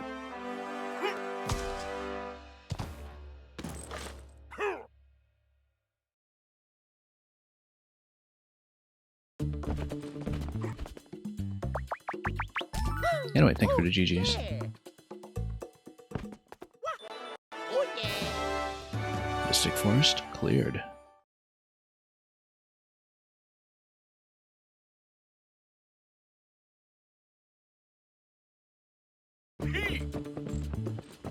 And Twilight City coming up next. Yeah, like I said, would have been nice to just do 1 through 8 in one sitting, but realistically, I think I want to leave a little bit more time. Especially, you know, these games sometimes have a way of escalating when it comes to mechanics, and particularly with the execution barrier that we've seen so far, so we will do this next time. If there's any completionist content past at that point, we'll do that too. I suspect there will be, given how few stars we're sitting on right now in the 3-digit counter. So yeah, I'd rather have a bit more of a relaxed run, and you know, we'll push as far as we can with anything else. Either tomorrow or the day after is when I would expect to be back, so I didn't plan on originally cramming this much in one stream anyway. It's just that it went faster than I expected for a while, and then World 7 hit, and it went a little slower than expected in the last stage forward in particular, so had a lot of fun with this so far today, though. I mean, it's very crisp and efficient as a game. You know, it kind of feels a lot like tutorial early, and then I have been seeing a lot more flexibility to puzzle solutions than I expected, even though, of course, it means that introducing an element of execution does lead to execution failure concomitantly, and that just kind of comes along with design. It's definitely something that takes a bit of getting used to, mechanically speaking, but we've been doing it, and we've been bustling through it as we go, so pretty happy with having 100% in the first 7 worlds so far in this sitting, and well, yeah, definitely preferred not to rush it, so we'll send you folks on to somewhere else very, very shortly as I determine where that will be. And thank you so much for joining me today.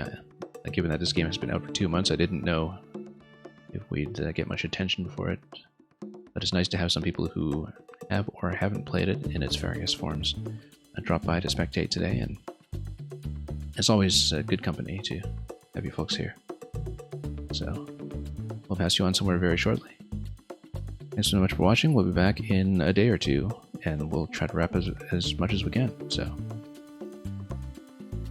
as always, have a great time ahead of you with everything you may be playing or watching or otherwise making currently. And as always, fare thee well.